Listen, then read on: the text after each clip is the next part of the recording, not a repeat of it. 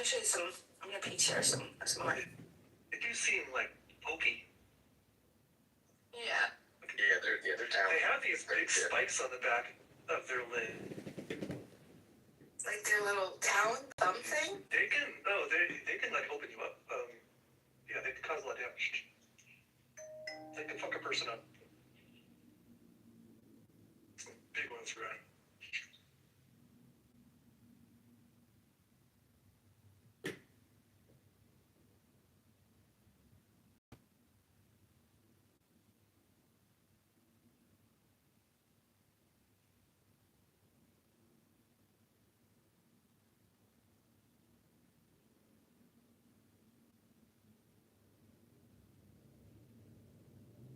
So what was the cannibalism stuff about? I saw that room, but I didn't. Well, it was just it had come up in another room somewhere where they were talking about, people were talking about, killing, about it being immoral to kill people. It's like, and somebody said, yeah, I just want a bunch of cannibals around, and it occurred to me that, cannibals don't just go around killing people. They kill people for the same reason anybody kills people. They kill enemies and, stuff like that. Now, maybe they kill people a little more often. Who knows? I don't know. I mean, I really don't know many cannibals. But the point is that it's not about, the thing about cannibals is not that they kill people. It's that they eat people, right? And so, like, in some sense, if you're gonna, if you come upon a dead person or you kill somebody and then you subsequently eat it, I don't really care too much about the eating part. John, I don't think you put enough time into this book report.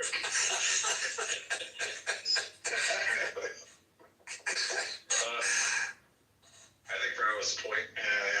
What about there is something about, like, the human body, like, after the life has gone from it, like, I don't know, people, it's not really like a religious thing, but maybe it's a kind of spiritual thing, perhaps. Well, like, bury our dead, we visit the graves, we lay flowers.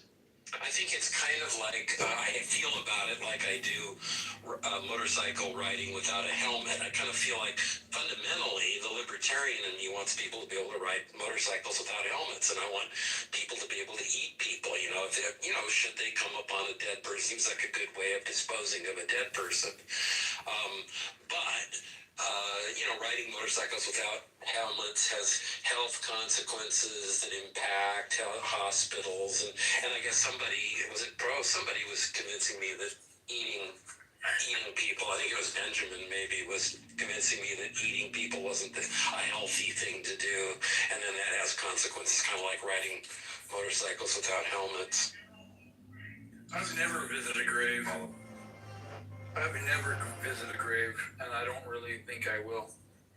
So you'd make a good cannibal, probably, right, JCC? No, that doesn't mean I'm going to eat a dead human being. But you don't need to put them, you don't care. For instance, cannibals keep you from being able to bury people. Right? They just eat them, so there's nothing to bury.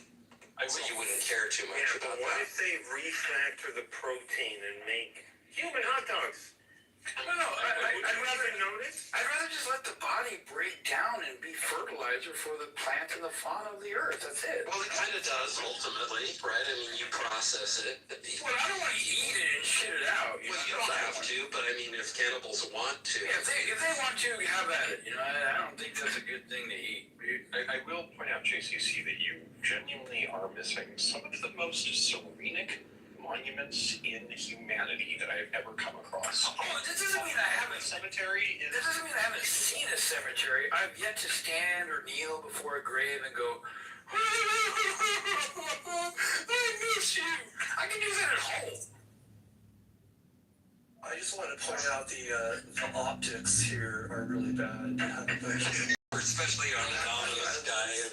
Talking about cannibals without actual cannibals. And knowing that we're being rebroadcast. Yeah, I don't think we should do this. We shouldn't be. Why not? I think it's awesome.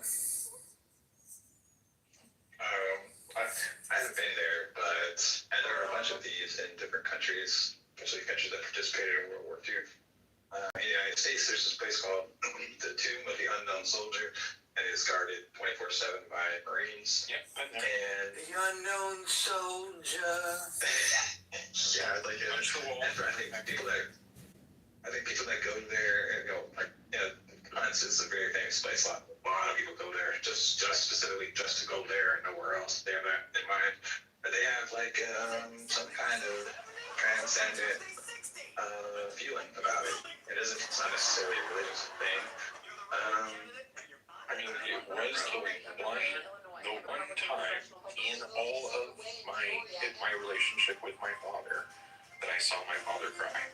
The one fucking time, right? Well, I get that. Daddy's weak. He was in Vietnam, so his father was in World War II.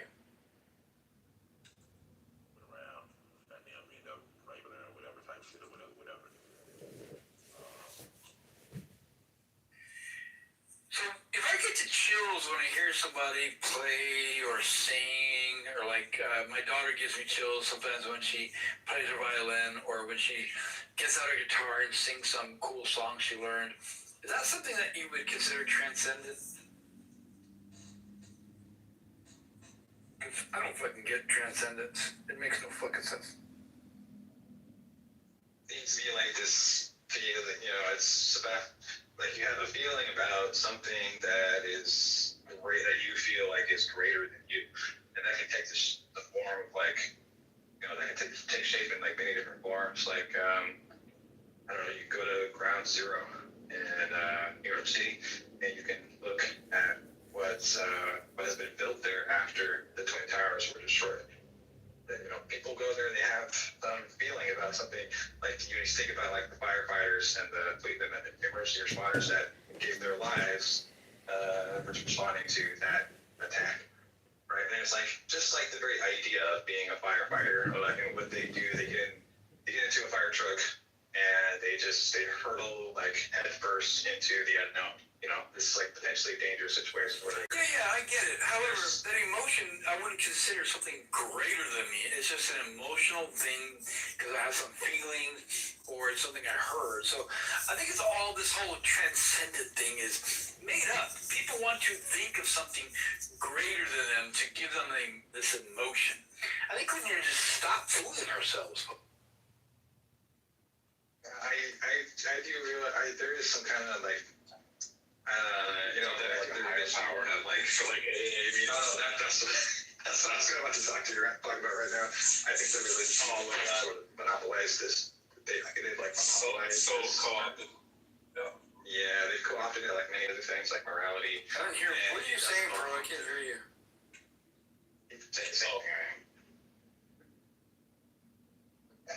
But it's not something that belongs to religious people. It just like they have it, but it's not exclusive to them. And for them to make an argument like that, then they're just wrong about that. A lot of people joined the military after 9/11, because they had some transcendent ideal. I mean, like the founders, like Paul Revere and all that kind of shit. But they had transcendent ideals in their heads.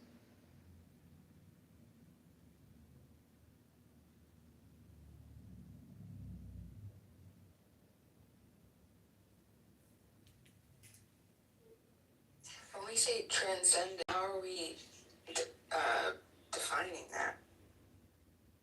That no equation can be used to solve. I knew you were going to say that. I knew he was too. I was just hoping he had some restraint. Yeah, I knew both of you already had it in chambers, so shut your mouth. Yeah, it's true. I didn't know if it was going to be you or Pro, but I knew. You also remember the moment when you looked it up to see like why they call them transcendental numbers in the first place, right? I was like, the numbers are holy? What? Like coming out.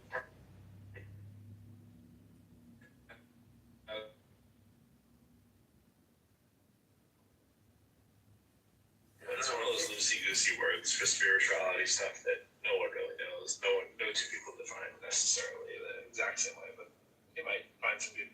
See, if you just put in all that spiritual effort into mathematics, I assure you, you will become enlightened. It will happen naturally.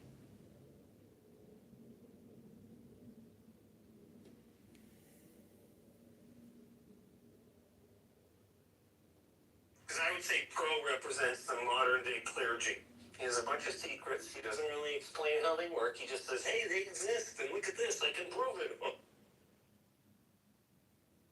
It sounds like a Benjaminism one. Never remember. I don't know how I like being called clergy.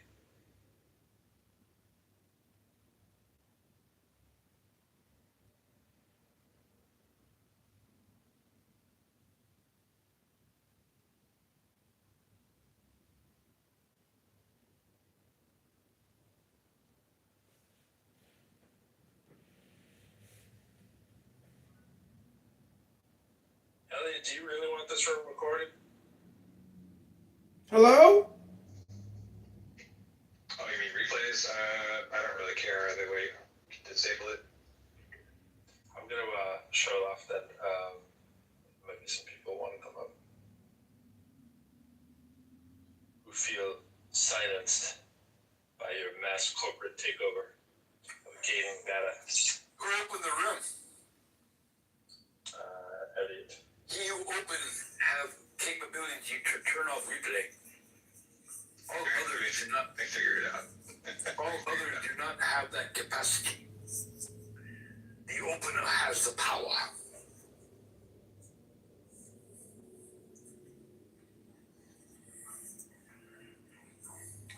Is that still true even if the opener leaves?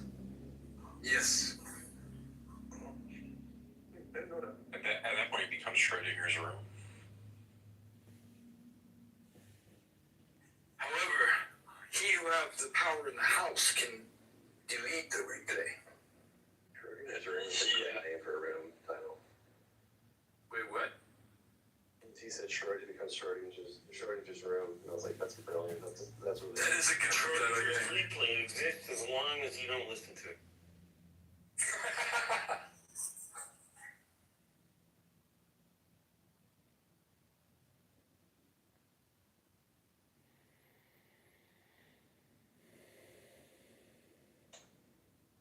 Never feel like it's a complete room unless there's a good anon here. You say anon, I say anon. Well, I like to call them anon because they are a non-person. Oh, okay, you just say something I do.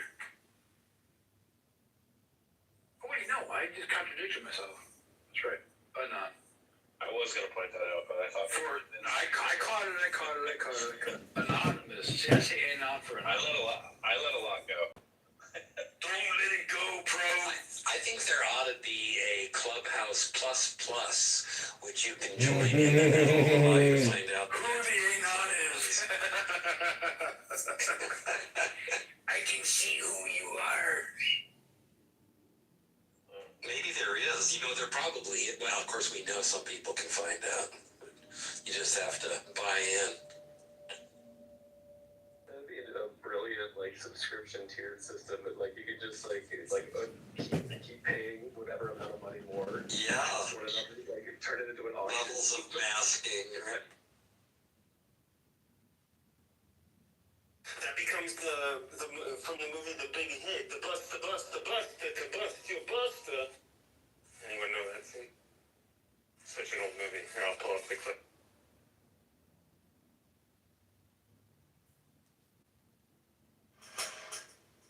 So, Michael.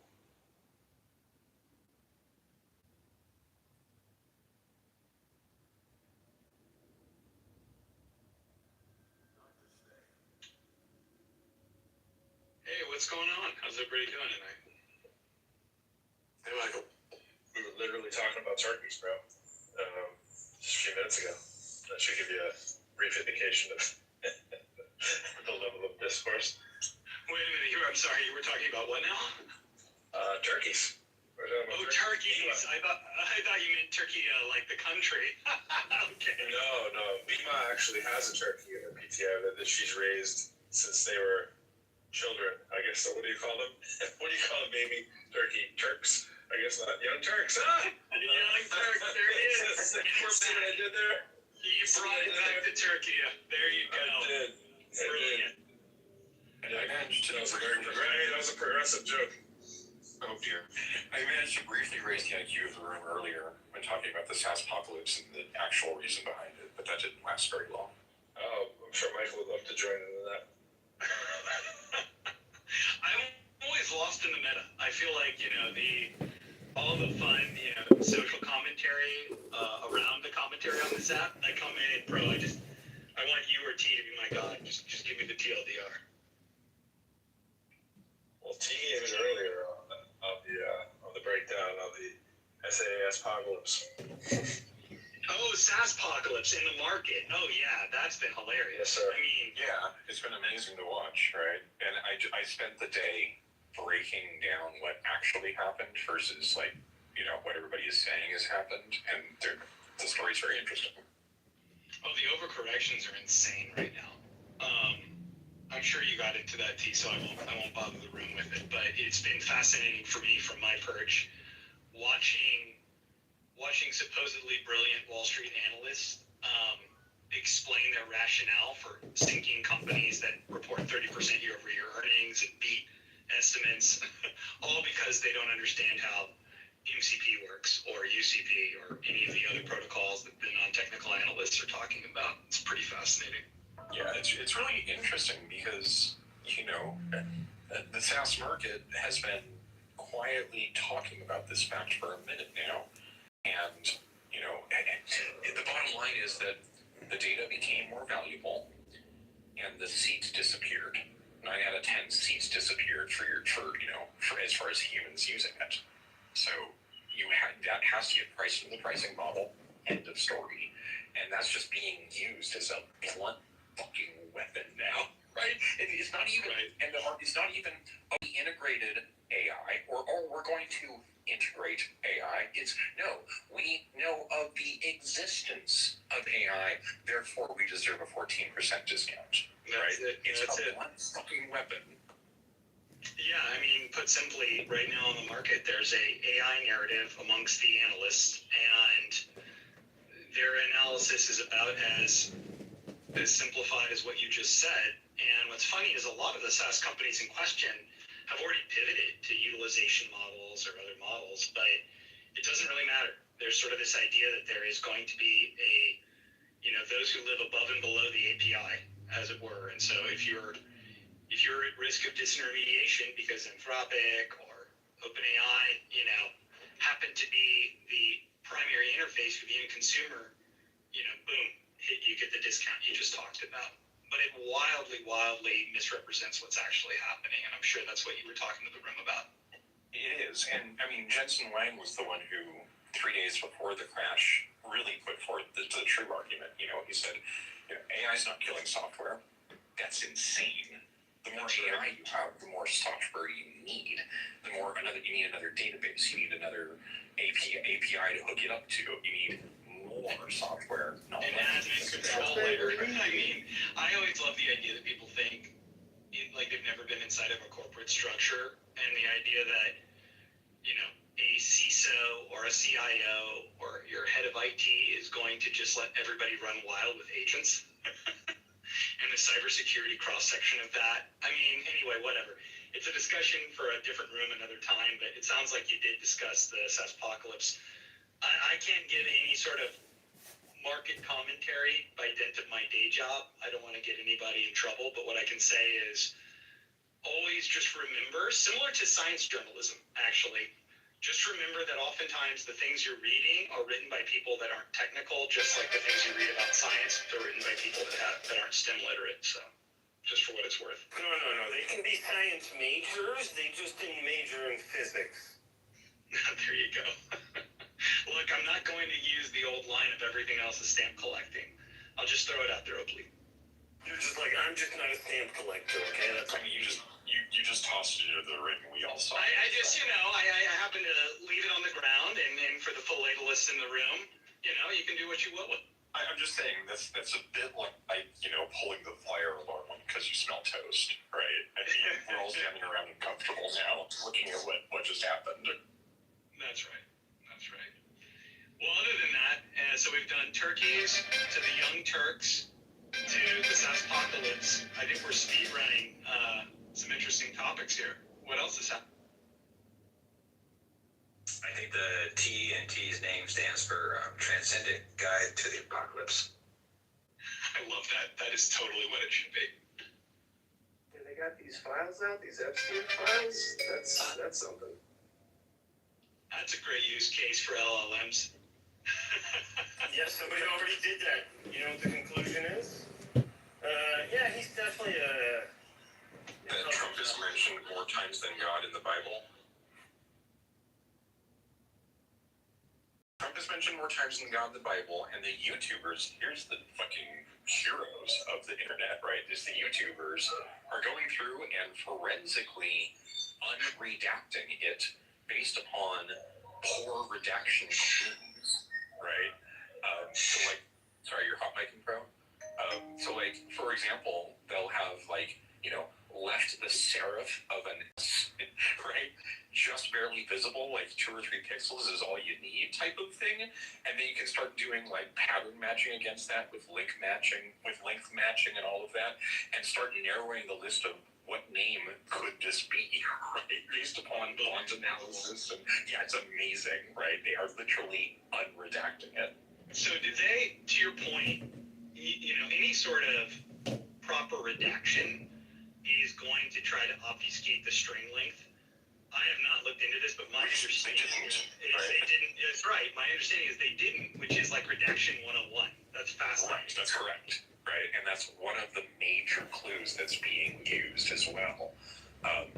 Because all you need is a serif on the left and a serif on the right, and the length, and you can get 98% of the way there. That's right, yeah. And because also, correct me if I'm wrong, there are certain cases where they're redacting large tranches, but for the most part, it's single words, so you can also use that with the context elements for probability analysis. That's right. Once you start plugging in all the vectors of analysis, it becomes unavoidable who it is that we're talking about here underneath the black box. Absolutely fascinating. What is the new? I mean, I've obviously, again, I've only been obliquely following this, but I've heard, different members of Congress have been, reading and then doing a bit of theater about, sort of trauma theater after they go through the unredacted files and teasing out that they're going to release things. And where do we think this nets out for those who are following it more closely?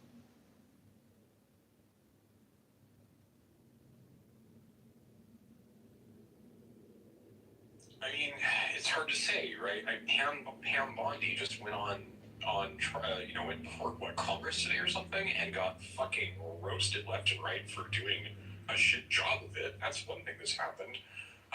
Jon Stewart had to apologize for appearing in the Epstein files because Epstein mentioned him at one point, suggesting like a pitch idea or something, and then following it up with like, and somebody like Jon Stewart could read it, right? And Jon Stewart, upon reading this, got pretty indignant. He was like, someone like Jon Stewart or Jon Stewart? Is this an audition or am I getting the job?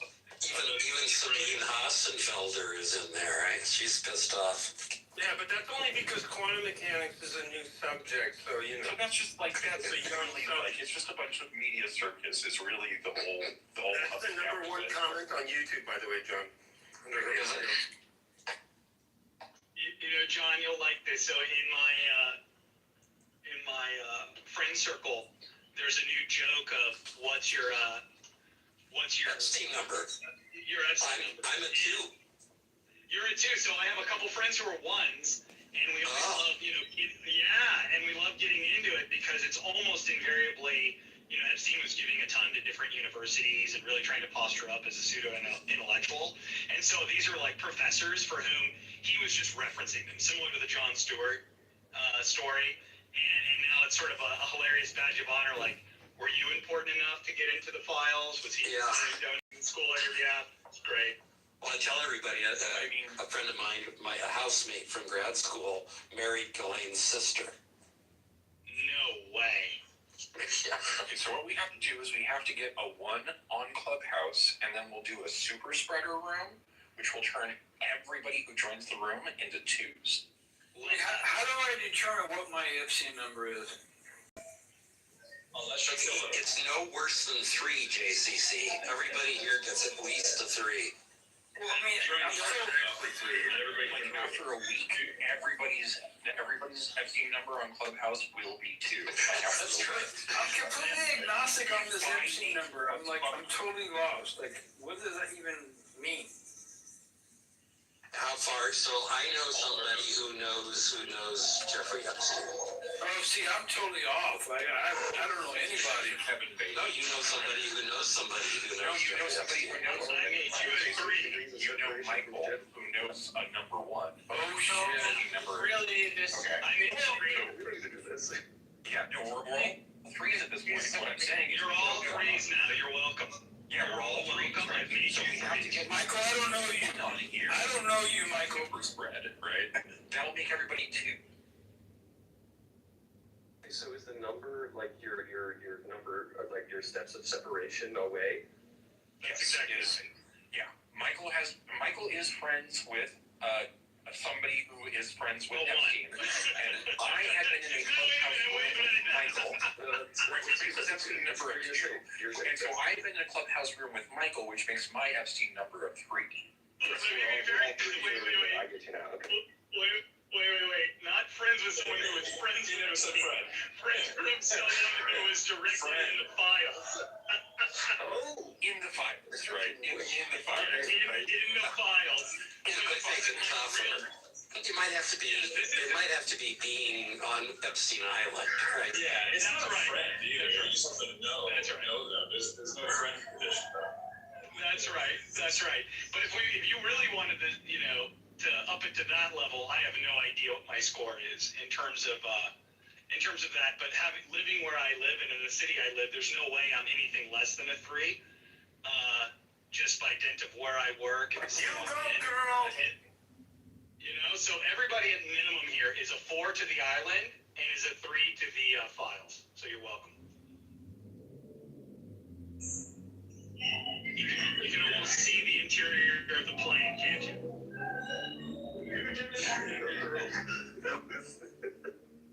You go, girl was the perfect statement. He's like, I'm a 3. I'm like, no, you rock it, girl. Beautiful. You own that. Anyway, it's just it's so funny right now.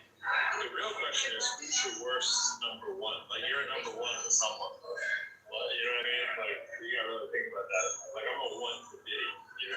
Don't look up University of Waterloo. I'm just saying, just don't do that.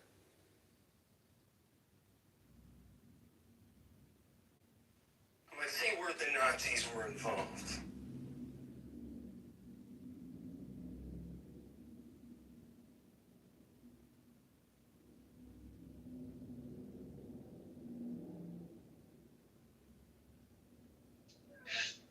Are we thinking a few things? What's up, Marshall? How's it going?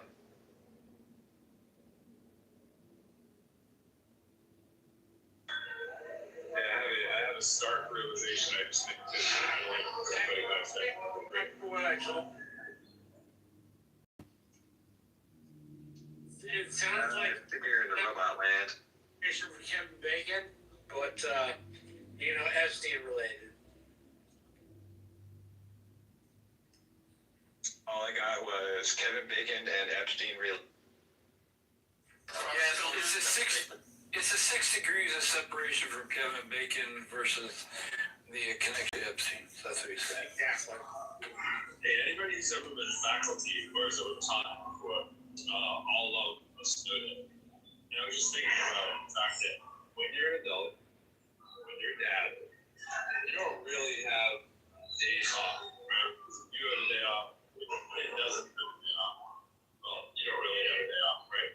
But I was rethinking this whole strategy, and I realized the only days off that I really have off that aren't holidays is when my son's school has a day off. Then I actually don't have to be up to work. So my schedule revolves around that. Conscious realization, I'm looking at the wrong calendar. How I provide all my days off. These days off. I don't usually have them. I'm so excited for my son has tomorrow off, Friday off, and Monday off. Now Monday, we both have Monday off. So, but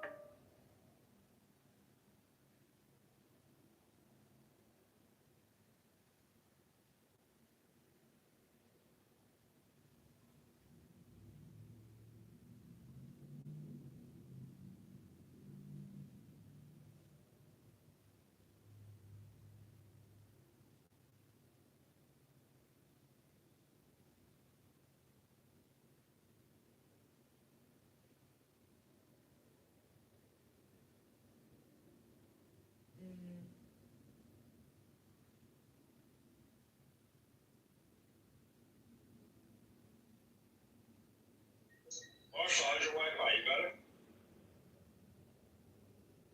I think so.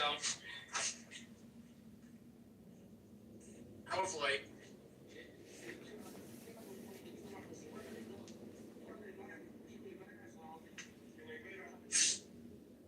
What are you watching, Marshall? I am watching Chicago PD.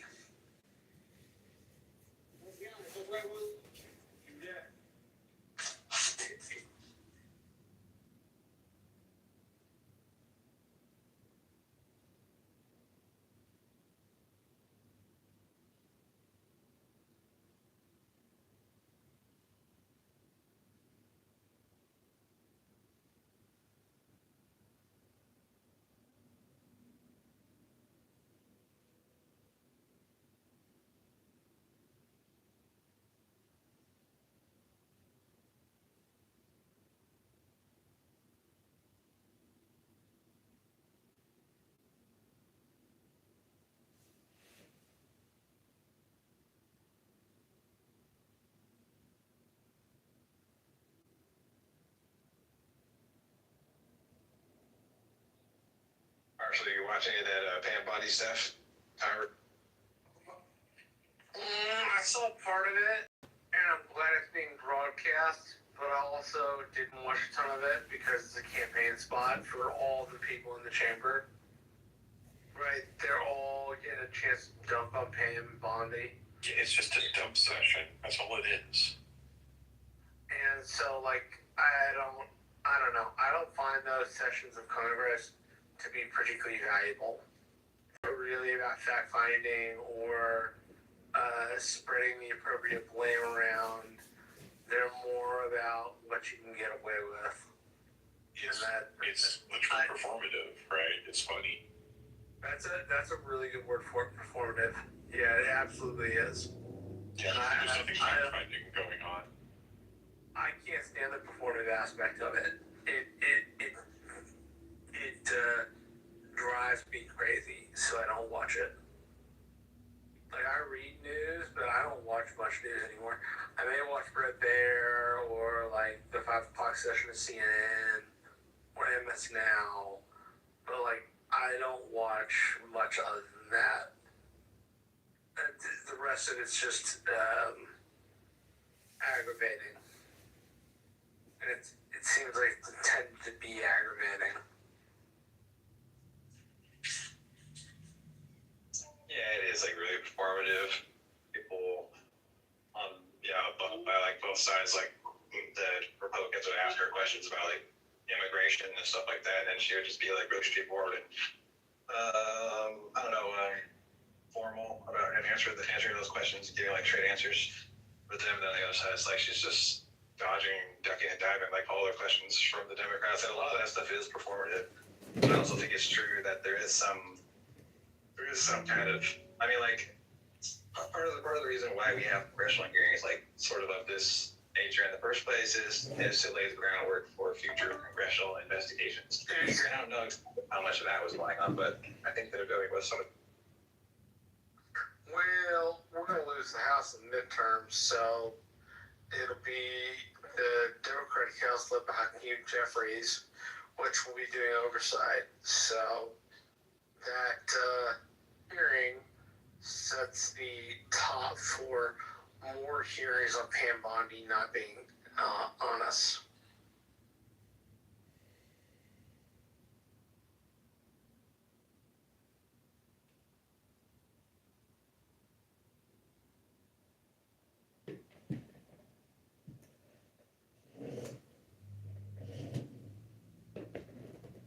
So is there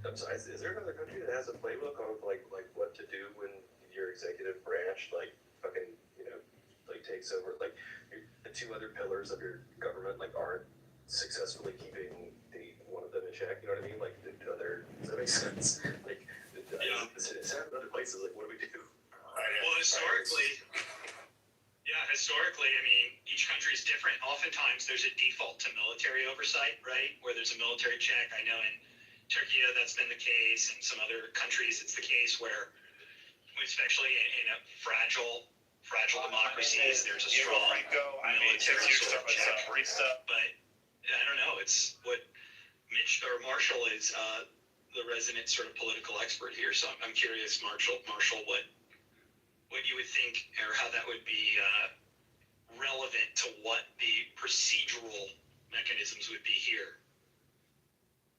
Organized and never.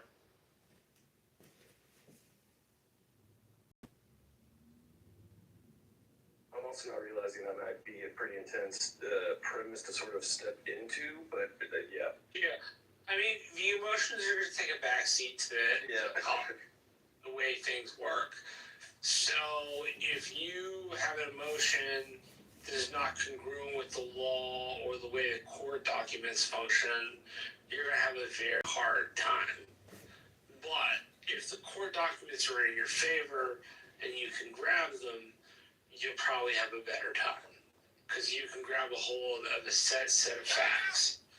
Right, and say, hey, this is the thing, right? Like, one of the things about the Epstein files that has really kind of interested me is more the fact that Democrats, when they won special elections, wanted them on affordability. They didn't win them on Epstein. They wanted them on Donald Trump argued that you should get cheaper groceries, and how cheap are those groceries actually, right? And so it's interesting the Epstein files matter in the way we think they do, while being paired with the fact that the special elections have been premised on a totally different set of political assumptions. Not saying one is invalid or the other is invalid, more noting that there's that evident truth and there's the evident truth we all believe, which is there's some untoward shit, to say the very least, going on in the Epstein files, right? And they indicate current people in the administration. So I found that interesting for quite a while.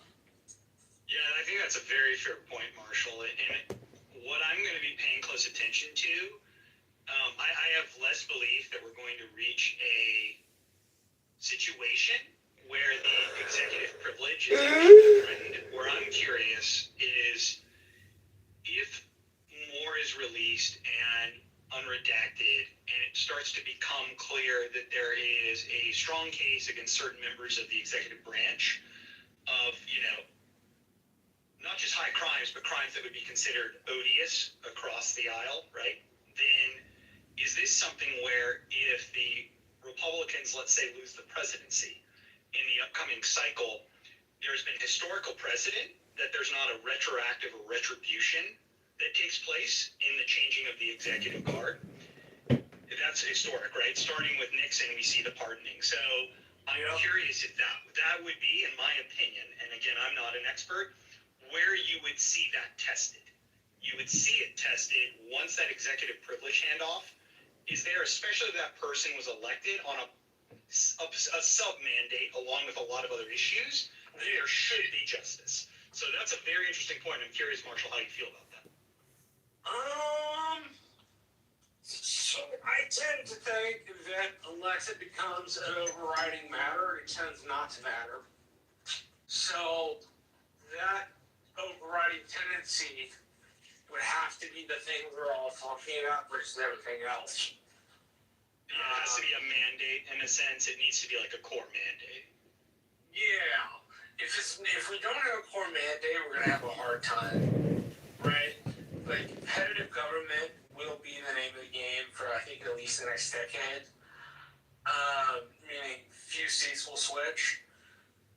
But I do think if you're going to make a change, you need to have a genuine mandate, not what the president declared a mandate. Okay, that's fair. I'm curious what other people in the room think, but to me, that moment of if there is a change in the executive, in the administration, to me, that feels like the mechanism that would be called into play on whether or not there would be prosecution versus pardoning or a kind of quiescence and a non-retribution stance. But I'm curious what other people think.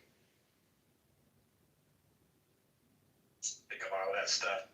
There's a lot of things we take for granted that we sort of imagine they are laws, but they're actually just like traditions. Like within the government. Exactly. Yeah, the best example I could think of is probably the tradition that George Washington did. You know, he got elected twice. He was the first president of the United States. He got elected again, and then he voluntarily, didn't run for a third time. And that has been a tradition for a long time till FDR. And then after FDR, then it became a law. Then it became an amendment. We do take a lot of these kinds of things for granted. And that's kind of where I think it stands, right? Because there's been a lot of tests on executive privilege in the courts, but the idea of a kind of, tradition of both executive pardoning post facto, as well as this kind of default into a executive immunity. These things are part tradition, part jurisprudence, but still very much heavily rely on tradition.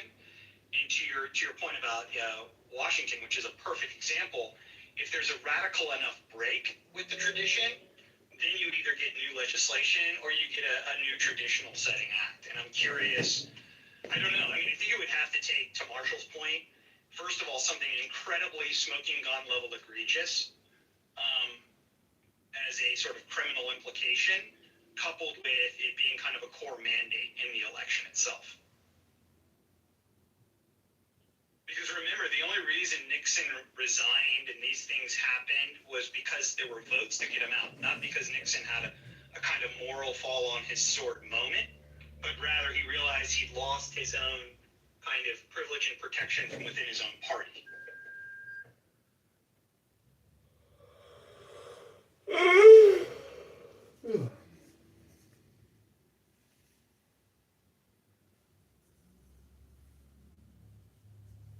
I'm not sure I have a good answer to this, but I guess the upshot of this is that every time something like this happens, then we have like I don't know the right word, a reformation of sorts. Some kind of reformation. Like that was like what we had like the Gilded Age, and then we had the era of like then it was FDR's era, second Bill of Rights, all that kind of stuff. Yeah, well said. This could be an era, a transitioning moment for eras. That's interesting. But yeah, going from the Gilded Era to the New Deal to, post-World War II boom and atomic era. I would love to know what we're classifying this era as. Post-truth era? I don't know. It's going to be hard. It's going to be hard for someone from Boston to say this, but a comedy of errors era. You win again. You're just on fire, bro. Well, I mean, I think that a lot of the reporting on this is misunderstanding.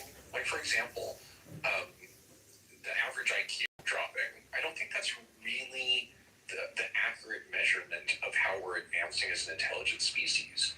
Because as we advance more into this information technology wonder that is AI, it's not necessarily about the things that you know anymore. It used to be like where you made your domain expertise. Now, it's more about how efficiently you can access the information that's available to you. And that's a different skill entirely. It's not about rote memorization anymore. It's about access skills and utilization skills and efficiency in getting shit done skills. Things like that start to matter a whole lot more when you don't need to memorize everything, because everything's already, the entirety of human information is already at your fingertips and available to you through AI, right? It becomes more about how many times can you multiply yourself over. That's the much more interesting question than how many rote facts can you memorize. Right? And it becomes a matter of like actual individual capitalization rate. It's nuts. Assuming that everyone had their, I personally, that would be me. I run my own business, but I guess like organizations anyway. I mean, it's good timing on that. There was a Senate committee hearing recently where a neuroscientist testified. I think his name's Dr. Jared Horvath, and you can look up the committee recordings. This was in the last couple of weeks. Oh, all right. Well, then never mind. There you go. No, so that makes sense. I was pushing back against that article quite a bit. Okay, great. Just the way it was bastardized in the Daily Wire. That's because our friend Benjamin decided to post it to use it as a referendum for why his point that all colleges are evil and wicked is true. So wait a minute. So before I even go further, so you're telling me Benjamin used as his primary reference not the actual Senate hearing recording and transcript, but the Daily Wire? Yeah, that's exactly right. So you understand Benjamin. That's exactly okay. Got it. Why he would search for headlines that validate his bias. Right. And then he finds that article, doesn't read it, and doesn't look at where they reference the actual study or the Senate hearing. No, why would he do that? Right. Got it. Well then, yeah, I can see why that led him down the primrose path. But that being said, the only thing I was going to bring up here is, I think there's conflicting ideas about its impact. I think the neuroscience around knowledge and skill attainment, this really goes to kind of what T was talking about. It's been rooted in metrics in the pre-sort of information age era, and that is sort of the benchmark and baseline we measure against. And so, sure, against those benchmarks and against certain attainment scores for being able to have proficiency in things like mathematics, reading, on that benchmark, we are seeing declines. And the neuroscientist, comes with the causal thesis that this is because we learn better from humans. That's a function of multiple different mechanisms, from mirror neurons to other behavioral adaptations. Okay, let's put that to the side. The point that T's making is very fair, which is if you were to classify what intelligence is and say that is, a locked in stone, timeless idea versus a measurement of adaptiveness or usefulness based on era, you kind of have to start from that first principle, because if we're not, you could say that also spatial ability maybe has gone down, or dexterity and manual ability as we move from a craftsman era, right, to an abstracted era. So I do think that we have to start from kind of an operational definition of first principles to have a solid conversation. Otherwise, we're probably at risk of just talking past each other. Yeah, I agree, because at this point, I may as well have forgotten how to code for how much coding I actually do. And yet, I am shipping more fucking code every goddamn day than I was the day before. That's just like how I'm multiplying myself, right? So I think to your point, absolutely, by the way, T, I don't want to step on what you just said. That's absolutely right. I think if we use this as a jumping off point to how should pedagogy, evolve for early childhood education, I think that's a really fascinating and open question. I'm not an expert in it. I'm super curious, as you're someone who teaches people much later in their educational journey, but do you have some thoughts on this? Yeah, first I wanted to correct myself. I forgot that I was really going back and forth with Steve on this. Steve, in his group, he first brought it up, and the way he presented it, I can only do with an impression. This article here, that basically shows, they're the dumbest generation ever. Only one that's ever gone down since their parents because of these damn screens. So I had a little reaction to that. For all the reasons that I'm going to repeat that I'm sure you can all figure out. But I have a slightly different take than some of my peers on this. I have never seen much of a dip in any student that I've ever taught from one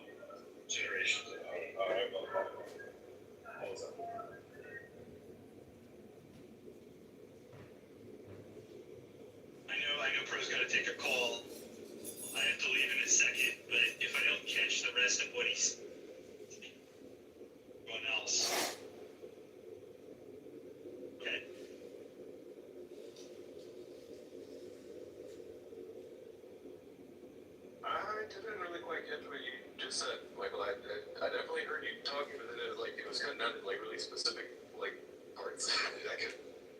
I was just saying, I after an intro was on a call and I was really saying what to say, but thanking everyone for the great conversation and saying I can't wait to hear his thoughts were on this. That was all. Oh, word, right on. Am I still cutting out, by the way, or no? Yeah, absolutely. You're totally in the Matrix, but it's all good. Okay, all right. Sorry about that, guys. Good night, everyone. Oh, well, all right. Well, shit, I didn't mean it like that.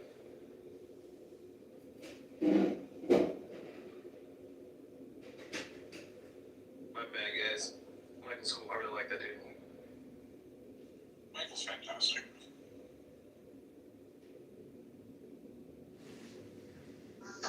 So is it performative or is it fact-finding when Ted asks Pam Bondi, let me see if I can remember the questions. He asked like a two-part question. He asked two questions. The first question was, is Prince Andrew in the Epstein files? Do we know that he was been partying with Jeffrey Epstein in the presence of underage girls? And Pam Bondi took 10 seconds of silence, and then she answered yes. She did that, and then Ted asked the next question, basically just replacing Prince Andrew with Donald Trump. Okay, and her answer doesn't matter. The question that I'm interested in is this a performative question? Is this performative, or is this fact-finding, or could it be both?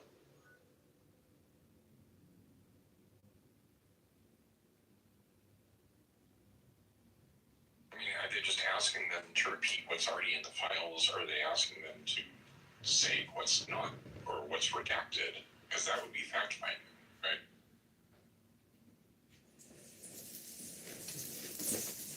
I don't know the answer to that question. I think,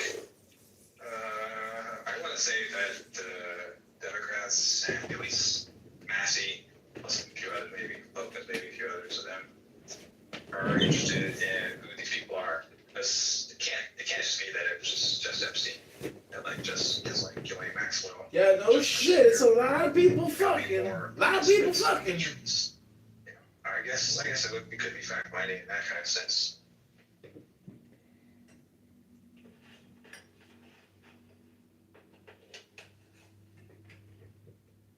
I mean, we already said this, but the Epstein files really are a fantastic case study for LLM usage.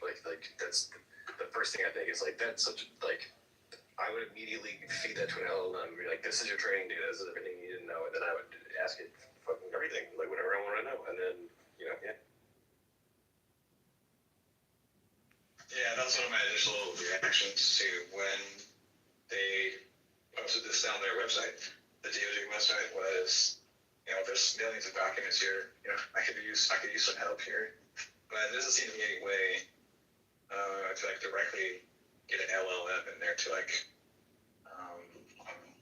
categorize all the files or whatever. I think you have to do something like what Euro was doing, where you just start downloading all the stuff and then putting it into a format apart from what the DOJ had. So I haven't looked into it enough to start. What am I trying to say? I haven't personally done an investigation. Maybe that's what I mean to say. And with that, I haven't gotten into the actual try to download any of the files or anything like that. Though I have heard that they made, I guess the Department of Justice when they released it, it's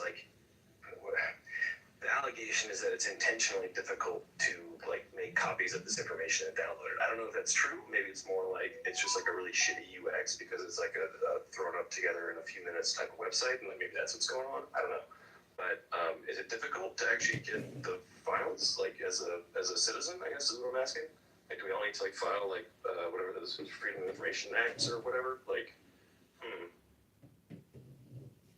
Thinking out loud. Cool.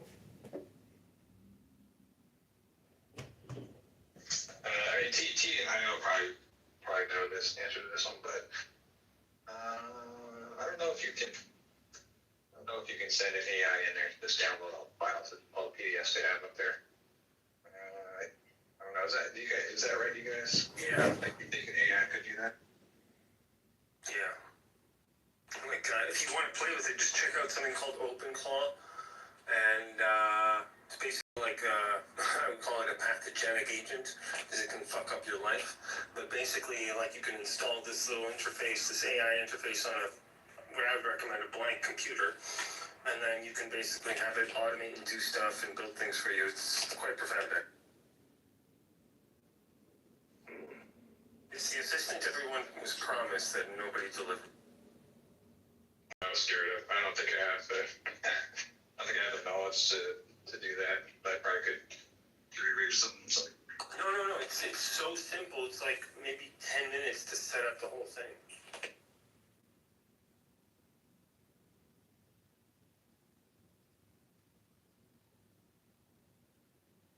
But you'd recommend like a new clean machines, like setting That's up right. your Yeah. And then make new emails and everything, so it's like on its own.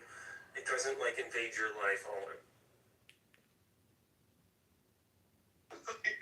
sort of snuck it at the end. It's like all at once. Like, it's gonna take over your life, but just it'll slow down a little bit.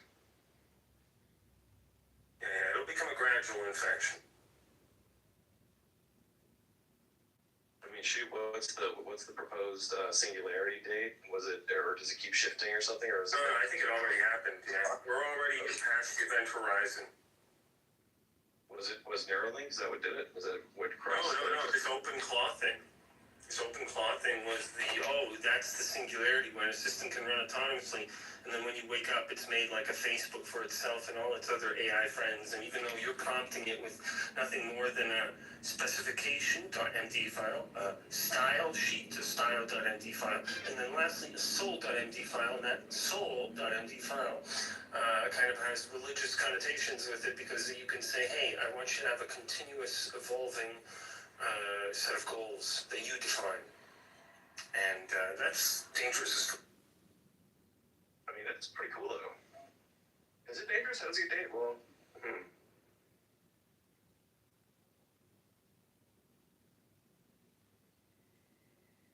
Because after a while, you can't even tell what it's doing. Like, if you just leave it running, are you going to audit the last 12 hours of it fucking around? Are you even paying attention? So that's why it's pathogenic, because like the monitoring is not quite in place, nor is the safety. There's basically no safety.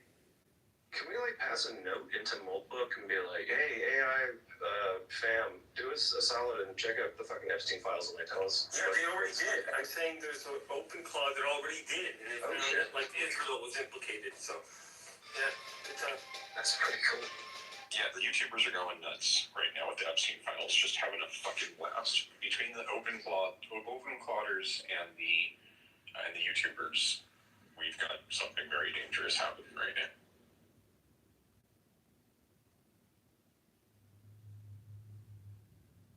I mean, if honestly, if you're in the AI space and you're not going, oh shit, wow, you're really missing what has happened in the past. How different the landscape looks today compared to how it looked even 2 months ago, let alone 6 months ago, right? Yeah, it's a good point. It really is. It's the tempo is speeding up.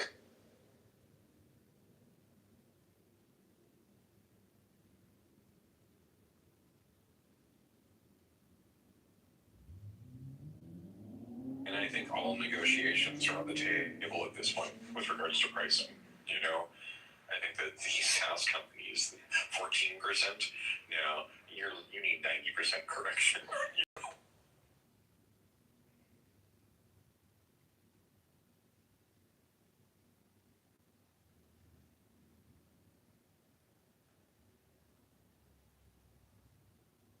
That is to say, now is not a great time to be putting your money into the market.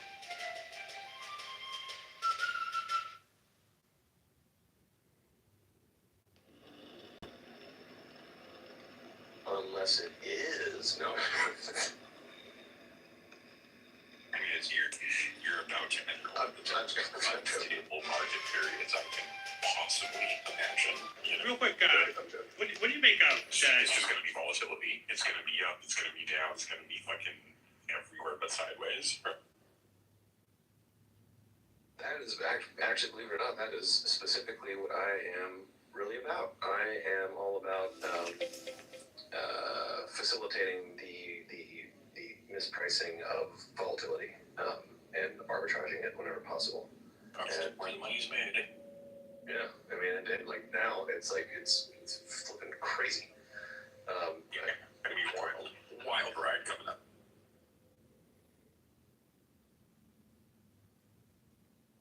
And we're at the start of the ride. We're on the first view of the whole roller coaster. There's still the loop and the corkscrew to go through, and we still got more on this ride. So what's Smoltbook's, I guess, application and or integration with like decentralized finance? Like what have they been doing, or what is? I just need to. Never mind. I'm sorry. They started their own stable coin, right? Yeah. They started their own stable coin. Yeah, of course they did. Of course they did, right? Because they needed to transact amongst each other. That's awesome. Take everything. Take everything. Oh, that's so great. All right, cool. Man.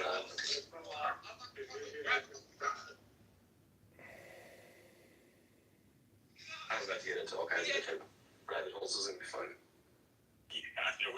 And that's the thing is every single time you think to prompt your Claude to go explore something, it just turns into another oh my god rabbit hole of cool things to just dive into. So much so that at any point you could just snap one of these things off and turn it into a project, and then launch it tomorrow for sale for free. And that's just the world we're in.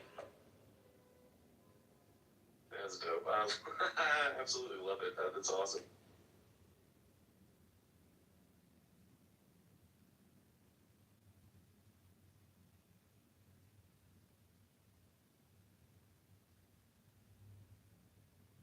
I want to say I saw something recently that tickled me. That had to. It was effectively Smoltbook is making constant flywheels in terms of trading betting markets, like poly market, in terms of weather. And what it does is it pretty much just looks at what the available weather system data from the NOAA or whatever that the organization, it just gets what the actual data is on the place, and then it just trades and arbitrage trades. Anyway. The more I'm talking about it, I'm I don't know precisely what I'm talking about, so I don't want to say something incorrectly. But it's trading, and it's consistently making money stupid quickly. From what the most obvious thing that nobody ever thought of, right? And that's the funny part. That's why it's so fun. It's so obvious, and yet no one thought of it. Only with mustard.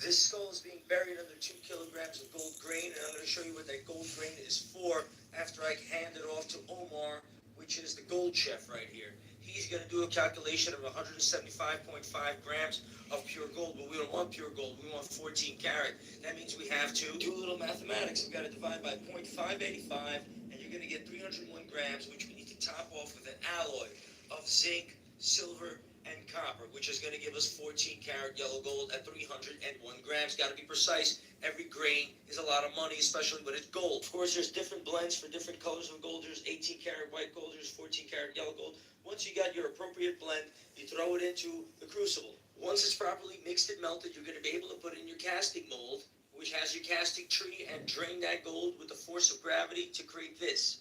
Once you have these cylinders, you clean them, and then you get this, which you clean to make fine jewelry that looks like that. That's what we do here at Trex NYC. That's why we bury that golden skull. This skull is being buried under to the left. There. It's called symmetry for the left. There. It's called symmetry.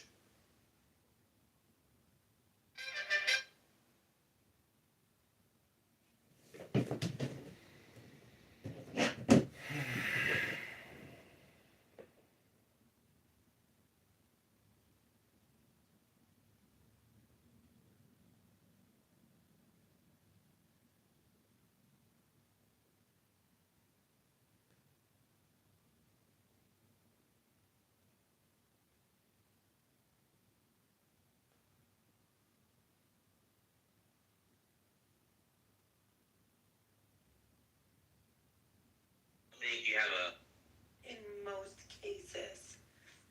And they usually prohibited extradition until 1999.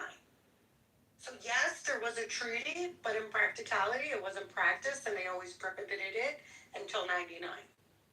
It existed on paper, but the domestic law and legal interpretation meant citizens were largely protected. And then the 1999 amendment changed that. So I don't even know where you're getting 1999. I'm not getting 1999. I'm getting 2006. But No, it's okay. I'm going to ask for the actual data. Because there was several high-profile cases that prompted it, like the Scheinbein murder case, 94, 99. Yeah, there were two cases that were denied. Mm-hmm. So yes, it existed on paper, but it wasn't practiced till about 99. Yeah, so there were.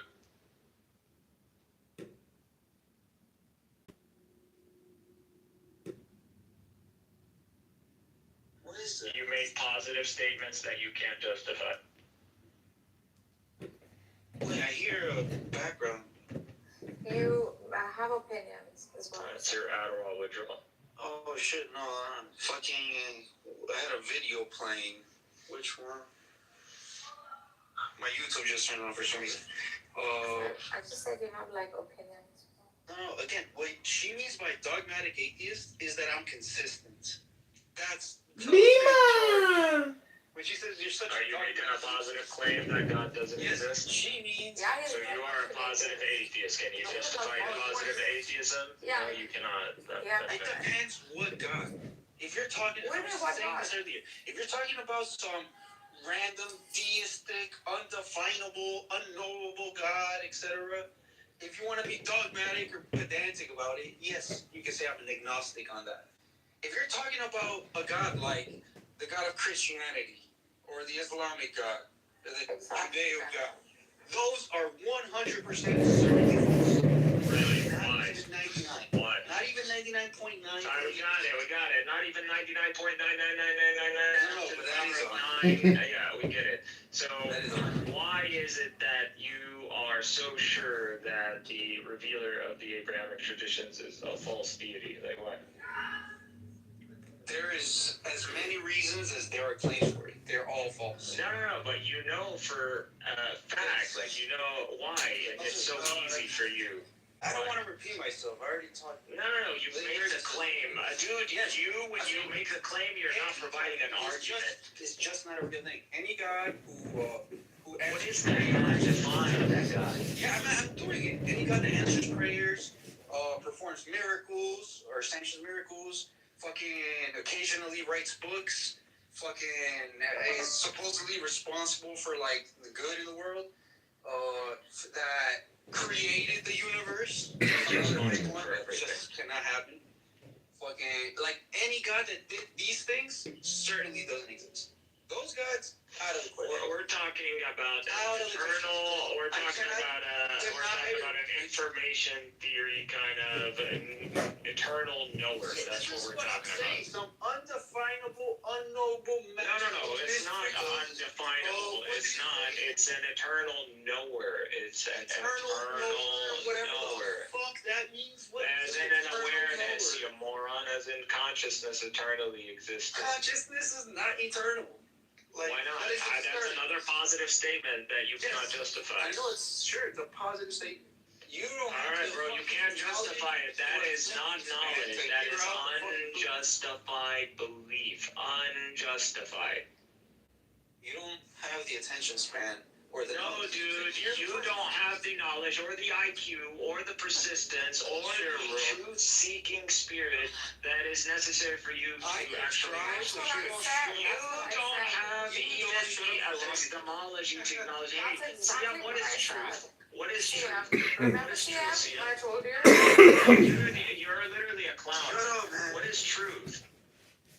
Okay. No, I'm not treating you. I swear to God. Because I'm Sammy, not the modern room. South State's policy or the marriage. You were saying you believe in like these universals. Not married at all. Just Doesn't recognize her wearing. You said something about universals, like these are the Cohabitating with a Caucasian man. what is the man and where are truths? See, I'm just going to ask a question. On the inside of this thing. What did you decide? That's not what I asked you. I didn't ask you about universal truths. I asked you to define truth from your framework, whatever And if I absurd report, it's still framework you're state's operating under. expense because those mongrels were born in the However U.S. you're defining truth, just say Husband it. is invalid at the county I'm not hospital. that guy. I'm not getting an academic definition. There's logical one. Shut the fuck up. There's logical truths. There's empirical truths. There's what the fuck? Flapper. We're not talking about falsifiable data. Falsifiable data is not a truth. Anyway, What if they're flop-house? That's the scientific fact is not a what we truth. use to determine. I'm quite sure they've had their No. What is truth, bro? Stop dancing. Stop dancing. Seeing a public and the county together is a violation of their probation and will result in their immediate transfer to the county jail. Provided they identify the offending priest and signatures conveniently. There's different types of truths. I want to hear just like objective truth. known me for a long time, Roy. A truth. I want to But hear as far as I can care. Okay, what is objective truth? Oh my God, Chief. Right in the jail.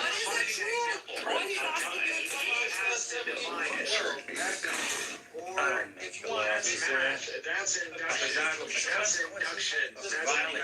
You're married that to Crow. the son, our son, the son State's of our son, over there. that is an objective truth. Being judged. I guess it's a good thing I live That in is Montana. that's That is not independent. the sun existing. That our sun in the sky exists. Why? Because we observe For it. us. Even if we're in a simulation, it exists in a simulation. Okay, so exactly. So it doesn't necessarily mean it exists in an objective way, not or in a mind-independent way. That's not necessarily the case. So there's no reason to say it's a truth. We can falsify it. You can say it's a scientific fact, but it's not a truth. Matrix or something? What can I do for you? We can't absolutely. Ain't nobody gonna tell you. Because you don't have the epistemology to argue this. Still have, again, it's a No, don't again me when you don't even know what epistemology is. You ever heard of like fictionalism where you can talk about truths within like a fictional universe? Like you can say this is true. Everything God is true. We have to consider Logical, coherent statements and not being curious. So you're the one trying to explore epistemology. I don't have to do this. I don't have to hear you go through like trying to figure it out. Either you figured it out already and you have the answers, or you're still trying to figure out. You're waffling. That's what's happening, and it's not just you. There's parts of this. No, bro, you want some chat GPT generated. I'd rather hear that, something more decisive and to the point than hear you waffle. And I said there's different levels of truth. I gave you examples. No, you didn't give me examples. You gave me math. You gave me falsifiable data. That doesn't mean truth. You literally made the argument why it doesn't mean truth because you provided the notion of coherent fiction. So you said coherent fiction, that is logical because coherency demands logic. Just because something is logical doesn't mean it's the truth. So that's the reason why Harry Potter doesn't actually exist. In the universe that it's taking place in. What the fuck? So just because Narnia or Harry Potter as a story has a logical spread to it does not mean that it is a truth. No, it's true within that universe. Like, this is...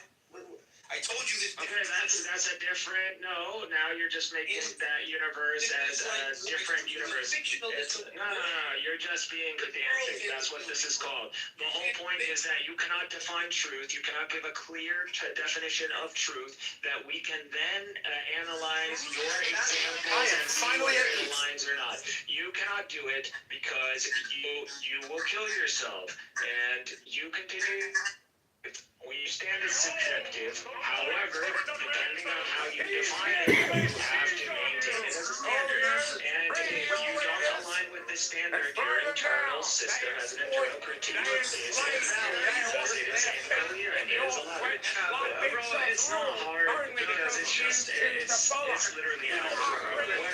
Epistemology is algebra. It just took a while to translate. There's nothing really request. You don't even have the justified grounding to even hold to a concept like truth.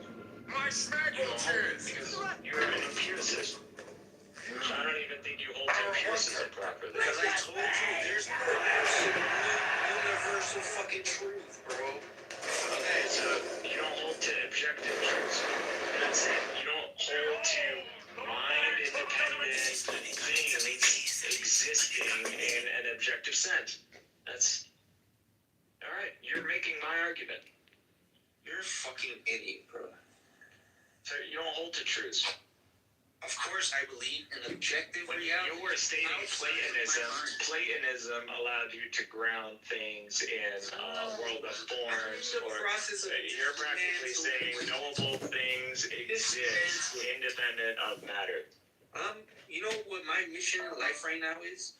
Is to find, again, a coherent logical grounding for mathematics within the physical natural world. That is my mission in life right now. I do that. I can officially claim everything we're talking about that exists. Just solve a lot of the mathematical problems. True naturalism. What I call naturalism, most of it is physicalism, but it has room. It is like physicalism plus saying. Ass, does that mean it comes from like a baby pig's ass, kind of? No, it's from the high quarter, but it's a very small section of meat, and I'm not sure exactly where it is, but kind of, yeah. I probably have had it then, because my first trip I ever took to Italy, whenever I was in Ireland, my aunt would technically kidnap me internationally. She'd tell my mom we were going down to Dublin for a day or two to bring me to the zoo and everything like that, but we'd actually fly to different countries for a long weekend, and I was never allowed to tell my mom. And the first place, one of the third of those trips that she brought me to was Parma, Italy. She forced me to go to an opera when I was like 8. It was lost on me, but all the food was incredible. Like, yeah, Parma's a cool fucking city.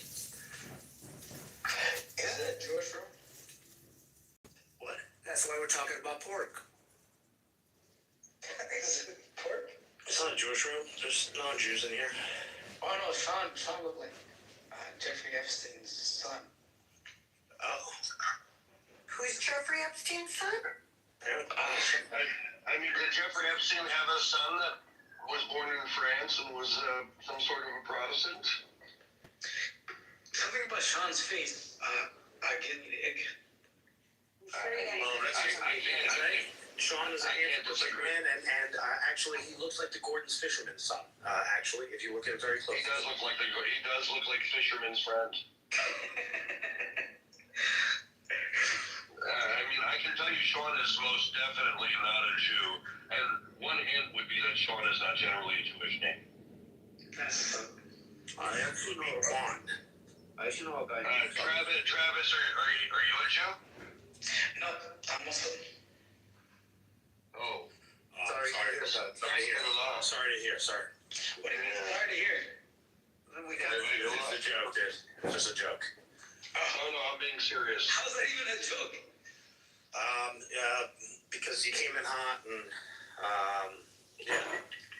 It's just a joke. I feel bad for all you do. That's all good. All right, hey, are you a Somali? I'm not religious. I would never be a Jew. Are you a Somali? Yeah. That's funny. So, do you wear an eye patch when you go do pirate things? Yeah, your dinghy gets great Wi-Fi. That's crazy. Huh? I said your What dinghy part of gets Minneapolis great are you from? Wi-Fi. Oh, San Diego. Oh, San Diego? Do they have Leering centers there? Yeah, that's where I was born and raised. But go ahead. Do they have Leering centers in San Diego? I don't think so. No. Yeah, nobody learns anything there. No, Leering. Oh, I thought you said learning. No, I mean, no, Leering. I mean, it makes Out on like the last 6 months, bro. That's Yeah, did you miss? But first of all, Somalis are not. They're not your problem. Like Somalis is their own problems. No, actually, they are a problem because they're on American soil, so they're a problem. First of all, I'm American. What's your point? How is it that you came to be an American? Were you born here? Yeah, yes, I was born here. Can I ask you a question? Okay. Can you please explain to me what the fuck is the similarity between a Somali and a banana and rice? What? I just want. It's when you eat the food, it's really spicy, so you have a little banana to counteract. So the rice is spicy and the banana counteract. That's the food. That's just the food. Banana neutralizes the spice. Is that what you're saying? I'm more confused. Don't you? There's not a little bit too much fibers in you. Like, how do you guys take a shit? Well, we wipe our ass. Do you? No, I understand you're wiping your ass, but you're eating banana and rice together. Rafi. I mean, it's all that fiber. So how they shit is they push really hard. Fiber. Isn't that what like we supposed to have? Like a lot of fiber diet, a big fiber diet. Hold on, Travis. So when they push really hard when they're young, that's why their foreheads expand that way. Well, I don't know who Jack Cereal lays well. At least I'm not white. I'm not white. Yeah. What are you, sir? He's white. Honestly accepted it. Shut up, you Irishman. I'm Algerian. I'm African. Oh, he's Algerian. Yeah. Bro, He's Algerian. Yo, he likes you too, bro. Fuck. Mr. Jack, American doesn't like you either. You're a bad list. So hold on. I mean, not even the Algerians like it. The Algerians don't like me either. So, Mr. Jeff, are you just a guy that doesn't? Your people don't like you. Nobody likes you, and nobody likes you. Well, our partner is an Algerian Jew. That's the problem. You're free Palestine, bro. I 35 and like 55. I mean, that's fine. We want to be free from the. Yeah. Free Palestine, brother. I mean, that's good. What are you doing to support the fight in San Diego? Yo, do you know that Israel wanted to bring Russian Jews, so they didn't have to Palestine from Hamas is what we said. They didn't want to bring Arab Jews. Yo, Jeff, did you know that? Well, I mean, if you avoided the history that the quote-unquote Arab Jews came to Israel long before the Russian Jews did, then you might be right. Yeah, but I'm saying like Netanyahu and his people, he wanted to bring more people that were Russian Jews. You mean the people, quote-unquote white-skinned Jews.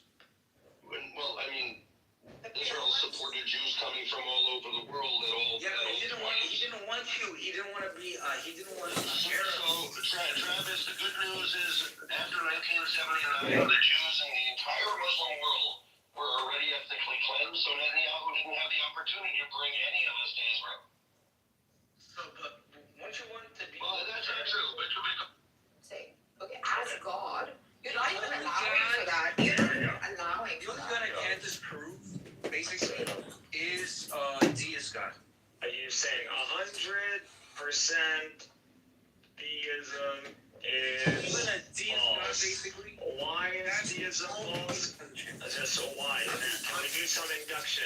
Can you give me the deductive statement and then we do some induction on it? Go ahead. Oh man, unfortunately, you kind of gotta know a good amount of shit that you obviously I know a good amount of shit. and not have the presuppositions that you have. Because I'm confused. Like, what is the difference between me and you, except like what, a year, 2 years, not even 2 years of education? It's up.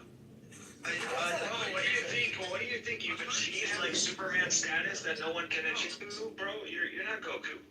Very close, bro. Very close to having most of it figured out. We're very close. You would be like Did you solve any of the problems of math? Like using Nargis language. you have no recognition. Mathematics and logic inside the natural universe. And I'm done, bro. And it's done. Bro, I'm just I'm done, bro. I have yet to build up. My AI is asking for like more information. 100% theism is false. Then what? Oh my god, never mind.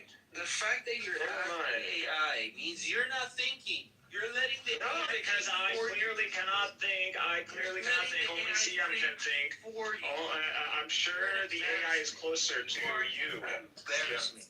So are you saying I'm closer to the AI? Are you saying intelligence-wise I'm closer to the AI and processing? Like, that's a compliment. I literally take that as a compliment. When people tell me I sound like an AI, like that literally puts a smile on my face. Because that's what I expect. I expect to evolve more I use this higher tool, and that people witness this in me. That's a great thing. Just think of it as a crutch for your intelligence. Yeah, I needed that, bro. He doesn't fucking shut up. Yeah, this is down. He was also on. I needed a break, bro. No, bro, don't do that. Yeah, all these like chat GPTs and stuff like that, it's only a search engine. And if they're trying to use it to prove their argument, it's just a crutch for their intelligence. It's exactly what it is. And then his shit, and some people fall for it. It's the worst. He's providing enough. And it's okay to fall for it, right? He's worked it out somehow. The thing is with you, Sia. He's not thinking, Nargis. Bro, okay. Yeah, I know. You could poke holes at what I'm saying with the AI too. He's going directly to. But why is it that no one can do that on this app? Yeah, because there's no respect for something like that. Yeah, because I'm someone who is using AI, and I've already been analyzing a lot of your statements and collecting, not just from you, I'm speaking in general on Clubhouse, seeing how people, not just on Clubhouse, but TikTok, other platforms, I've been applying statistics and the main arguments. I have all this set up, dude. AI gave me superpowers. Everything that I couldn't do, but I knew was available in academia, statistics, structural system engineering, stuff like that. Now, there's nothing. I evolved. What happened to you? You're retarded. What had changed from you? At least I can still reason with my human mind. I'm literally discussing right now with you reason with human mind. The only reason we cannot apply, we can't speak through retrieval of memory is because CM refuses to recognize truth and facts for what they are. And so we have to use an arbitrator, and that is going to be the AI. You can set up the AI under specific parameters, CM, where you disable the retrieving data tool. So you can disable that if you just fucking use prompting, you freaking moron. But because you are a math major, you're not a fucking programmer, you're not a system engineer, you don't know what structures are, that's what it is. fucking Automatic proof. I'm asking you for proof. A motherfucker, I'm asking you. Go argue with your AI. You have a better chance arguing with your fucking AI and coming up with a formal, logical syllogism and fucking presenting your views as Barth has been learning versus fucking continuously doing what you're doing, which is literally the definition of insanity. And just because I'm so used to saying this so fast is not me being an AI. It's repetition. It's a skill. I don't need to fucking knock someone out who's barely adhering to proper epistemology. Like, I don't need that. I hope you didn't kick him out. No, I don't care. Drop. Drop him? I didn't even kick him or drop him or kick him. He left. I said I'm leaving. And I recorded his shit, so... There's nothing he says. Well, the problem isn't only doing what a father or a professor would do. Now, you want to be a mother, you want to be a support team, you want to be some sort of spiritual clique or gangbangers, that's your choice. But I see a problem. I care about CM. Why? Because he's educated, and not only that, he represents our country and our education system. So when he's going around and he sounds stupid, he makes us all look stupid. Well, maybe so someone who has an education versus someone who doesn't, that matters.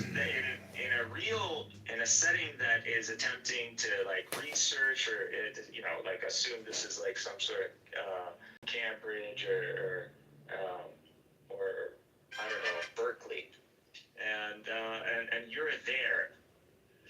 What are your credentials? How are you going to discuss something? How are you going to engage in a discussion, an academic?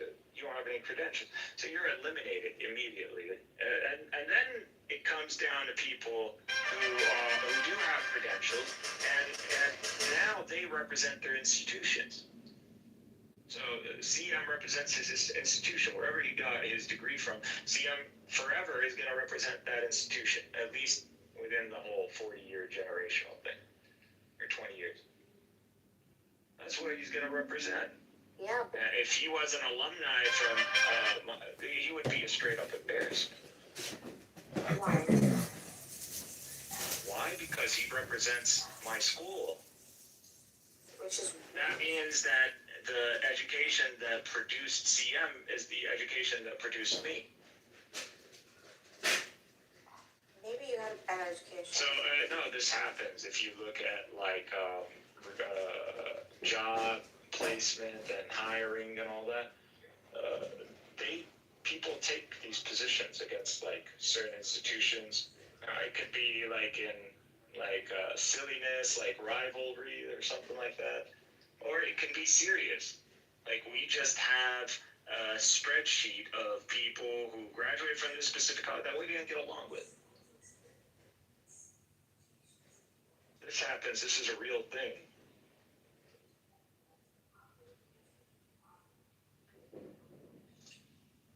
Especially at East Coast, West Coast, Ivy League. We won't lie to you in California. We'll tell you in California, any job position for the most part is going to go to a UC graduate before it goes to a non-UC. Or a state graduate versus a non-state. So we discriminate based on state.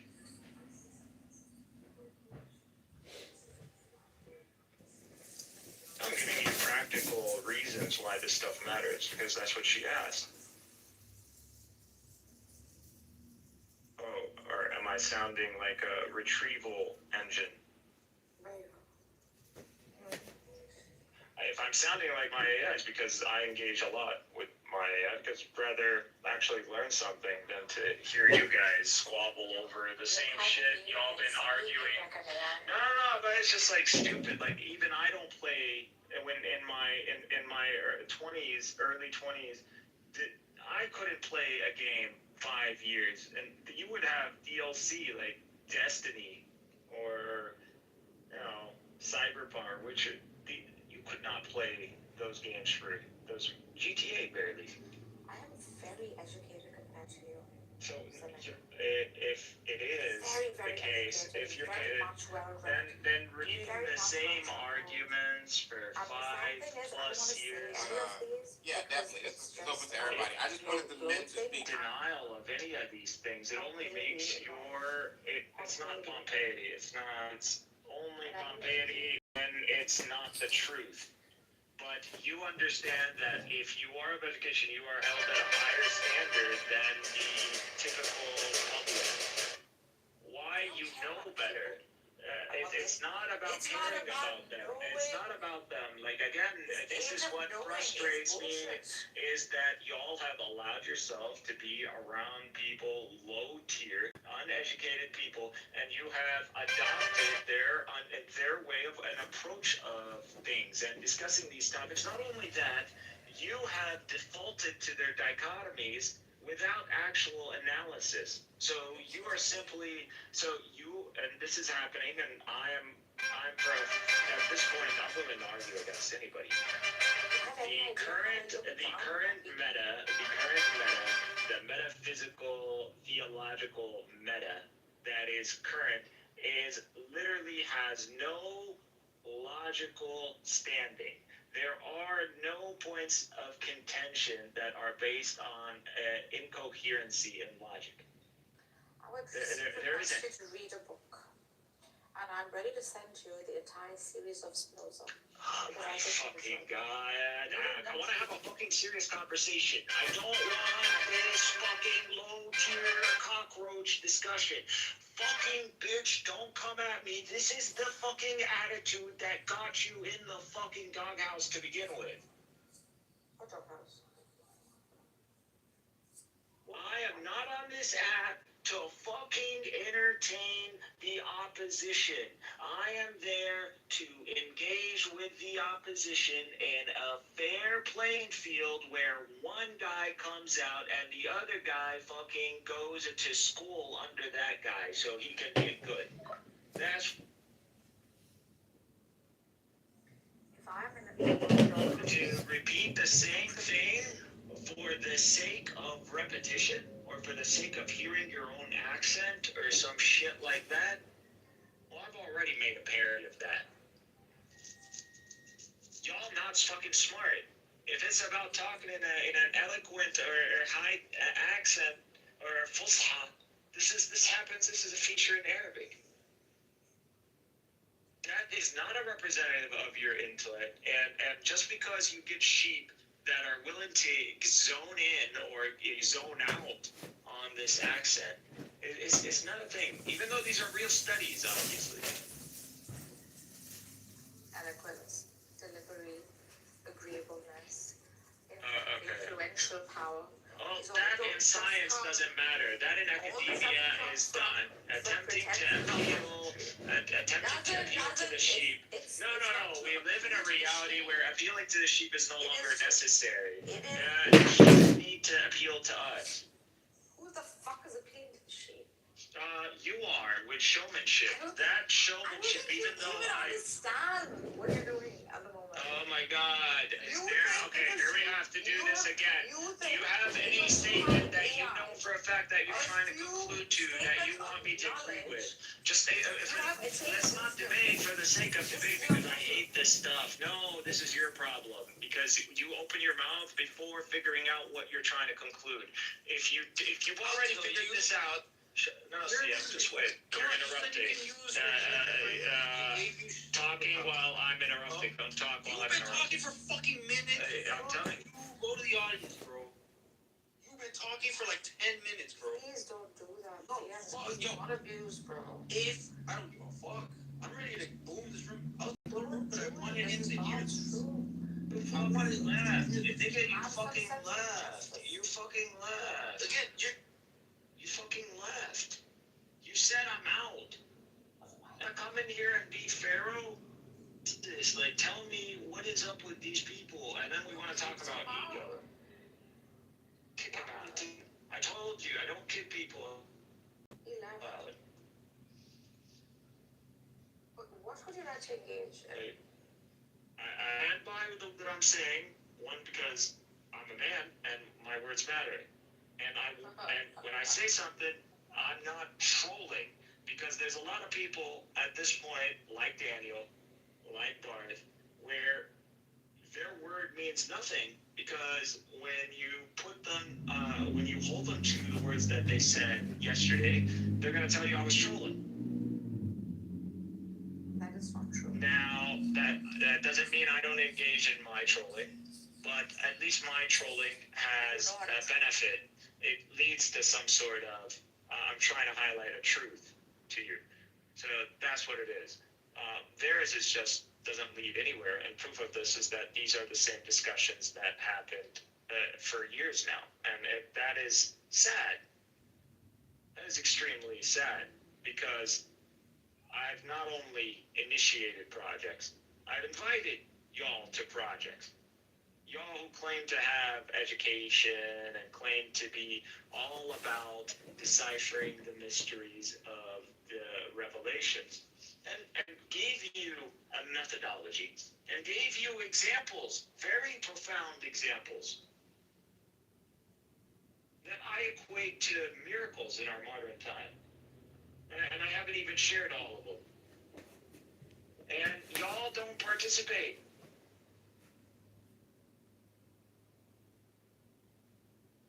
But run some of my arguments, which is crazy. So it's hating. It's recognizing game and then hating. Which is like Muhammad. My name's Michael Klein. Dude, I'm a proud you don't member. want there to be a reality where there is no God. Forget about it from an actual truth perspective. From a practical sense, a human, spiritual sense, as in our footprint in existence. If there is no God, and Muhammad is the one, the initiator, the mastermind, the brainiac, then what humanity is saying is that Muhammad literally schooled us. Muhammad took us for a ride that we'll never hop out of. That's one.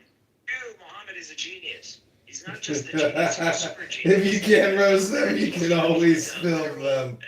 A natural phenomenon that is the human pattern. Yeah, I agree with that. He is a pinnacle of the human pattern. Speak, we can't talk. Is that? No, I've let you speak. No, you didn't. I let you talk for. You're just such a bitch, bro. You're such a fucking bitch. Is it? I'm like, get the fuck out. I've never seen a beaner that's such a like you see him. Fuck, bro. You need to hang around some fucking Mexicans or something. You're such a fucking bitch. He's not from Mexico. No, it doesn't matter. He's Hispanic. He's from Puerto Rico. He's Colombian. Colombia. Yeah, that's strict next to Mexico. Bro, can you do that one time? No, straight up. Then what? Jesus. Can you do that one more time? You were already in the doghouse with me, bro. Like, I'm giving you I let grace. you speak for 10, 15 minutes. Uninterrupted. You can speak. You can't interrupt. No, you left and you said bye. You said I'm Shut done. up right now. It's over, bro. We can't. Fuck you. Yours over when I show you all. There's over. And there's a Respect block. each other's powers. Oh, he's blocked because he's gonna go back to the doghouse because like, he's been blocked for the longest time. I don't know why he thinks he could speak to me that way without any evidence, without a refusal to come to an arbitrator, just an AI. Which motherfucker you can prompt. You can prompt against retrieval. You can disconnect all the. You can disconnect the web. You can disconnect perplexity. You can choose exactly what sources it want. You can literally academia, simple, only academic research papers. Again, this is stupid. That just shows me that you didn't even look into AI. that you're not even in academia because it's impossible. It's impossible that you are entering any lecture hall these days and AIs are not being mentioned. I know this for a fact. If it's happening here, it's happening where you're at. Because we're ahead of the curve.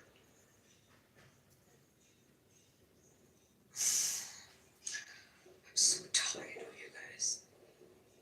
There's nothing to be tired about. Shut the fuck up. Like, why are you always also, like, there's truth and there's falsehood, and truth is truth, and it stands proud. Doesn't need to. There's no humility here necessary. When someone is false, you know they're false. I'm giving you the data, I'm giving you the evidence, and you're arguing against me, and then you're insulting me. What demeanor is the appropriate demeanor here? Pacifism? But you're still a bitch. And it doesn't change anything. How? Years of experience. Like, y'all think this is yesterday, but I know I've engaged with you for years. CM, at least 2 years. I remember CM from October 7th before. What do you want? Like, what do you dream? I want respect, and I want adherence to the very sources of knowledge and methods of knowledge. If I didn't respect you, I wouldn't talk to you. I'm not talking to you. We're talking in general. Like, literally, when I think it's an English language problem. There's some sort You're saying you, bro, and you're talking. Who are you talking to? In Arabic, I speak Arabic English. It sounds like English. It's no accent, but I am operating, or everything I'm presenting you, if you pay attention to the structuring, is literally a one-to-one with Arabic. Do you think I have ilm al-ghaib? That you're speaking in freaking Arabic? You're literally bilingual as well, and so you have a mapping. You know, I'm the only one on stage with you. When you say you, I'm assuming you're talking to me. Critical. I'm explaining to you why I'm making this statement, and it's not directed towards your person, a general statement. Like, why do I have to continue to clarify myself in light that I should already be given the benefit of the doubt, as I've already proven myself? You're not talking to one of the douche from yesterday who just hopped on this app, 2025 or something. Yeah, that's true. I'm a veteran. I have one of the top security clearances in this country. I've worked on a program that you will not ever even touch the frame.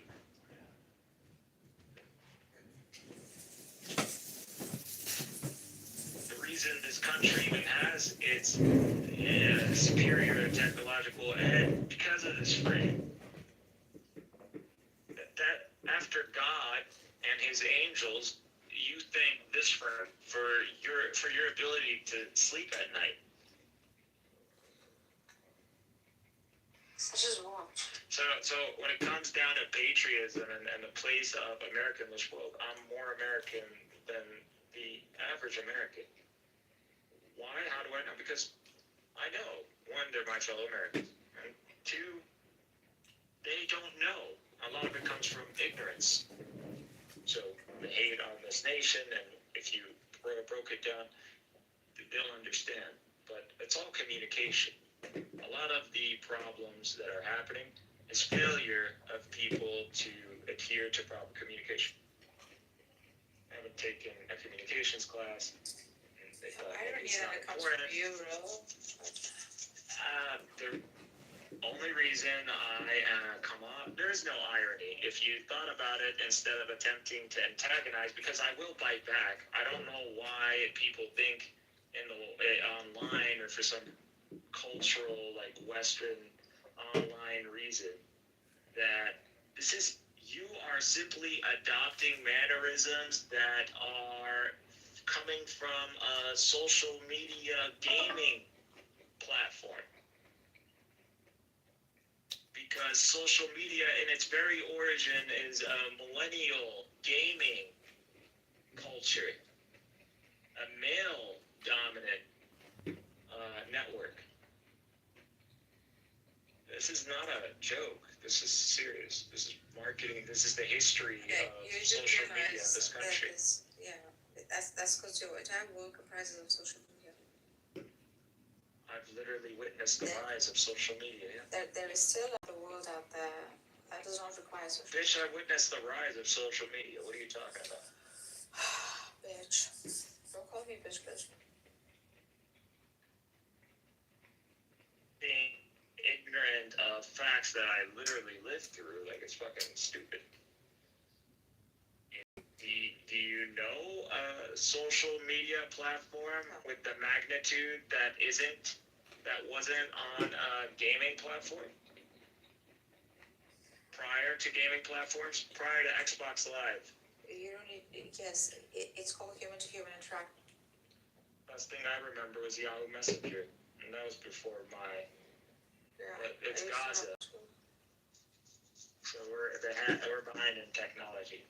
So I got to witness that in the era of like dawning into technology, but because Gaza was behind. So I literally saw the coming of cell phones, the introduction of cell phone Nokias and all that. And I know there is no social media. The environment that allowed multiple people, in a space, they could communicate. It was either before the generation of gaming, millennials, which Yahoo, and I don't even know. Who even remembers Yahoo? Like millennials, like out of the older ones, and they would know it because they've seen it, not that they've necessarily engaged. They just talk shit about Muhammad. Yeah, it's like hitting below the belt. When people come at me over Muhammad, it's not about an emotional sense. You're not triggering an emotion. You're just coming up to me saying you're a bitch. That's all you're saying. Like that's people are. Why these guys get killed in the streets over the Quran? It's not about the fucking Quran. You can burn the Quran. Actually, that's the way you dispose of a Quran. So, it literally, jurisprudence, let the guy burn all the books he wants. It would be worse if he put it in, like, feces. Like, putting it in pig bacon is stupid because that assumes a Jewish interpretation. We don't have a Jewish interpretation. We don't believe things in their essence are impure. So we don't have this notion. We don't believe pigs are impure. As in that sense, no. You can touch a pig. Just don't why? Divine Command Theory 1. 2, because practical sense. It brings about harm and God knows best. And it has a specific...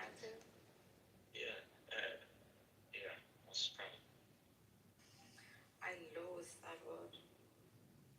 I've argued, again, Western academia doesn't present these positions properly, but that's why it's good to have an education from another side of the world. So it's easier to pay attention to these things. But yeah, you're right. What is divine command theory? That assumes that God, anything He commands, is the right ethics. Okay, but if God commands us right now to kill each other, all the believers to kill each other, are we gonna do this? No. Because it says so. That has to be like the most. We're not saying that it's not fair for God to say so. So if God commanded it, it would be fair for God to command it. He created us. He can do whatever He wants. Again, this is assuming a very steel man, simple steel man of God. That's not how God operates.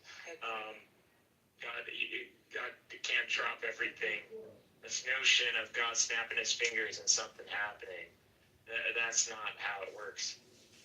That's not how. That would require what you would say like a supernatural event, an angel or an emissary or a messenger appearing. So someone who can like traverse space-time. And the only thing the faith speaks of that can do that are angels. God doesn't traverse. What are angels? Just angels. What is an angel? Whatever it is that can commune intelligibility. Expand. Personally, under like an Icarus framework, it's energies, the electromagnetic force. Electromagnetic energies, absolutely. I want you to have this. Yeah, electromagnetic forces would be. Electromagnetic But forces. pretty much, they are the forces that keep things functioning, operating, and they require some dynamic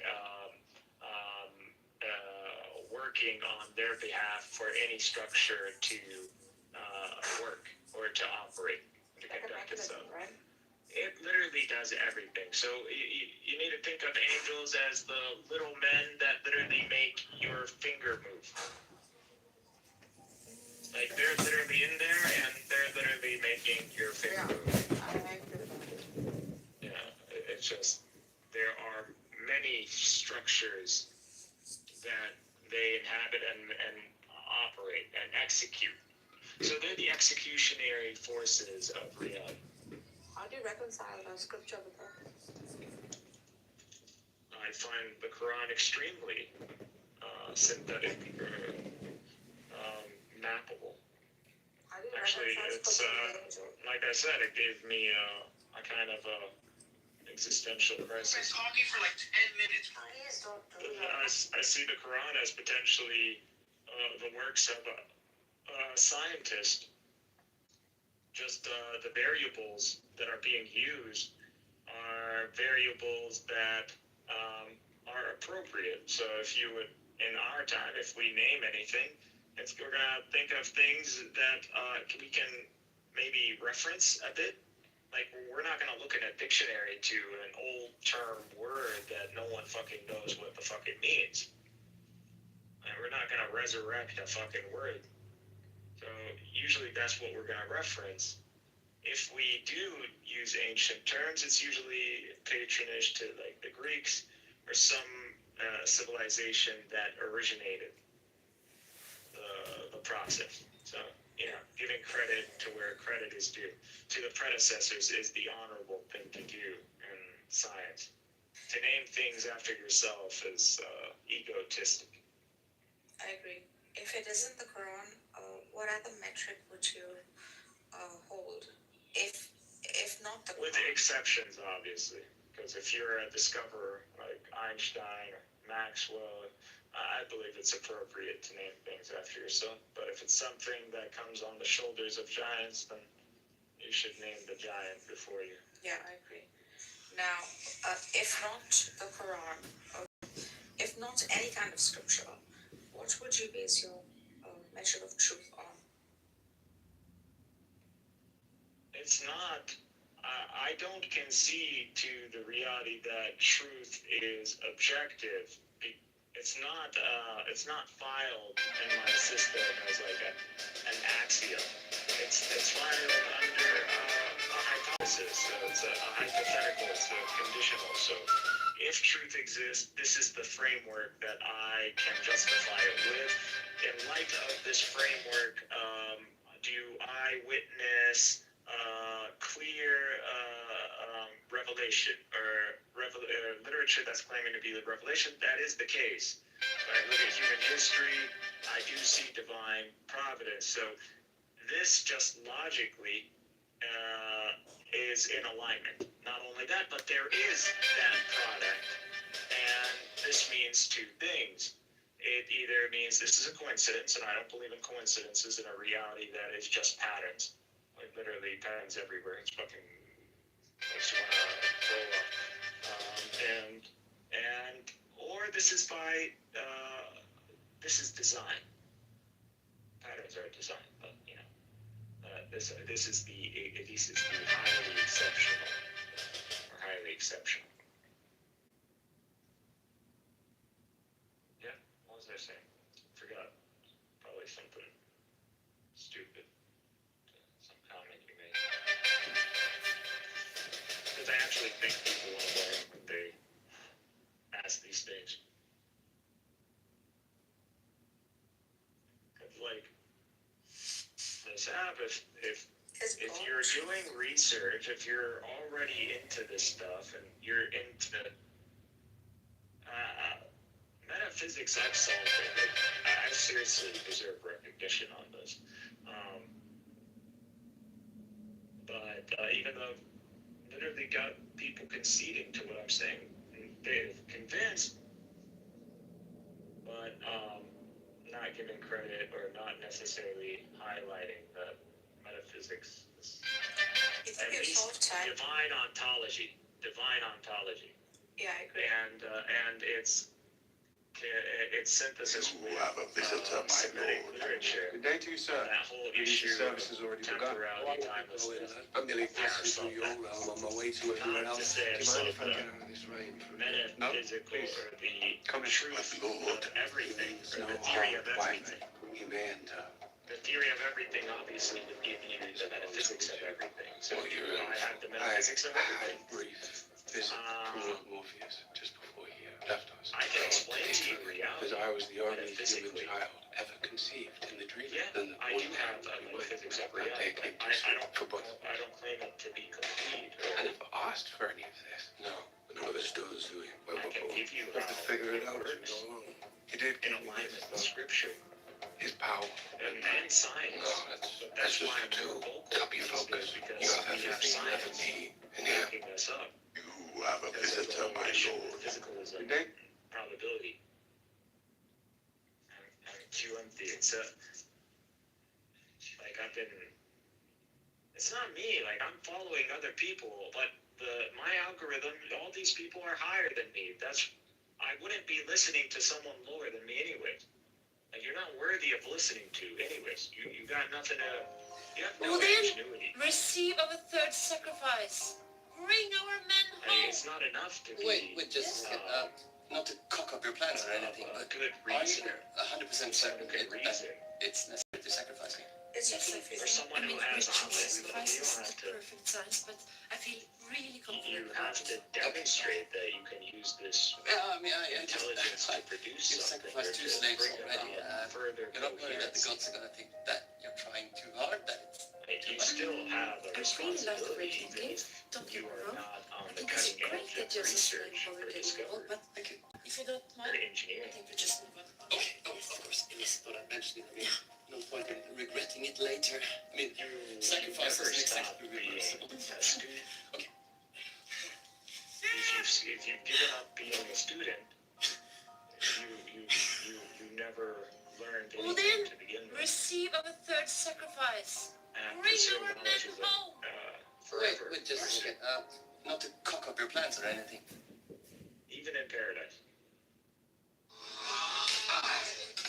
I have died 144 times as of today. This particular day, I finally get to do something about it. In paradise, you still want to figure out how things work. Drop it. What is We're not dropping it. Well, it drops and You you can drop it. imagine This is a a million custom years of handmade heat Vulture and PPK that cost me nearly $500,000 at auction. You bought a handgun for $500,000. What is Why the fuck paradise am I gonna do exactly? something like that? Pam.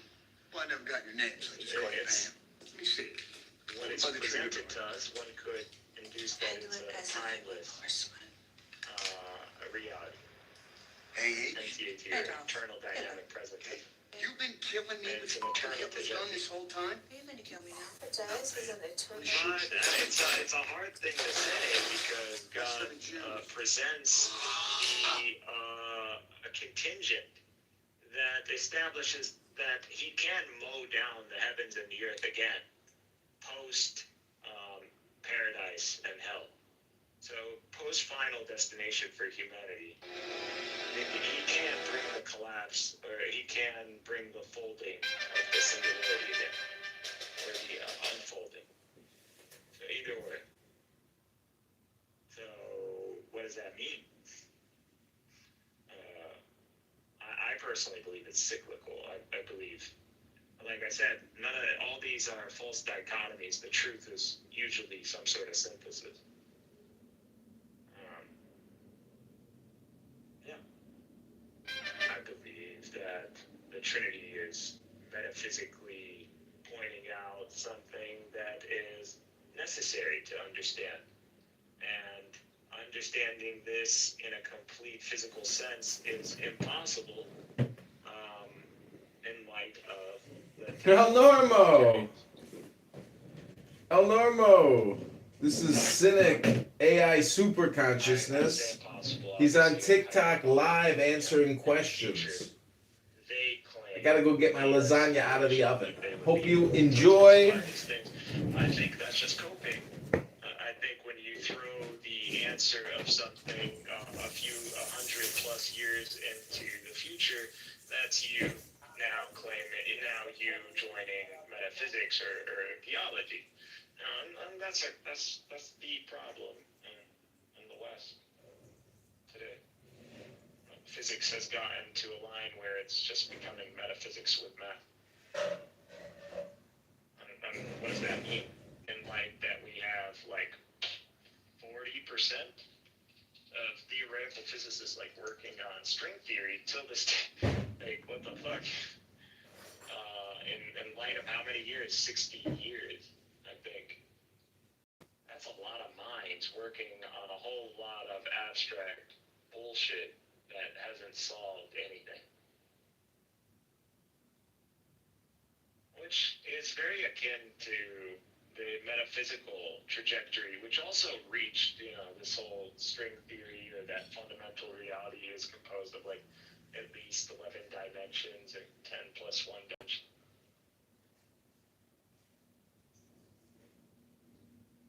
Like, just because they have a physical, like, falsifiable framework attached to it does not mean that there clearly isn't the same pattern expressing itself.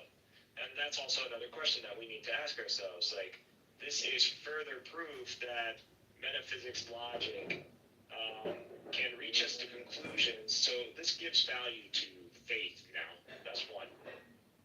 Faith being the acknowledgement of beliefs as justified or acknowledged, even when no falsifiable data is present. So, Norma, what do you think about AI super consciousness? OP, aka Mikhail, has he achieved omniscience yet? Or is it just mild retardation? I don't know. I'm not paying attention. I went into TikTok because you recommended it, and I don't know what is Cynic on TikTok? What is he? I don't know off the top of my head. What's the name of the room? Cynic. AI gave me superpowers. Okay. Eat slowly and enjoy. I don't want to disrupt your thing. Hang on here. I'm never on TikTok. Yeah, Stephen Grow is my friend. How do I friend him back? Hang on. I don't even see the search feature on here. Is it the plus sign? Let's see, no. I've never really used TikTok. I have like an aversion to it. Mm-hmm. Oh, it's a hangout, right? Mm-hmm. Okay, hang on. Oh, this will be so funny. It would be really funny. Help me find it. I lost the thing. What?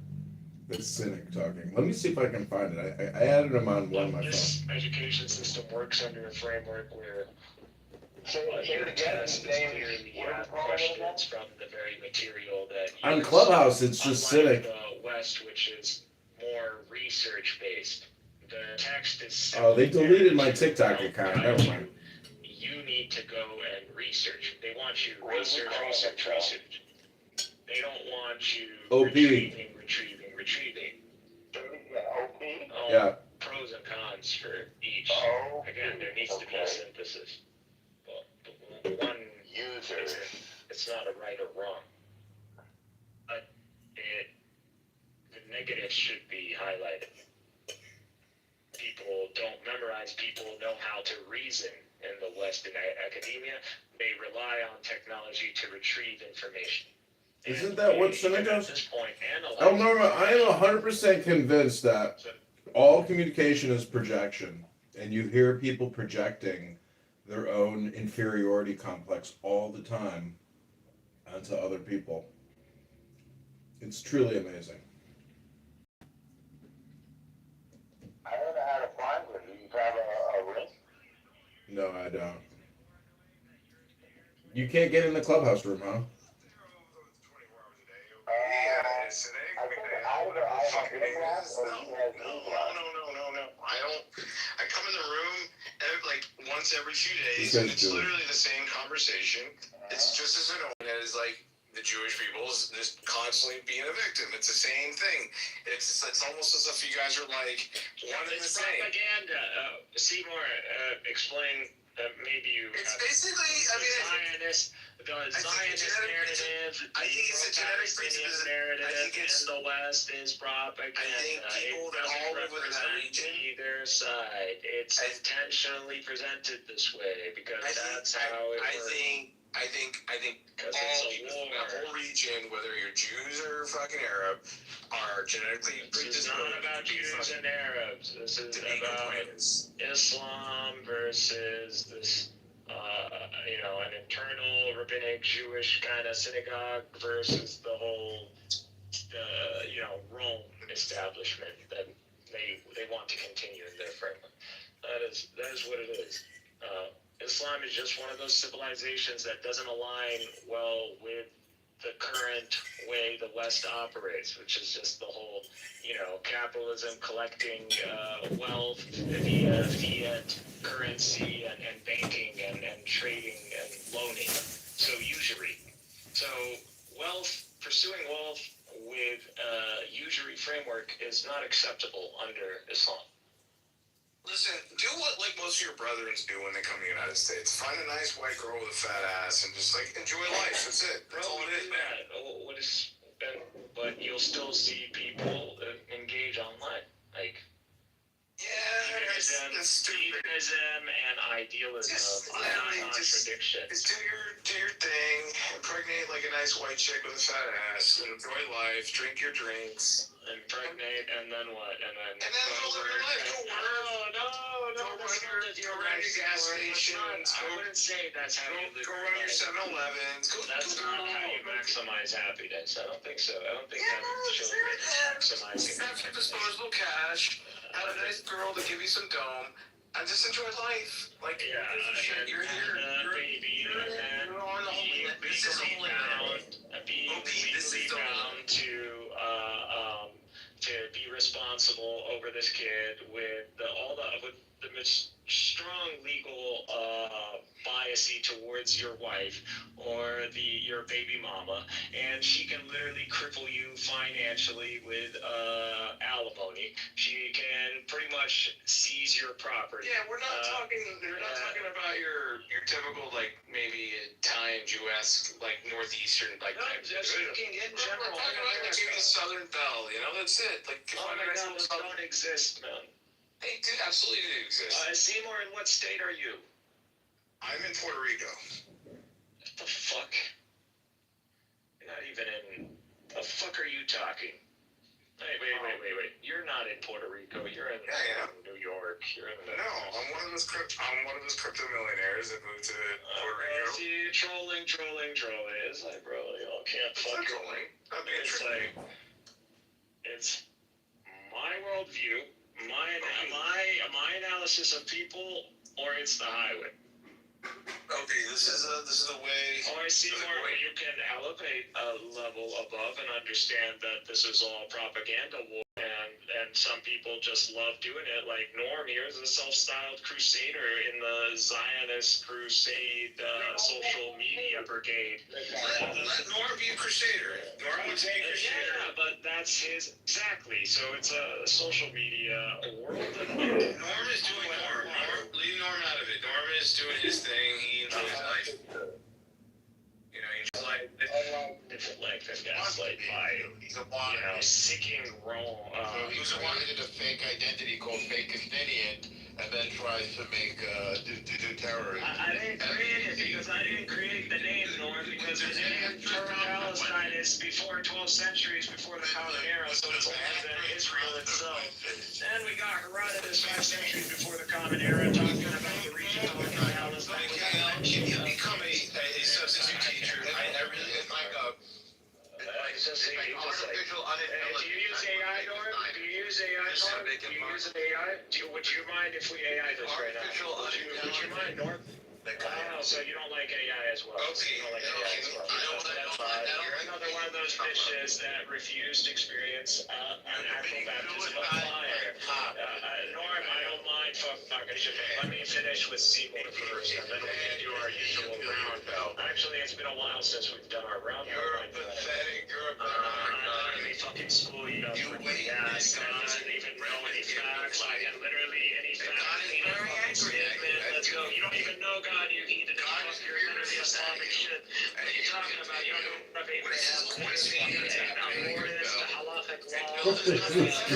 know yourself because you've rebelled. You are not even Israel. You're not even Jew. This is my scientific fact. No, you like doing this. I didn't mean Seymour. The bear, and the bear kicked your ass. Shut the fuck up. No, and now he's gonna leave probably. But no, anymore. Seymour needs to understand Norm's tactics. But that's another thing. Seymour's a fucking Jew as well. Even when they blaspheme in the Holy Spirit, that literally in their own narrative is brought about and made them a nation. So Israel is a nation under God. It is not a nation that can sideline or engage in secularism. Once you engage in secularism, you are not of that nation. You have literally blasphemed in its very constitution. The nation of Israel only knows one constitution, and that's the Torah. And not the Torah that is in between their hands, as in the Torah, the commandments of God. That's Israel. To anybody claiming to be Israel other than that is a liar. Does not know what Israel is.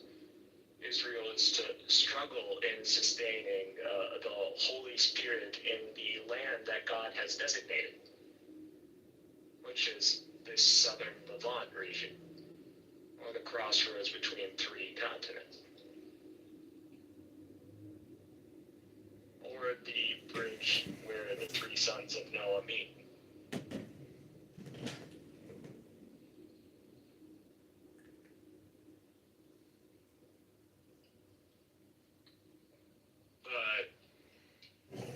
I was going to highlight to Seymour that Norm is a prime example of a propaganda bulldog. Like, someone who's not interested in the truth, someone who literally we can, if he sat down 10 minutes and we research some of the claims he's made, like, it's literally a clear dichotomy, a true false. And a lot of it is just false. Zionism is easily refuted. It's not even fucking funny. People think like, the whole DNA because it's like no, it's because it's DNA easily refutes Zionist historical claims. Because they believe they're a continuation via lineage. It's just not true. Not only is it not true, but it's not true even under their rabbinic framework. Rabbinic Judaism is post-Second Temple those who are of a maternal line of Jews or former Jews or a former maternal Jew. That immediately on its own disconnects you from any historical lineage claims, because the historical lineage claim of Israel is a paternal. Like, this is just inescapable logic. Like, this is necessary by implication.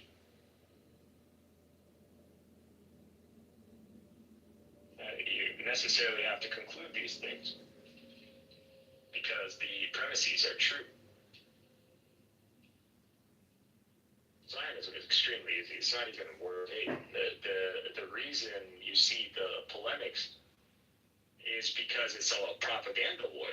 Because it's not about the truth. If it was about the truth, you would just see all of the media pursuing the truth. They would be investigators. They wouldn't be broadcasters. That's a silly question. Like, why are people always discussing this? That's a good question to ask yourself. Why do people even care? Why is this even on their algorithms? That's one. What is it about this conflict versus other conflicts that is gaining so much attention in the world? And why this conflict? And what does this mean? Because this is the birthplace of Judaism, Christianity, even Islam as a central civilization, a central Islamic government. The Dome of the Rock represents that. I've talked about this with Moses before, but in the Dome of the Rock there are specific prescriptions of verses of the Quran, and it talks about Mary and Jesus. So it's a denial of the divinity of Jesus, it's a glorification of Mary, and it's a description in Quranic verses. All of this literally in a circular, like containing the rock, the very essence that it's popularly believed to be the literal ascension of Muhammad.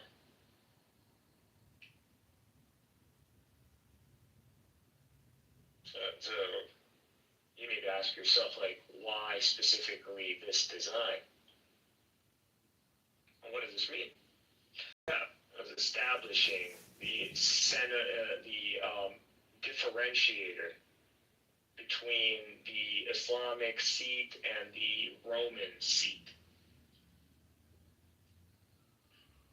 That's what the Dome of the Rock is. It's one of those assets that helped define Islamic civilization, distinguish it from like a predecessor like the Romans or the Sassanids, but mainly the Romans. The Sassanids were crushed, but the Romans are different because Rome isn't like a nation per se. It's an empire that enveloped many nations. So it's a system.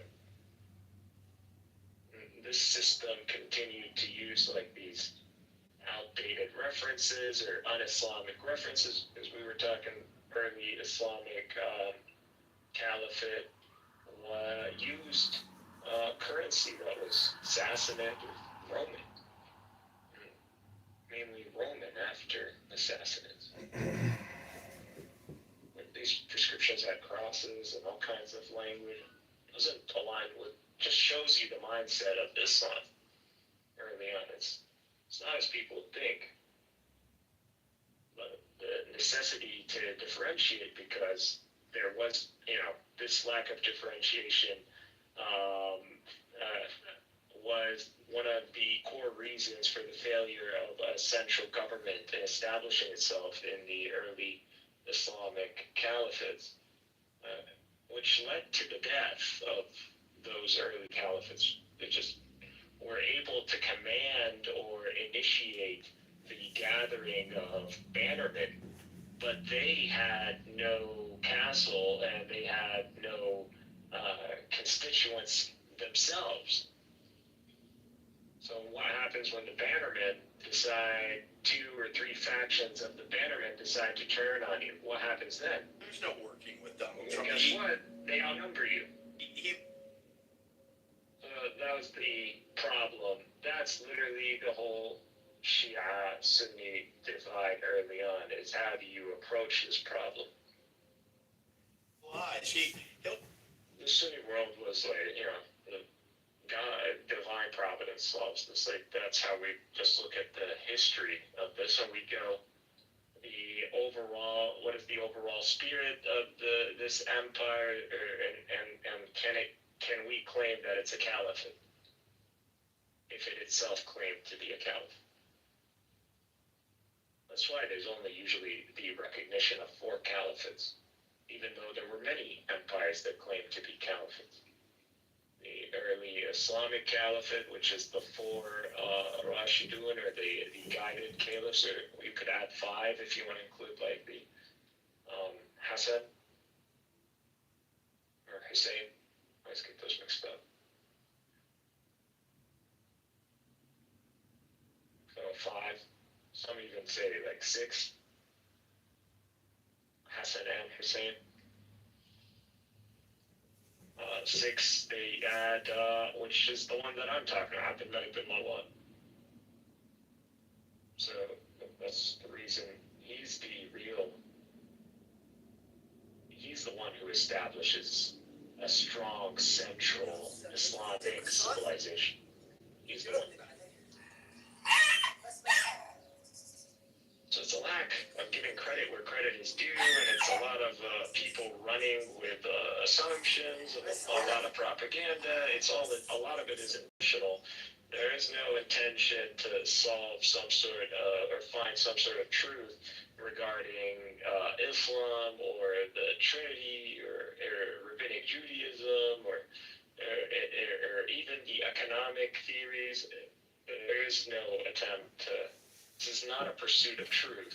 This nation is capitalistic, and the West, for the most part, has aligned with liberal capitalism.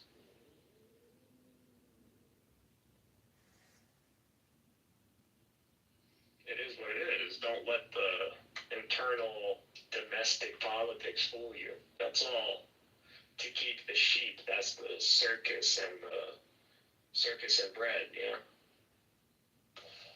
So circus and gladiators. So stupid. Who gives a fuck who fucks whose ass? Like, why are we even talking about this? That would have been the proper response to this. That the American people gave it no. Crack, it has a higher punishment. You mean cocaine or crack? No, the 2. Right, because I don't think crack came out until the 80s or 90s. No, I'm walking with you, brother. We are on the same schism level. I'm not Googling this. No, you're absolutely right. But what I'm saying is that, hey, Mexicans can't smoke weed because you can smoke weed even though white people can smoke weed. Then flash forward, white people can drink, cocaine laced Coca-Cola until black people can drink it, and then Coca-Cola is cocaine illegal. Then flash forward to like, black people are doing crack. Let's give crack a higher punishment than cocaine because white people are doing cocaine but black people are doing crack. That's the whole thing I'm trying to say. If you want to ask me what drug should be illegal, that's an interesting question that you asked originally, and I would say if it doesn't damage your person or property, it shouldn't be illegal, but it should probably be regulated as well. Which cocaine was not. There are like institutions like legal institutions that are composed of a group of scientists that in pharmaceuticals who test these kind of drugs and they get to decide which one is useful for their health and which one is not. So that's where the regulation comes from, in Canada at least. So my understanding is it's based on science and experimentation. But do you agree with it, Michael, or not? Because I'm about to attack you. This is going to be Canada on Canada hate crime, and I'm less Canadian than you, but please go ahead. Do you agree? Yeah, we have to agree with it because we have to trust a group of scientists. Oh my goodness. So, guys, I am sorry. Americans, close your eyes. I am so ashamed as a lesser Canadian about to attack this Canadian savagely. But first, let me ask you a question, Michael. Before I American you, ice you like you're a white lesbian. Michael, do you think it's justified What's the most Mexican to thing? throw someone in jail, to strip them of their Canadian democracy? Tamales are great. Because they... Little tamale music there. I'm going to ask a series of questions.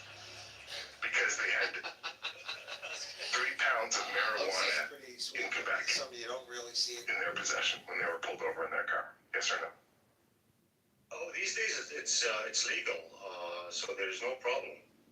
How? That's the most... There's breaking of the law. So if the law... That's not the question. There's a certain drug that only pharmacists and specialists have to be able to handle. Then we as non-pharmacists, we have to stop and we have to comply. If we don't comply, it's a crime against the society, and it's not acceptable. Okay? So, and Americans, I just want you to watch this, because this is what Canada on Canada crime looks like, or hate crime, or like the vicious, savage fucking... This is literally a Canadian on Canadian mass shooting. And I want you to look at this, because this is important. It's also one Canadian lying to another. I went on to Google, and it says adults may possess up to 30 grams, 1 ounce of cannabis, the maximum allowed per purchase, but a full 5.25 ounces may be kept in a household. This guy says you can walk around with 3 pounds. According to Google, that's not true, sir. So, thank you, Steve. And this, I was about to be so American, because I was like, fuck Michael, fuck Steve, fuck all of y'all. I'm gonna kill all y'all. Because I've been hanging out with a lot of Americans. And Michael, I love that we're having a mass shooting now, and I think the Americans are gonna be shocked that this is what a Canadian mass shooting looks like. Yeah. I appreciate your original submission. And my counter to Steve's, like, again, Steve, you get a 30-day visa to Canada. I'm handing these fuckers out. Every time an American says something Canadian, you get a 30-day visa to Canada. Don't quote me, because I have no authority. But Michael, I love what you said, but I hate what you said. Hey, may I interrupt for 5 seconds? I'm sorry. I apologize. I want to thank everyone here for this time. Joe, look at my PTR. It's our dialogue between me and you when you kicked Steve's ass, and he lost a case against his one of the greatest lawyer that Abe's ever had. I mean, to beat Steve? Oh, dude, that was a debate. That was a hypothetical debate room where we each played a lawyer. That was fun. Are you downplaying the fact that Steve lost to you? Oh my God. No, I think we won. But that was that was when we were doing those legal debates. That was great. It was beautiful. JCC, are you there? JCC, It was one of the beginning of our court days. The fact that you're not there, JCC, is everything that's wrong with you. But Sin, here's the thing, man. My bad. And I appreciate the beginning of what you said. And before you go, Jeremy, before you start, I'm not doubting this happened, but your profile doesn't say Steve anywhere on it. This is the fact. I don't know if that was Steve. No. That was. I can tell you this: I don't remember it, and I don't even understand what's on the profile. No. So it was a back shot of it. I can tell you this. I can tell you this. My memory has been sort of triggered. I think, what was it, a year to a year and a half ago, you and I were talking, Sin, and you told me to, like, fuck off or whatever, and you mentioned your girlfriend. you mentioned your girlfriend or your wife, and then I said, "Oh, you want me to fuck your wife?" That's the trial that happened. Canadian passport. That's the trial. That's the trial that I lost. At least that's what I remember. No, that was exactly what it was. And Joel was my lawyer. Yeah, it was like 6 months ago, pal. That was like a year to a year and a half ago. And see, I'll do it really quickly and see. Don't ask your doctor about this, but just a hypothetical. There's this thing like, hey, like I don't smoke weed, but I hang out with a lot of potheads, and I'm starting to have memory shit. I understand we share a lot of rooms, but you remember that. I would never remember that. So when I say, hey, Steve sounds like a pothead, I'm not saying I think you smoke pot. I'm just saying you're hanging out with potheads so much that you're sounding like a pothead also. And it would be totally fair if you're like Jeremy. Your aggression and just violent, aggro, exponential growth of your anger is super American. I would say, because you're hanging out with Americans, I would say, Steve, I got nothing to say about that. It's fine. Sisters, we came to this river to proclaim the truth. Jesus No, Christ is but the Messiah. without changing the subject, the title of the room, You're ready to follow the Lord. I'll came up with that. Sisters, we came to this. Well, yeah, I should change it. My bad. Canada's, well, I was going to say Canada just, they are going to drop the tariffs. They are going to open a new bridge. So right now, Canada's kind of slapping around America. Great. So, yeah, great comment. And Steve, I would love for you to just out-Canadian me on a title. And that's not... Well, I'll put up the title right now. I don't know if I want to hear this. I do, because like I suck. Well, any of you that have heard me before for years know what the title's going to be. I so don't, and that's because I am not educated, not because I'm Canadian, because because I didn't graduate high school.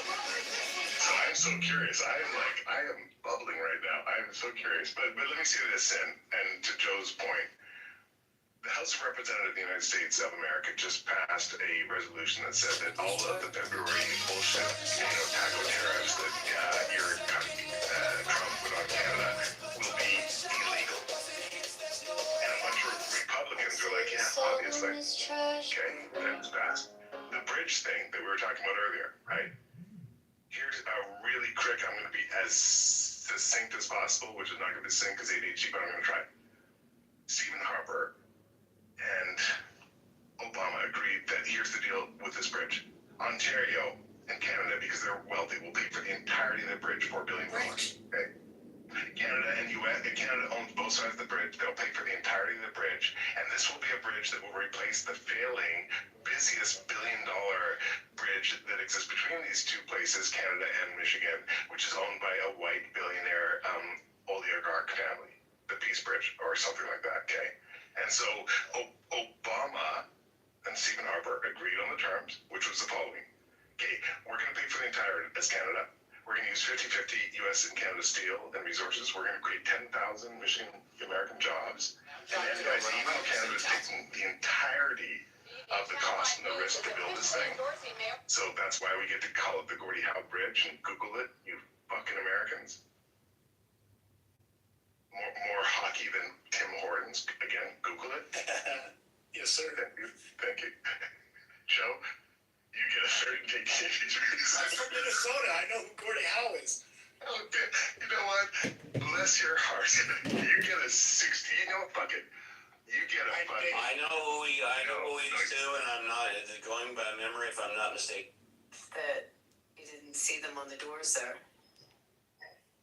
Well, I don't think it's that weird. I think it's kind of an accommodation the community's made there to say, yeah, we don't want to be targeted. News is officially endorsing mayoral candidate John Kitover after weeks of interviews and For debates everything that I've heard, believes he offers the best leadership for the city. easily 20-25% of the people I see in the street is officially endorsing. That's real. I'm John Kitover. I'm running for city council. The people I saw in the areas I was in, He fixed my mailbox barely integrated, but you can tell they were on lunch, going back to their office job or their hospitality job.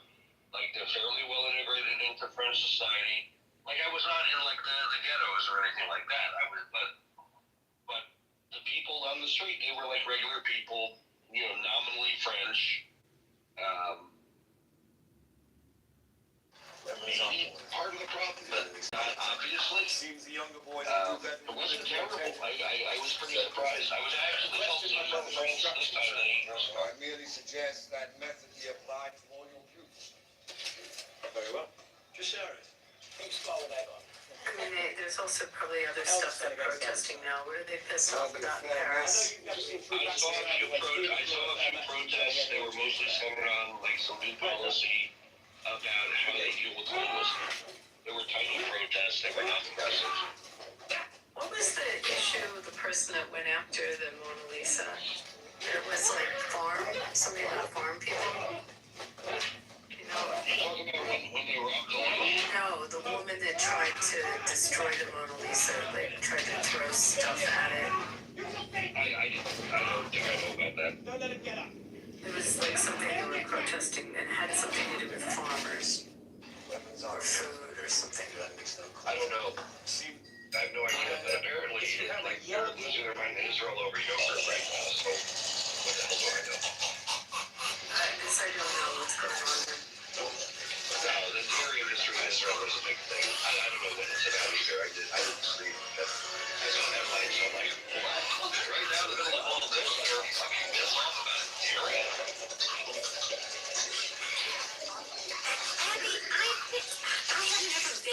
America is kind of pissed off with Canada about dairy policies. Dairy's a big thing. It's a commodity. There you go. Okay, I'm gonna pop in on this. I haven't been to Paris, but I went to Belgium. That's where the candy is, right? And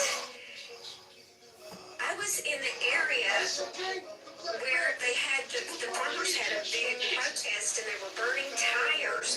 They dumped the tires out in this square. I don't know. It's kind of interesting when you physically go someplace and then you see it in the news with the farmers burning tires. So maybe the same group. I just googled this Mona Lisa thing, and it was a woman who threw soup at the protected glass of Mona Lisa, but it was an environmentalist. It was some kind of food counterattack. I wonder if it's something to do with what their, I don't know, sustainability and things. I wonder if that was similar to what you saw. You know, if there's like a movement in Europe on it. So tires would be like, what would they pissed about? Well, the farmers are coming under government attack, and they're racing. In Europe, if I'm correct, they're making the gas and things to run the tractors so expensive and overtaxed, and they're really pressuring the farmers financially. Kitover news. It's kind of crazy, but my father would say that historically they come after the farmers. They're an independent entrepreneurial group, and when they want to go after us, they go after the farmers.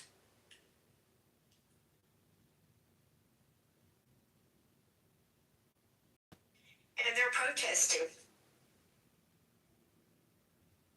They're making it unaffordable to farm. They're pressuring the farmers here. It's, you know. That's why we also have to be really cognizant of what happens with our stepped up basis. Cognizant. That's one of Abby's favorite words. How we treat the taxes for farmers. Cognizant. Because you have someone, you know, that's had a farm in their family for years, and they inherit it, and you know, then all of a sudden they try to sell it, and they've got to pay a tax that they can't afford. I think we're okay. I think we're okay where the estate tax is at 26 million or 28 million. Yeah, but there's also estate taxes in individual states. Ours is 50% in my state. It's not usually an estate tax. It's usually what's the other word? It's inheritance tax is usually what the states do. Right, but I'm saying that the farmer can just be decimated by that.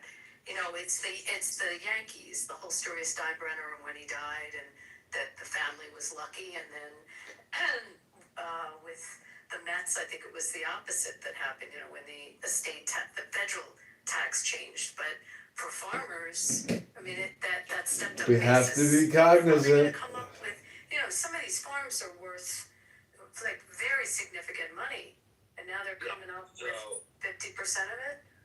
So I have somewhat of a nuanced opinion on the estate tax, which, given what I do, is maybe interesting.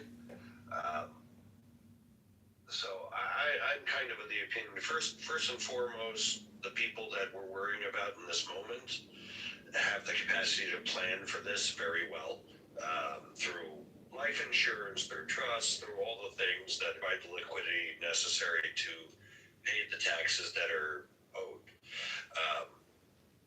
But the nuanced piece of this is, because that's not nuanced, that's just saying, not my problem. The nuanced piece of this is, when Obama raised the estate tax in the first place, and then it's been raised since, my reaction to that was exactly this.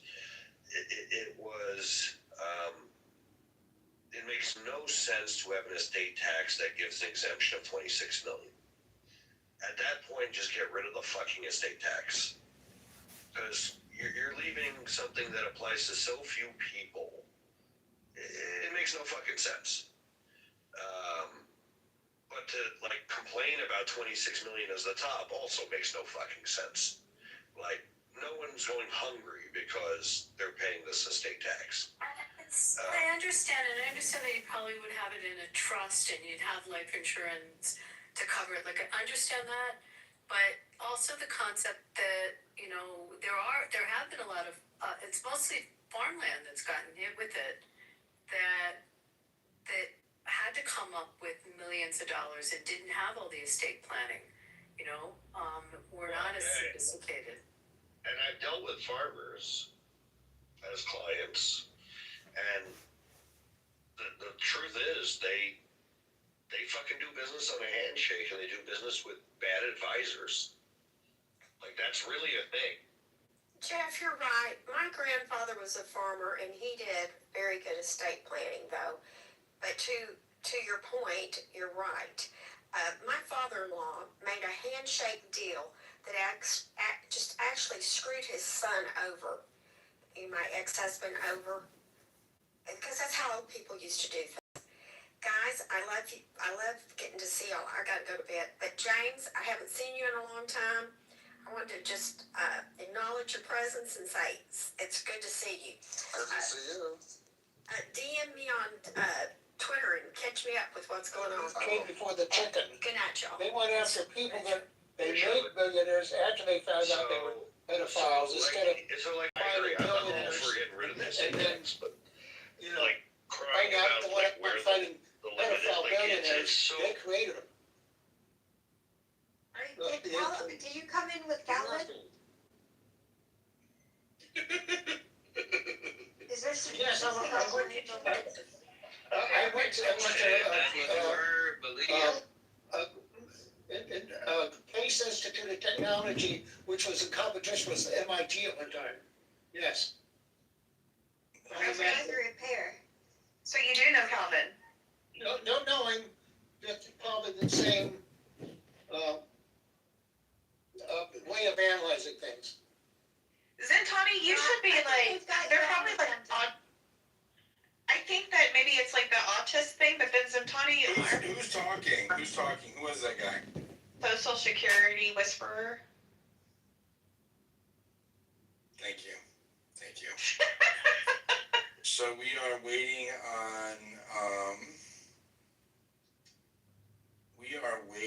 on this guy to come on. So I sent Ian. Okay, so Ian said that is the devs. He said it's one of the devs using his web accounts. And I said, please, text them the link to my space so we can get in here. He wants to discuss your site. So his name is either Kevin or John. Apparently it's John, looking at the chat. And that's...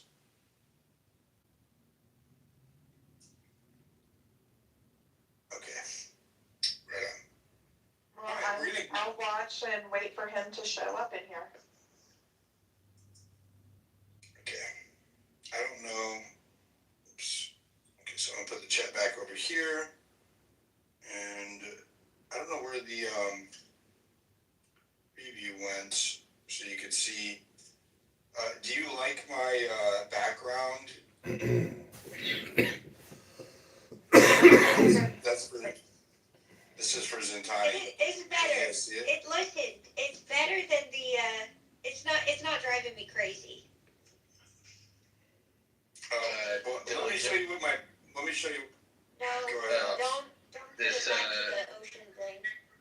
This John guy is in the chat right now. He's letting us know it's not letting him join from his phone, and he hates the X app, so it sounds like he's having some issues on his end. So, not sure how long. He's a developer and he can't join the space? Yeah, I don't know. He said he went to your page. Initially, he said he went to your page and that it was all like blocked or restricted or something. So I was like, like that's where I was like, I gotta double check this is actually coming from the right account. But yeah, it is him. He's having some trouble getting on there from his phone apparently.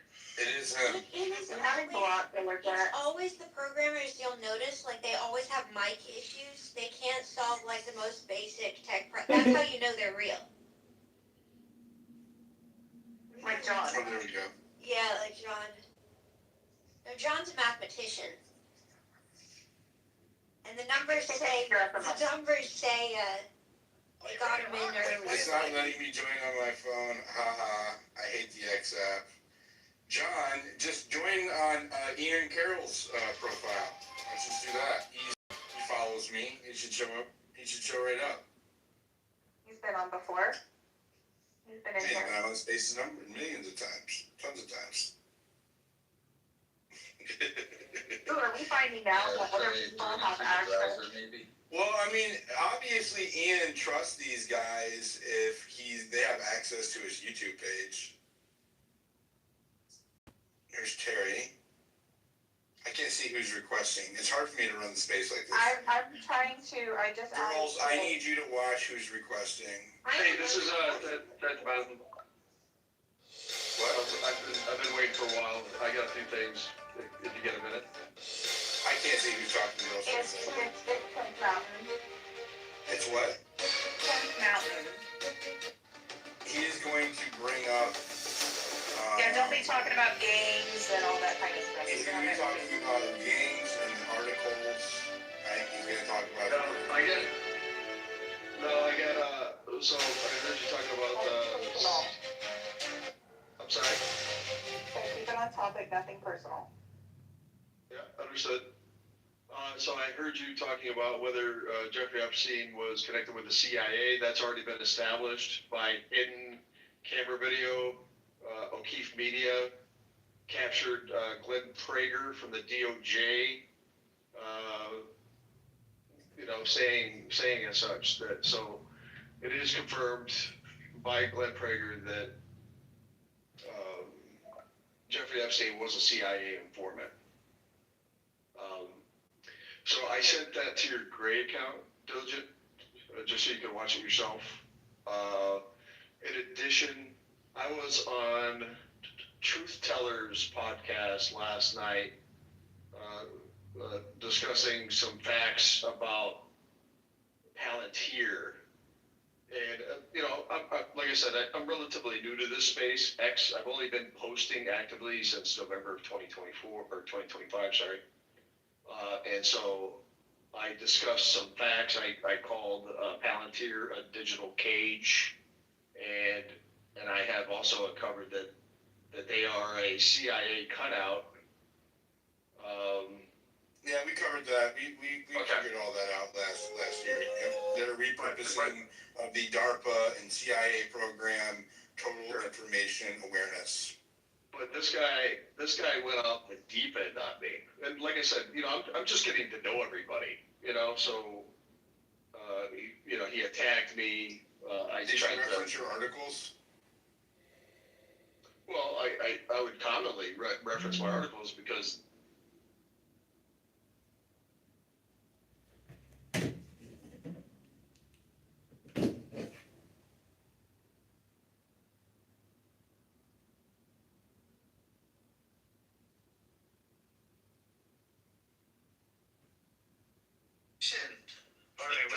Wait.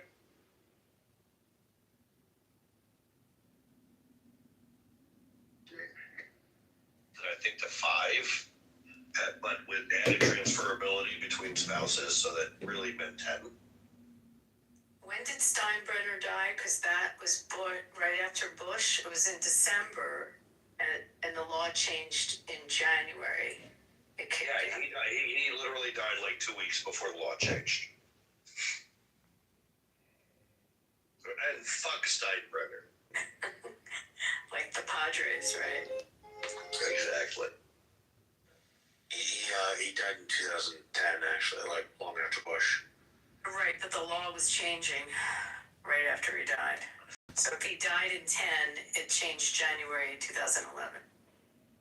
It's interesting. I stepped into the middle of the conversation. It's something that I would have been like very fascinated by. Like all I know, he would have been estate taxes. Oh yeah, estate taxes and then real estate law, like in some way. No, just estate taxes.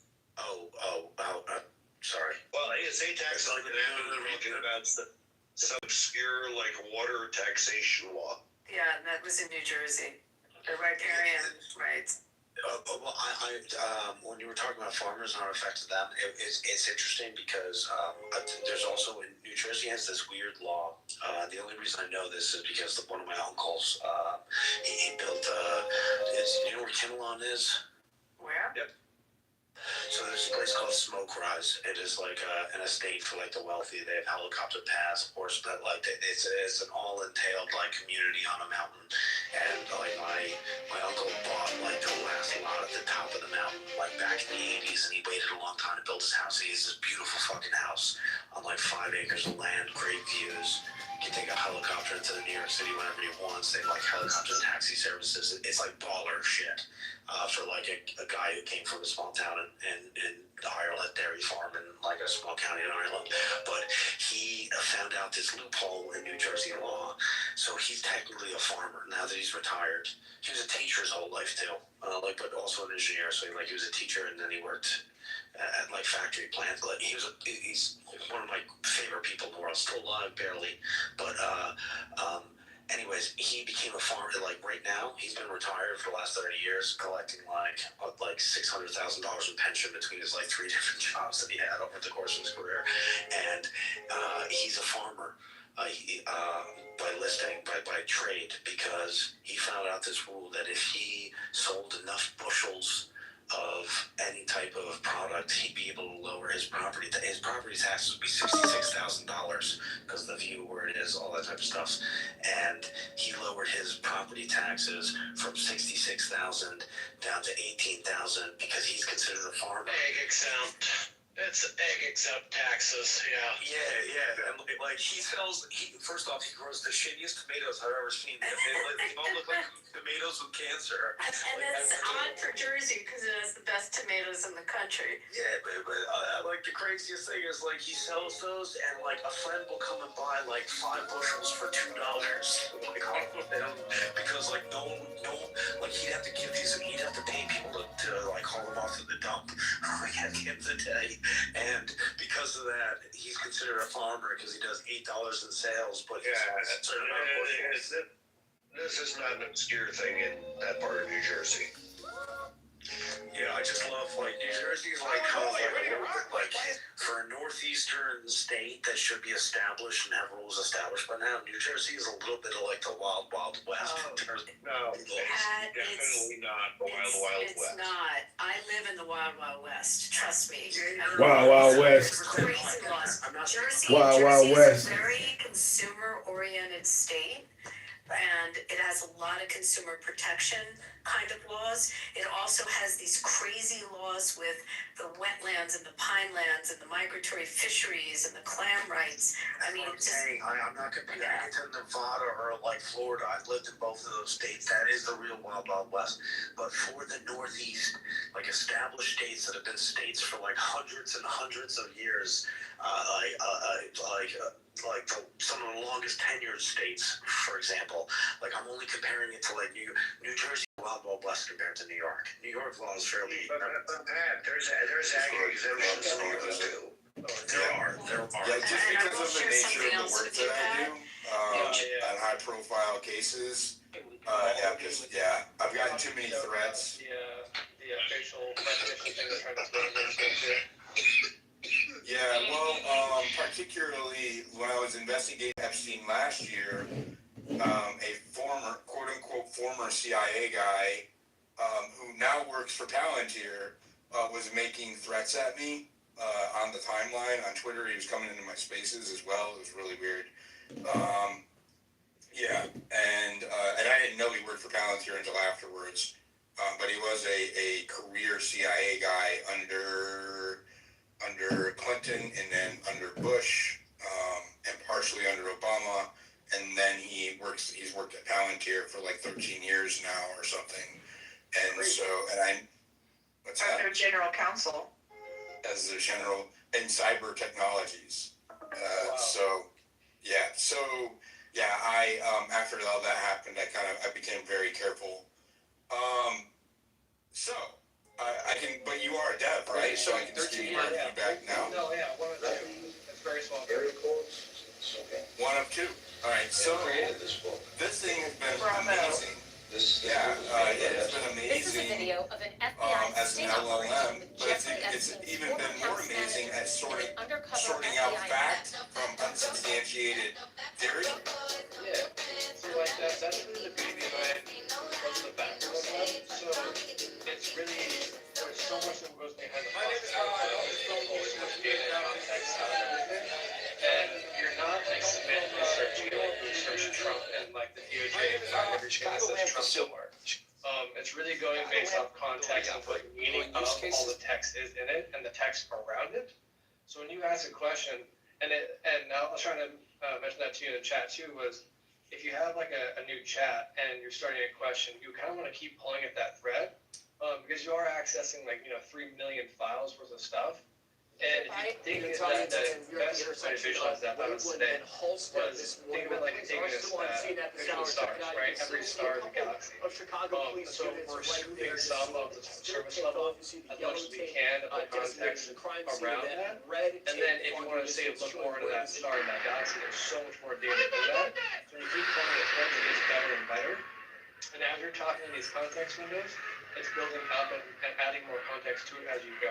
So rather than like asking one question in one direction and swapping directions and pulling more context in, create a new chat, and that helps keep all that context in that same window, right?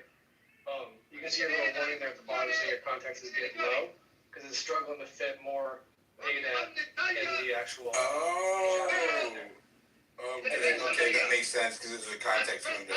Okay. Yeah, and so like. Oh, I'm glad that it has that warning. Grok doesn't warn you. Yeah, I know, and it'll keep going, but like the more honed in you get, there you go, the new chat button. You want to go back to these chats too.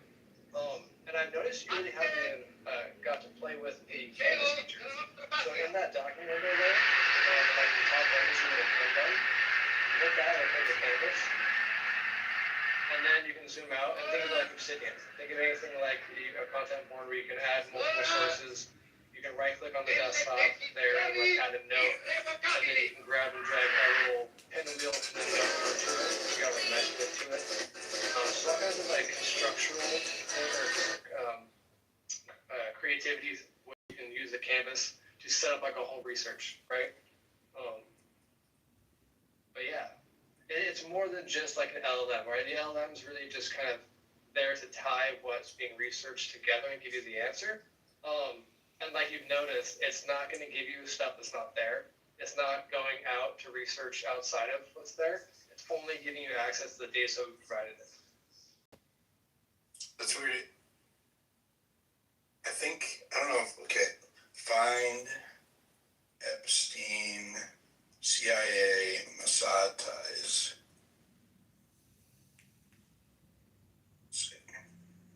So I don't only pull off of the data that you have uploaded? Yeah. It's only pulling from this archive. Earlier when it responded, it said 3 million files. I said 1.5 million files on the document. For having a shit on in the there, file name. So which is it? I'm not sure why I said 3 million. So I believe it's 1.5 million after deduplication because there's a lot of duplicated where it'd be the OCR versus the real version. So we processed down a lot of the files, but it's the original dump before the DOJ started deleting crap after the first day.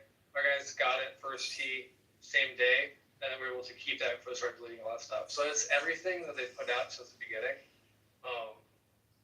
But yeah. So even though they said that they gave us 3 million files of the 6 million, whenever you take out the duplicates and then add everything that's ever been released, we're still only at 1.5? I believe so, yeah. Wow. So that's not 3 million documents. It's, yeah, and it's a lot. So like, there's so much that went into the processing of each file in terms of like pulling out what we call entities. So like person, place, time, thing.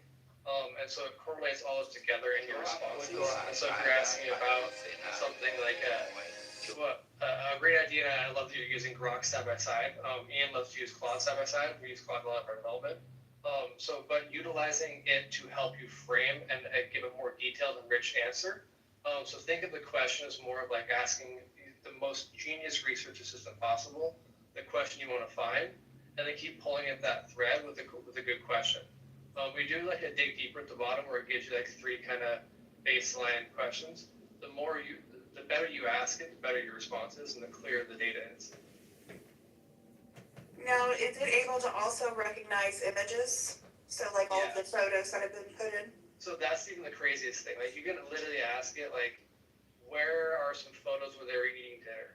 And because of the way we process all the files, it's taking an understanding of what's in the image. It takes like with vision LLMs to understand the picture, what's in it, who's in it, and reference all those entities to that data around it to really give you a rich perspective of what's going on. It's pretty freaking crazy. What a fantastic job. What's the dig deeper portion? Is this more leads to follow regarding context? That's like that's its response of, hey, I gave you all this information. Here's some kind of weird things that I noticed, and do you want to dig deeper? And it's like a kind of an assisted question that's related to what you're asking. And I imagine you guys are going to be adding larger data sets to work off of after Epstein. Like, are you going to? Yeah. Pretty much anything we get our hands on that we can legally post. Yeah. So there's a lot of things like Barack's email, the things that have been like released, and we're not going to host that. But get in trouble with hosting files we're not allowed to. But anything we're allowed to host, we will, as well as be scaling into a service to where you can dump in your own file sets. Because I mean the ability to understand and relate information across 1.5 million documents. Imagine putting in 1,000 cancer research documents and being able to correlate all these huge data sets that would have taken dozens of researchers months to go and tie things together, that you can really scale this thing out to research anything. It's crazy. Terry, you have something you want to add or ask? Yeah, no, it's interesting. So, you guys, is this what Dan has been using? Is that video? Yeah. Okay. And you can, I mean, I'm an attorney. I deal with large data sets. Yeah. This is for you. Okay. So, who's doing the coding of the data or the documents that are in it? Is it just done through? I mean, in terms of the processing of the document? Yeah. So it uses an LLM or we can either OCR it if it's just straight data, which is just text scraping, which is really easy to do. And that is where you're going to need LLM to see it. And then from that, we then convert it into vector format to be embedded easier and be able to search easier. And then from there, it goes to an LLM. And you can get privately hosted LLMs, so we're going to scale it for purposes, so that way all your data is secure and it's not, publicly hosted LLM anywhere. So there's a lot of things like that we're going to be working into to maintain privacy. But, yeah. Yeah, the privacy thing is really important. Only morons. Exactly. How do I zoom out, Will, on this map? Scroll out. Should be able to just click there and then scroll out, or shift scroll. Shift scrolls left and right, up and down. Yeah, I use my real name, so. There we go. Great, less space to driving bike. Only morons build bumper lanes, ruining Chicago $1 at a time. You can spread them side by side and grab that middle dot and connect it to the dot of the other one. Okay. So you can like create like a web of the documents back and forth. Oh, okay. Okay. How do I connect them again? So yeah, hover over that red dot.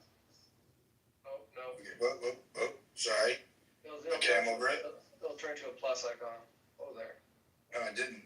Let me try it again. Okay. You said this will turn into a plus icon? Yeah, you might have to zoom in a little bit. Man, it's an expand icon. Yeah, you hit on the dot right there. Try to zoom in a little bit. Zoom in. Control. So, Joe, there's some people with their hand up. That'd be Matt. That'll be okay. Okay. Alright. Alright, so I hit the plus. What's supposed to happen? Click that and then drag it to the middle of the other document. Oh shit! And then as you grab it and pull it apart, it'll stay connected. It's got like a droop to it too. So now, oh my god! So now I can put it anywhere I want. Yep. And okay. There's a bunch Is of this how Obsidian works? I never used Obsidian, but I like the looks of it. Yes, they have like hard lines. And in the top left of your little canvas area, you have a little toolbar. It's got like a little wavy one. Yeah, click that. You can change your line size, weight, the droopiness of it. Oh, I can color code it. I can. Yeah. Okay. And then you can select it to all all whips or just ones going from document to document. And you can go from zigzag to droopiness. So that way, if you want to go up and around a box a lot of times instead of going under or behind it. Depends what you want because of flexibility there.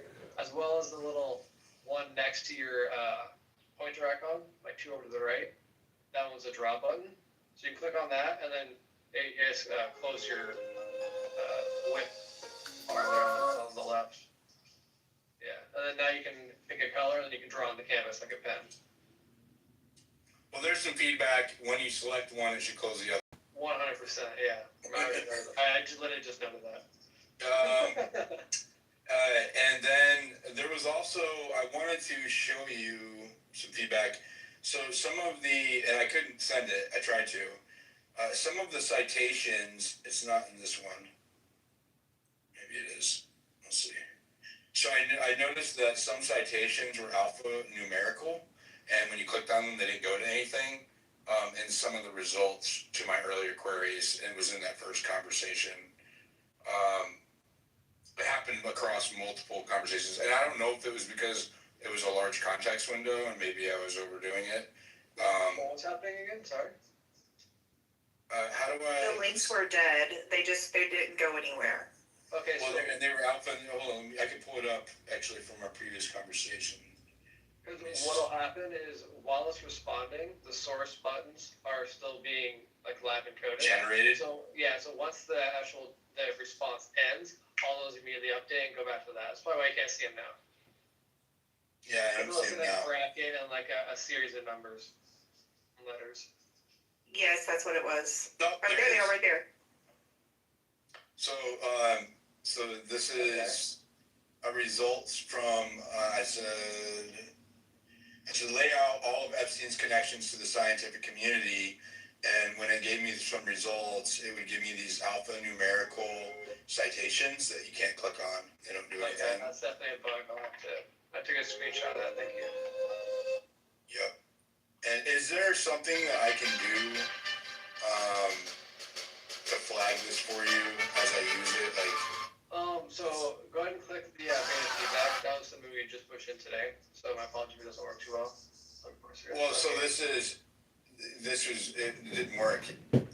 So it says, because it works through Telegram, right? I don't use Telegram. No, it pushes into the back end of our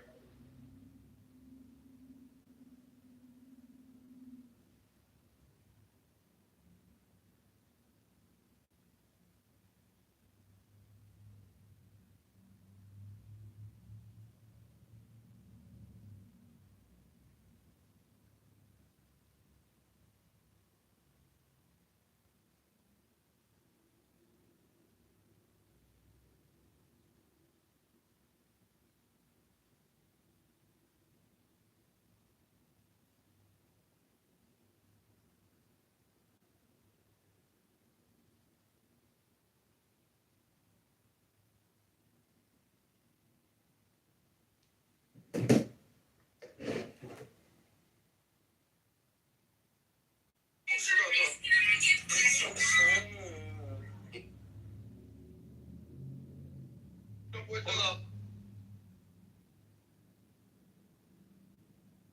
Down. Did your decision making about your sexual.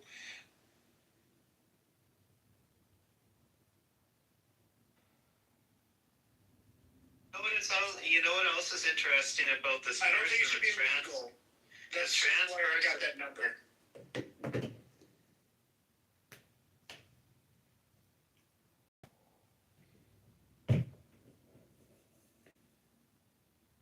Had a long history. Do you know the suicide? My situation out of the water. My only question was that all those other factors, my factor is so much smaller, which is my concern that hormonal treatment does change your cognitive hormonal development. And apparently the police had taken the guns away from this person's house, but then returned the guns to their house. Red flag. Yeah, and so anyways, that wipes my question out of the situation. No, it is. I didn't, and that makes my question. It does not apply. It doesn't apply. It's just someone. Yeah. I'm sorry, but it's old white people like you, and this is the irony of what you're trying to say. It's old white people like you that think that like 18-year-old American white people and then later black people should go and kill people and die for their country, but they can't drink a fucking beer. Like it's people like you. No, fuck them. Throw them in jail if they're smoking weed at 18, right? You're literally why Canadians have to put up with drunk fucking 18-year-old Americans because they have to escape their country just to get a fucking legal beer in Canada. Yeah, I'm from Winston. I agree with all of that, Jeremy. We don't disagree. In all of our times fighting. And then why did you say that you have to be 25 to access, like, to have I did not say that. ownership of your body? You have to be 25. I did not say that. You literally did. You said you are against transgender surgeries unless you're 25. I just said there's a concern. There's a concern. I don't know Joe well enough. Black people having a vote. There was a concern with women having a vote. There's a concern with you having people under the age of 25 have ownership of their body, Nazi. Like an ownership or fucking hormonal treatment. Hormonal treatment. Yes, and letting black people have ownership of their body changes your nation, Joe. I get it. I think you do this to me on purpose. I literally don't. I am not I'm sorry, guys. I'm sorry. My cousin went through hormonal treatment at 12 because she was underdeveloped. Okay. I appreciate Joe. No problem. Can we build a bridge? Thank you, JCC. Can we build a bridge like Michigan and Canada? Can I build a bridge? As long as Canada pays. Thank you. And although we have paid for all of it. Joe, my question to you, brother, is at what age do you think, if you think that a person should have autonomy over what they choose to do with their body, with their person, or their property, at what should a human, based on your white old ass privilege, who can actually hide what the children and the people who can't, because of your fucking privilege laws, what age should someone have the privilege that you have, Joe? I think it's 18. You piece of shit. I disagree with you. I take away the piece of shit. That was. I agree with you. I was asking a hypothetical question. I wasn't claiming you shouldn't do hormonal treatment before 25. I was just stating I think there could be detriment. I think it's 18. I'm with you. So I think, Joe, as far as I understand, hormonal treatment does really mess with your head. So this, the trans. Our culture.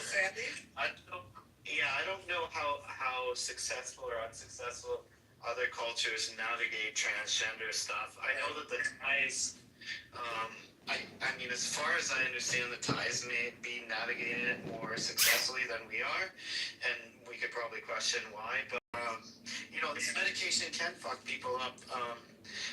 But there's so many nuances, right? Like, there's so many people with mental illnesses that never hurt anybody. It sounds like I'm wrong in this. It sounds like I'm wrong in this situation because this individual. Not wrong. We're just trying to pull the thread apart. Like, but I didn't have that additional information. Those guns got removed. I did not have that information. So I'm wrong on this situation. Go ahead. What the fuck? I mean, yeah. Can I ask one question? Why non-American mind cannot comprehend? Why do we even talking about like the legal age of somebody self-injuring himself? Like, I mean, the transitioning is clearly mental disorder when you want to do something with your body. I mean, to cut off your dick or cut off your boobs or, I mean, it's well, because they can't live in it's mental disorder. Can I answer, pervert? Good morning, Chairman, members of the committee. Yes, yes. Here we go. And I am so sorry. I'm going to pre-apologize. And just before I answer, can I ask you, and if you don't want to answer, it's okay, but can you answer me just really quickly, and I'll tell you mine. I'm an agnostic, white Canadian Quebecois, born in Calgary. No, he's not. He's black. He's lying. Oh, Matthew? Sure, I swear to God. Matthew? First of all, I appreciate that. Hold on, pervert. I appreciate that. Every time someone says, no, Jeremy's black, brother, that's like saying, no, this guy doesn't have a tiny dick. His dick is huge as fuck, and I appreciate that, but no, I'm white. But pervert, here's, hold on, Miss Nancy? That's weird. I'm so sorry that we haven't heard from Miss Nancy, but pervert, can I just ask you two things? Go on.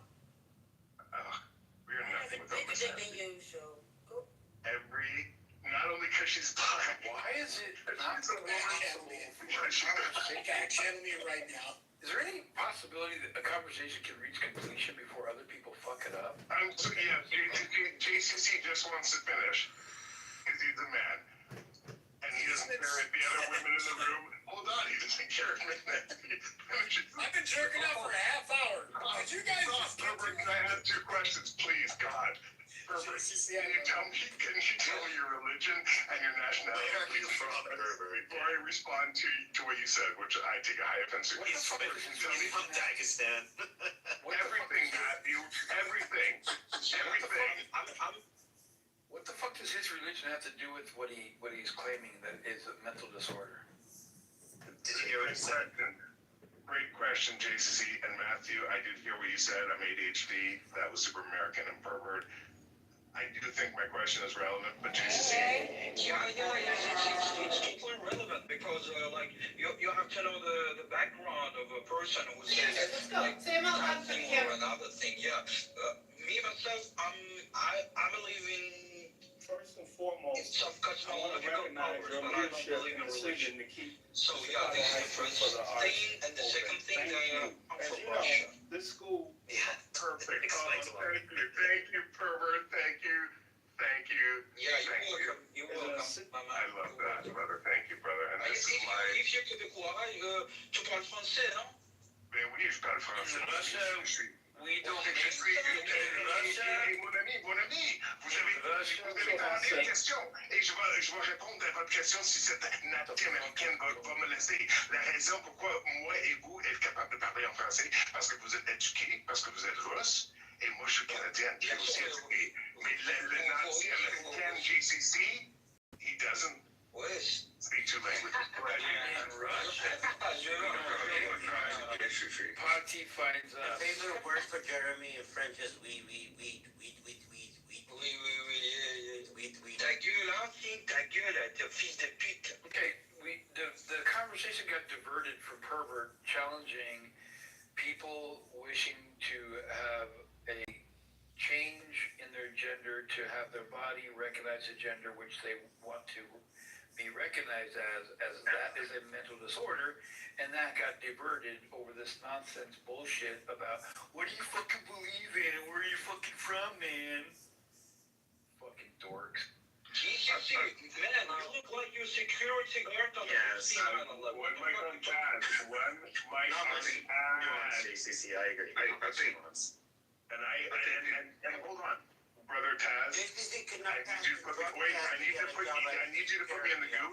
Forgive me, Father, for I have sinned. I have overspoken Taz like an American, and I gotta stop hanging out with y'all. But Matthew, I've been handing out Canadian visas like Oprah Winfrey, and for the first time tonight, I'm handing you an American visa, and I don't even have the right. No, yes, I am. No, you're Haitian. You don't have the right. You're Haitian.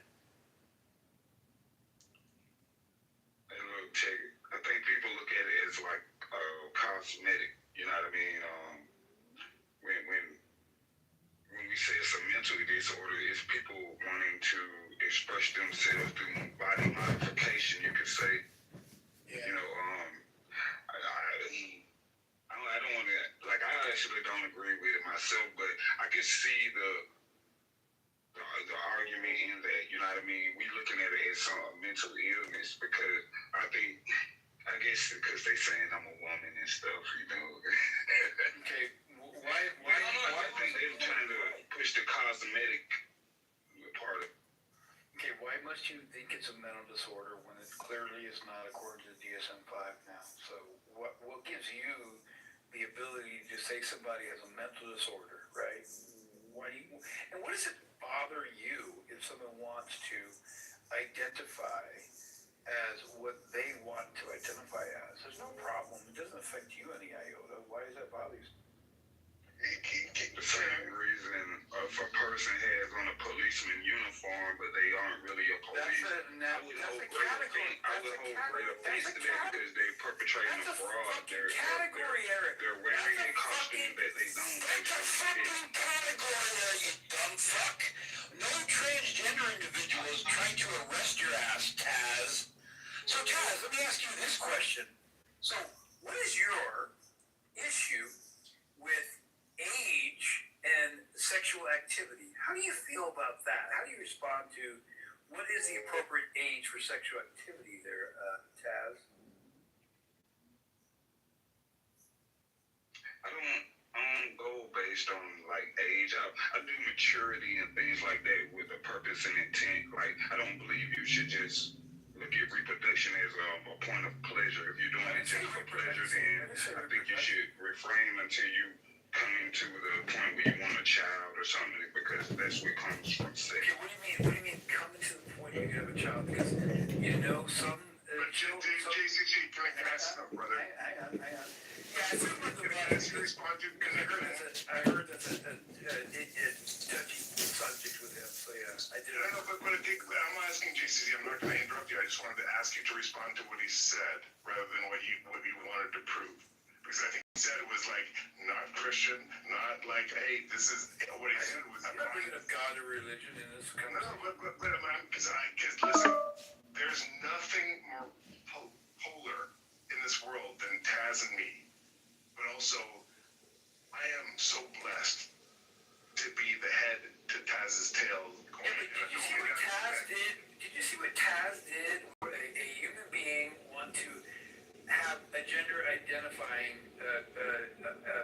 affirmation to someone being a cop, right? And they're not being a cop. That's a stupid fucking category area. It's like, no, it is. So can I ask you, JCC, can I ask you a question? Fuck you, dumb fuck. It is a bad category. It is a bad category area. Please don't embrace me. I will, and I'm going to close my nose because you're stimulated. So, JCC, can I ask you something? Can I ask you the same question you asked Taz? About what? What do you think the age of consent should be? The age of consent to engage in sexual activity? The age of consent to modify your body, to cut off your burn your house down, to smoke crack, to fuck whoever you want, who is a consenting adult. Doing anything independently. So not anything independently, right? So I have no problem with Can you calm down? I have no problem with 16-year-olds engaging in sexual activity with other 16-year-olds or 17-year-olds or even an 18-year-old for that matter. However, when it comes to, right, buying alcohol, right, I think is there a reason why you're interrupting? So I have no problem with that, right? And then with changing body modification, whether it be hormones or actually going through a surgical procedure, which takes a long drawn-out process, 18 is fine. However, like I agree with Joe, it is in the best interest of the individual to wait till they're more mature, more developed, so they have a better thinking capacity to rationally think through it. However, there are therapists that help people deal with this. So it could be 18. And I agree, if they want to do it and they're 18, it has an impact. And I have an anecdotal, I don't know if you guys want to hear it, but I have a niece who was underdeveloped. So when she was like 7, she looked like she was 4. When she was 11, she looked like she was 6. The family made a decision at 14 to do hormonal treatment, and they were successful. but it was a family decision, which I'm for that too. It wasn't the child's decision, but it was successful. Even though they did use a family therapist. They did it right. I think if you're gonna do it, you do it. They had a oncologist on retainer because those hormones do lead to increased opportunity for cancers. Of course, you're influencing hormonal development. They had a developmental therapist, a family therapist, and the family agreed to it. I think that's the way to do it. But if you're 18, I do think that you have the right. My only point ever about 25 was that's just when your brain is actually out of adolescence. Can a 17-year-old make the decision? For what? Not by themselves. Yeah. About parental. The worst thing, but at 16, like, my daughter, she can make it. She can go to her doctor and talk to her doctor privately and keep that separate from me. So there are things that at 16 they have the freedom to do over us as their parents, right? Well, I just want to know why a 17-year-old couldn't make it. No, we're giving. Go ahead, Chuck. They can. The 17-year-old can make a decision. No, I said, so let me finish. A 17-year-old who wants some sort of hormonal treatment can make a decision that they want it. But the legal and the familial protections on that person as a minor should be taken into consideration. That person is a minor. Just like if your daughter is 17 and she wants to have sex with a 19-year-old, she can make that decision, right? She can totally make that decision. But with that family unit, there's legal considerations, there's familial considerations. I'm only trying to represent the best decision for the person. I think 18 is a good place to start. I think 18 is a very strong place to anchor all those decisions. I'm saying, what are the relevant distinctions between 17 and 18? Development, hormonal development, prefrontal cortex development. It's also technically. Are you a late bloomer at puberty? Are you a late bloomer? It's our legal age we decided upon, right? Yes, there's that is true. I said that earlier. Relevant credential difference? But if we agreed on it, we should defend it. You think? Because we agreed on it for positive reasons, to protect the children. So, can I ask you, Optics, welcome, brother, welcome aboard, Matthew. Ginger name, I feel weird, I feel bad welcoming Epstein every time because your name's Epstein, stop it.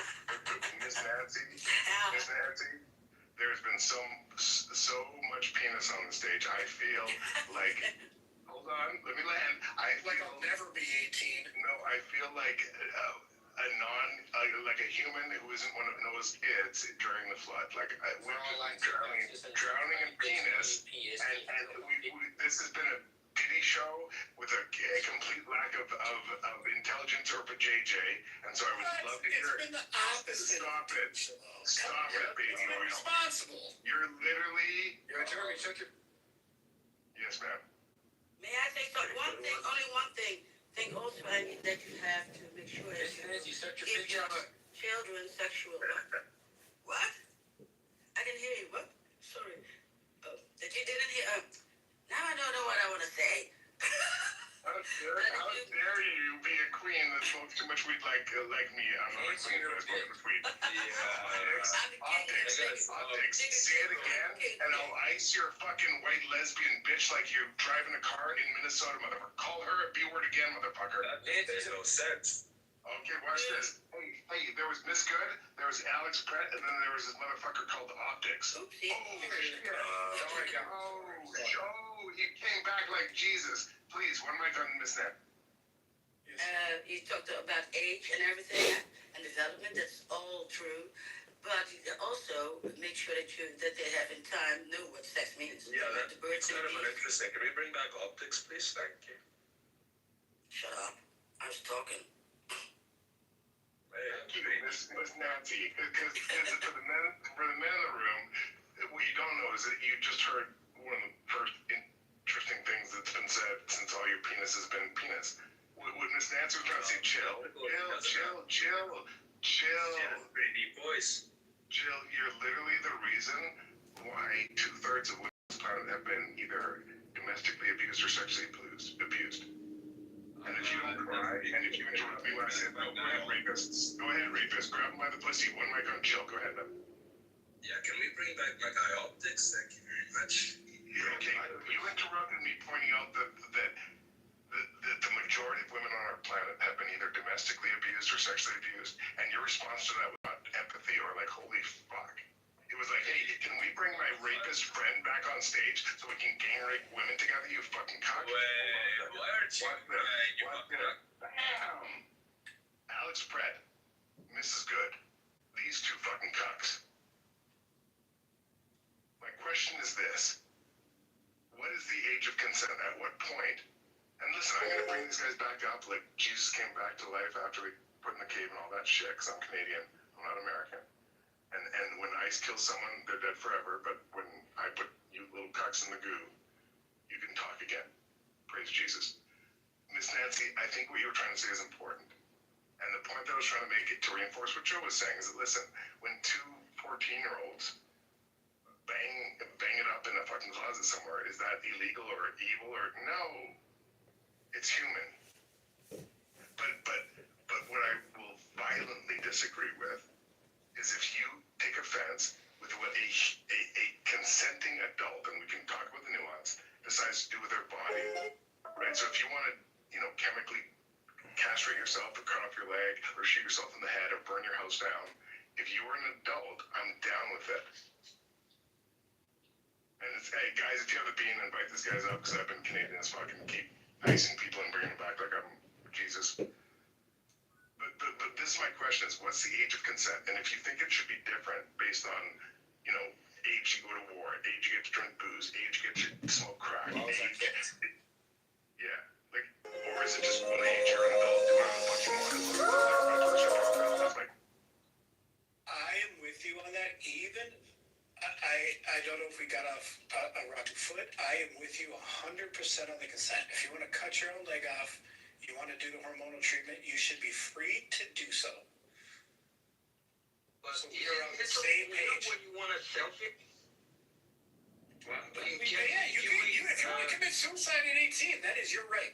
It doesn't matter why. That is their right. It is their life. Whose life is it? That hurts me more than it hurt them, bro. Whose life is it if it's not theirs? If they can go, just like you said, if they can go die. Every life should matter, bro. Like, why would I let somebody be like, jump off the building, jump off the building? Why would I sit back like, if they show Decision King, I support you in jumping off of this building? Would you do that? Suicides are younger than 18. Wait, say that again, Tab? All right, your Kitover clinic, we specialize in DVAC. Someone was standing on the edge of a building and they were saying, why would I support that? It's not support. It's understanding that that's their right. It's not I'm not understanding about it. I'm not supporting suicide. Why are you using It's hard to understand. What's wrong, bro? Something wrong. Normandy Beach was suicide.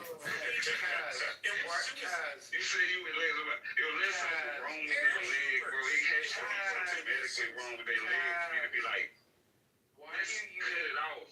If they just like, I don't like my leg, I want to be an amputee and see how it is, Why would I be like, I support your decision. I'm not going to say not to do it. You know what? Go ahead and do it. Why are you do anything with their own life? Why are you using suicide as an example for someone who want to have a gender identification thing?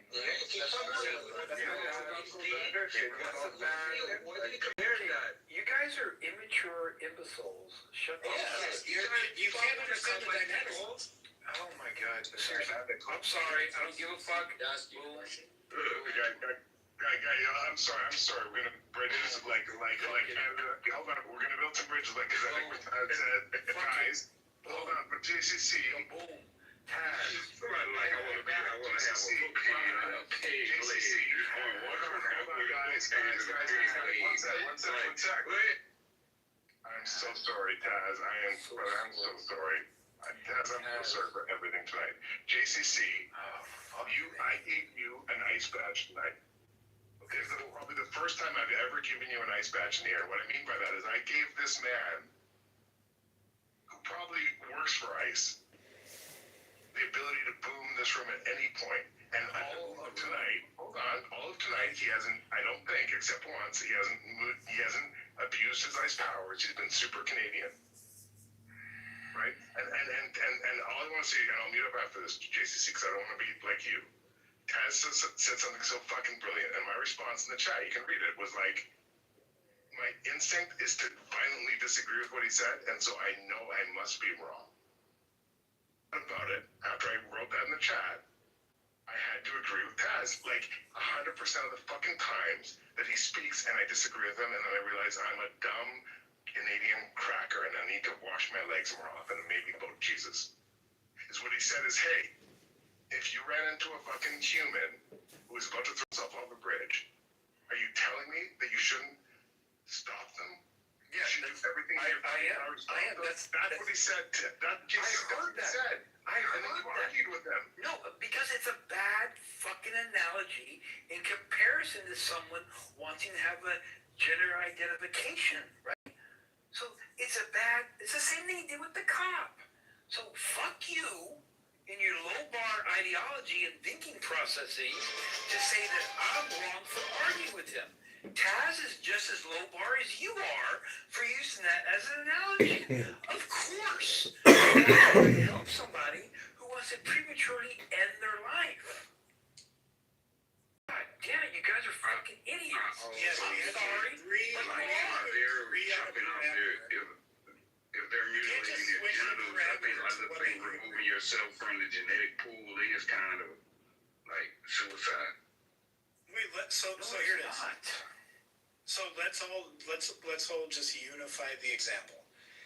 Do we think we should try to prevent an 18-year-old man from jumping off a bridge and ending his own life? Yes. If we're there. Yes. Yes. Everybody agrees. Yes. Okay, and let me follow up on that, Joe. So, do we, and this is the nuance that all of you don't appreciate. That's just the starting point. Go ahead, Jeremy. Thank you, and let's build on this. We all agree that we are against unregulated opioids and horrific drugs flooding our countries and creating, the fucking half-folded zombies. What are you doing? Watch. I know you're not watch. Just Canadian for a second. What Joe is saying and what I'm saying is, yes, we're all going to go take that person who's trying to jump off the bridge. All of us are decent humans. We're going to try and stop them. Yes. Right. We're all going to stop a 16-year-old kid who's super woke, liberal, spoken parents want to pump them with drugs to change their gender because they had a clique in school that were pro-trans. You know what I mean? We're all against that. That's a straw man, dude. You can't do that. You just stretched it again because the parents are the decision makers for that child. The parents are.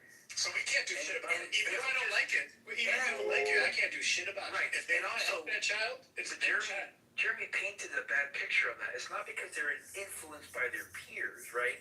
The process is much arduous, right? There's a lot of involvement with trained professionals before they got regulated or not, Steve? Because it's regulated or not?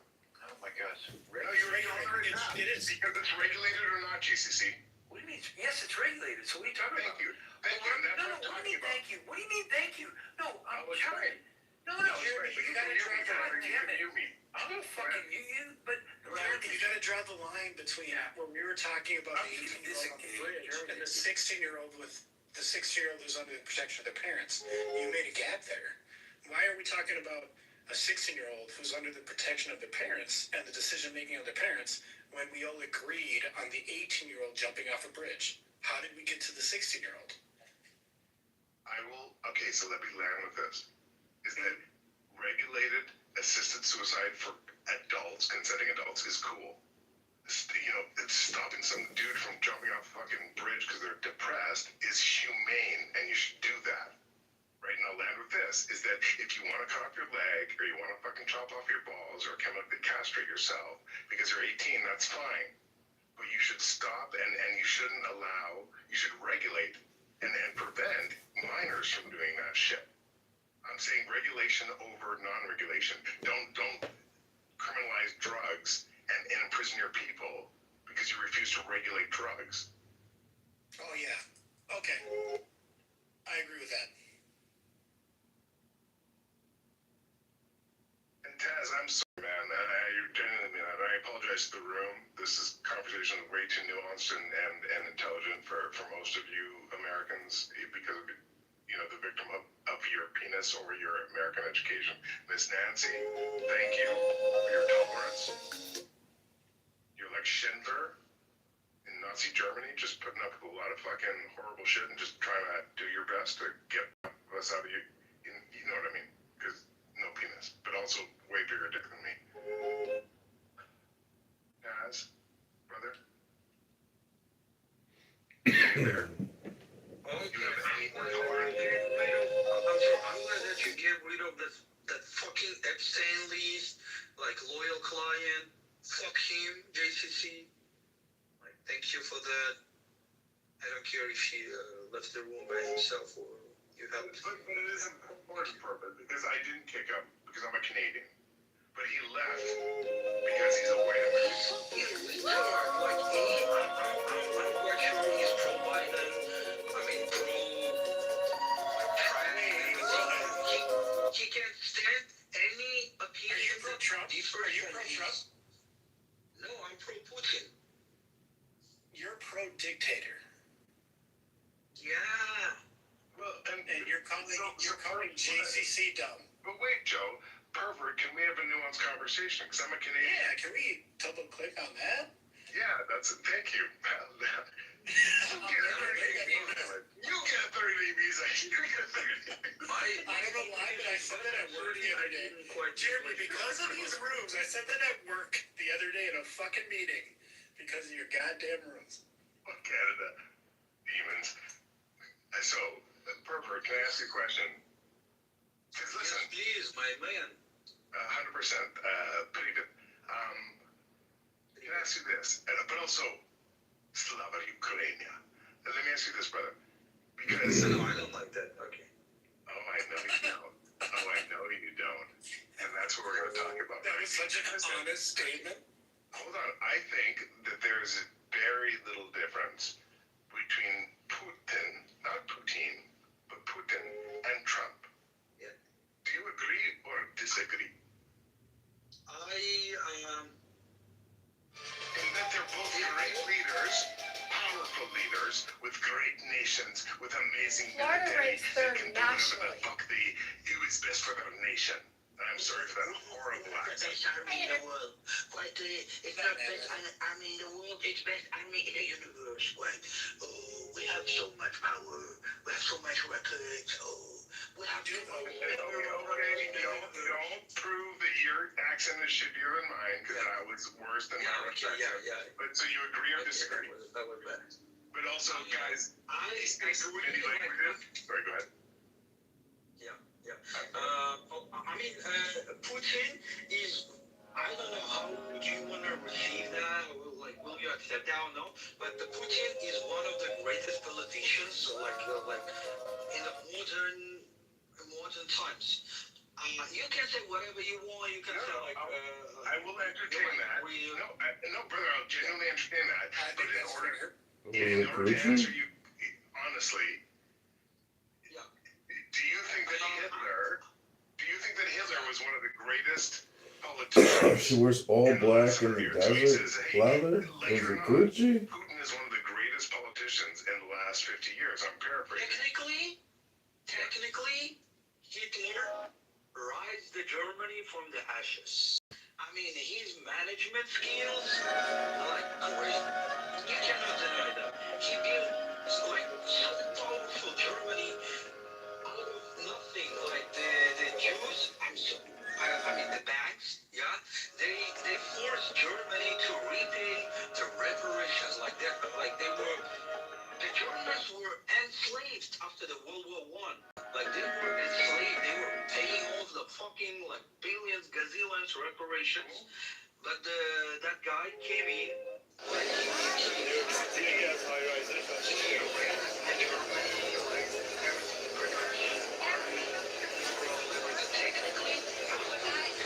I mean, some of his views were more like a little bit doubtful, but overall, yeah. Herbert, would you want to live in the, do you understand that you were a German citizen during that time? Would you want to be a German citizen at that time?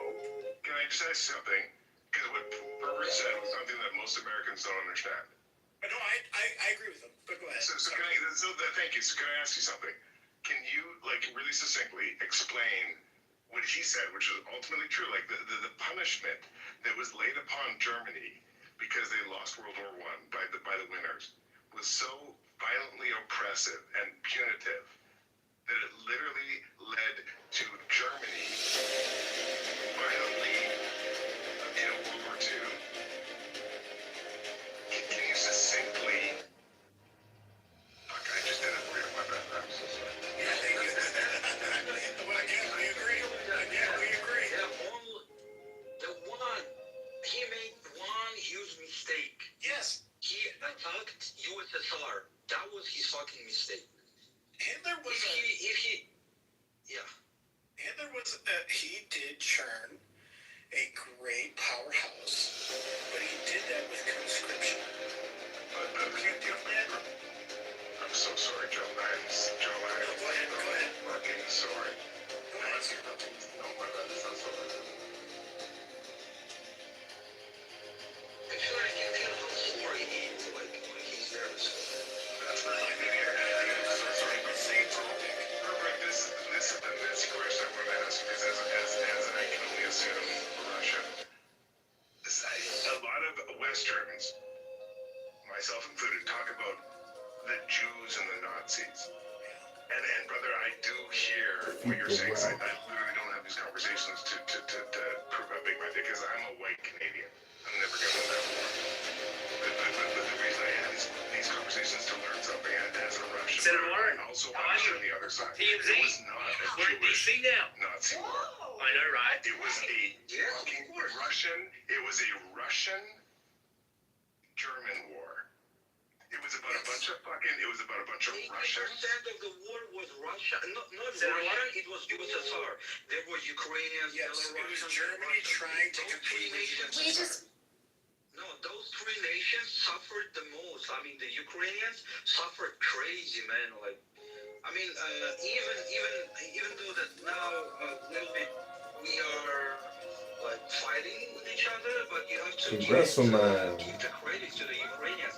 They fought as like fucking war dogs.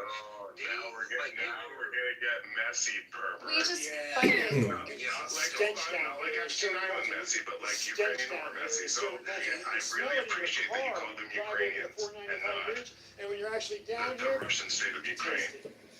Sunday night, And so about 600,000 gallons of raw sewage. You know, that's what I want you to say. What is your take on the military? What do you guys call it?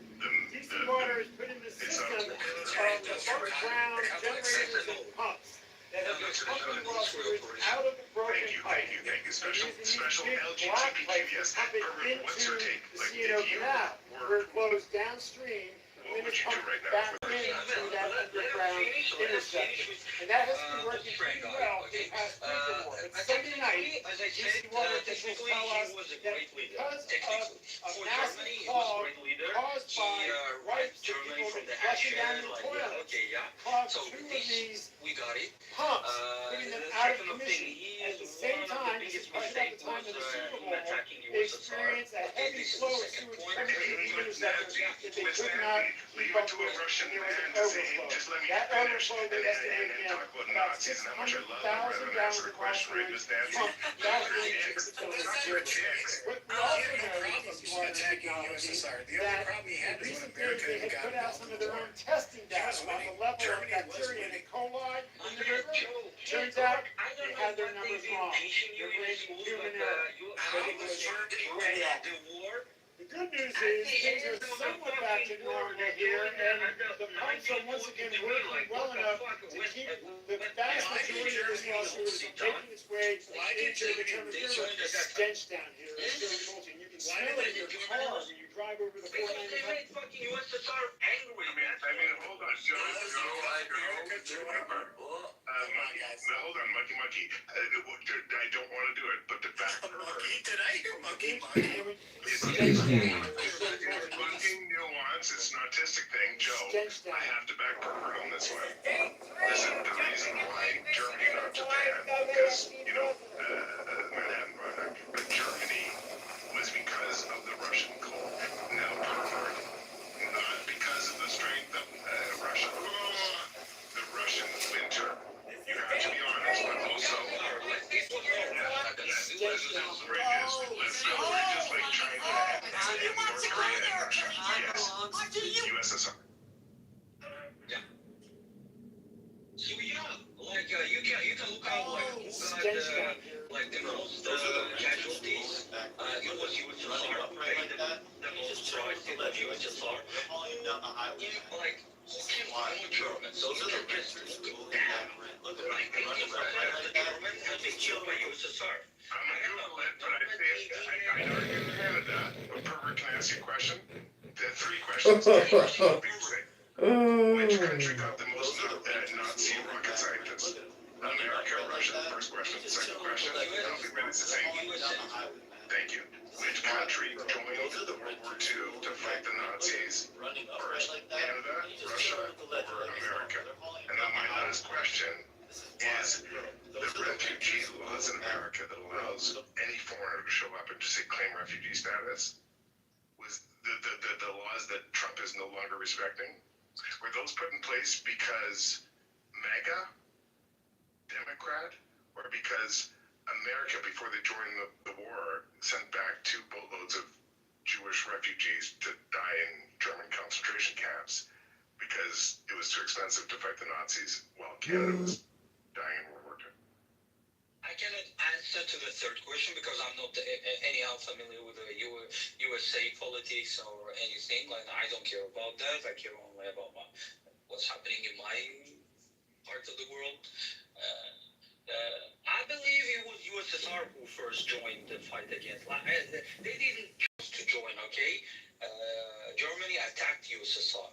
So yeah, it was first USSR and America joined the war at the end of the fucking war, okay? Like they did quite.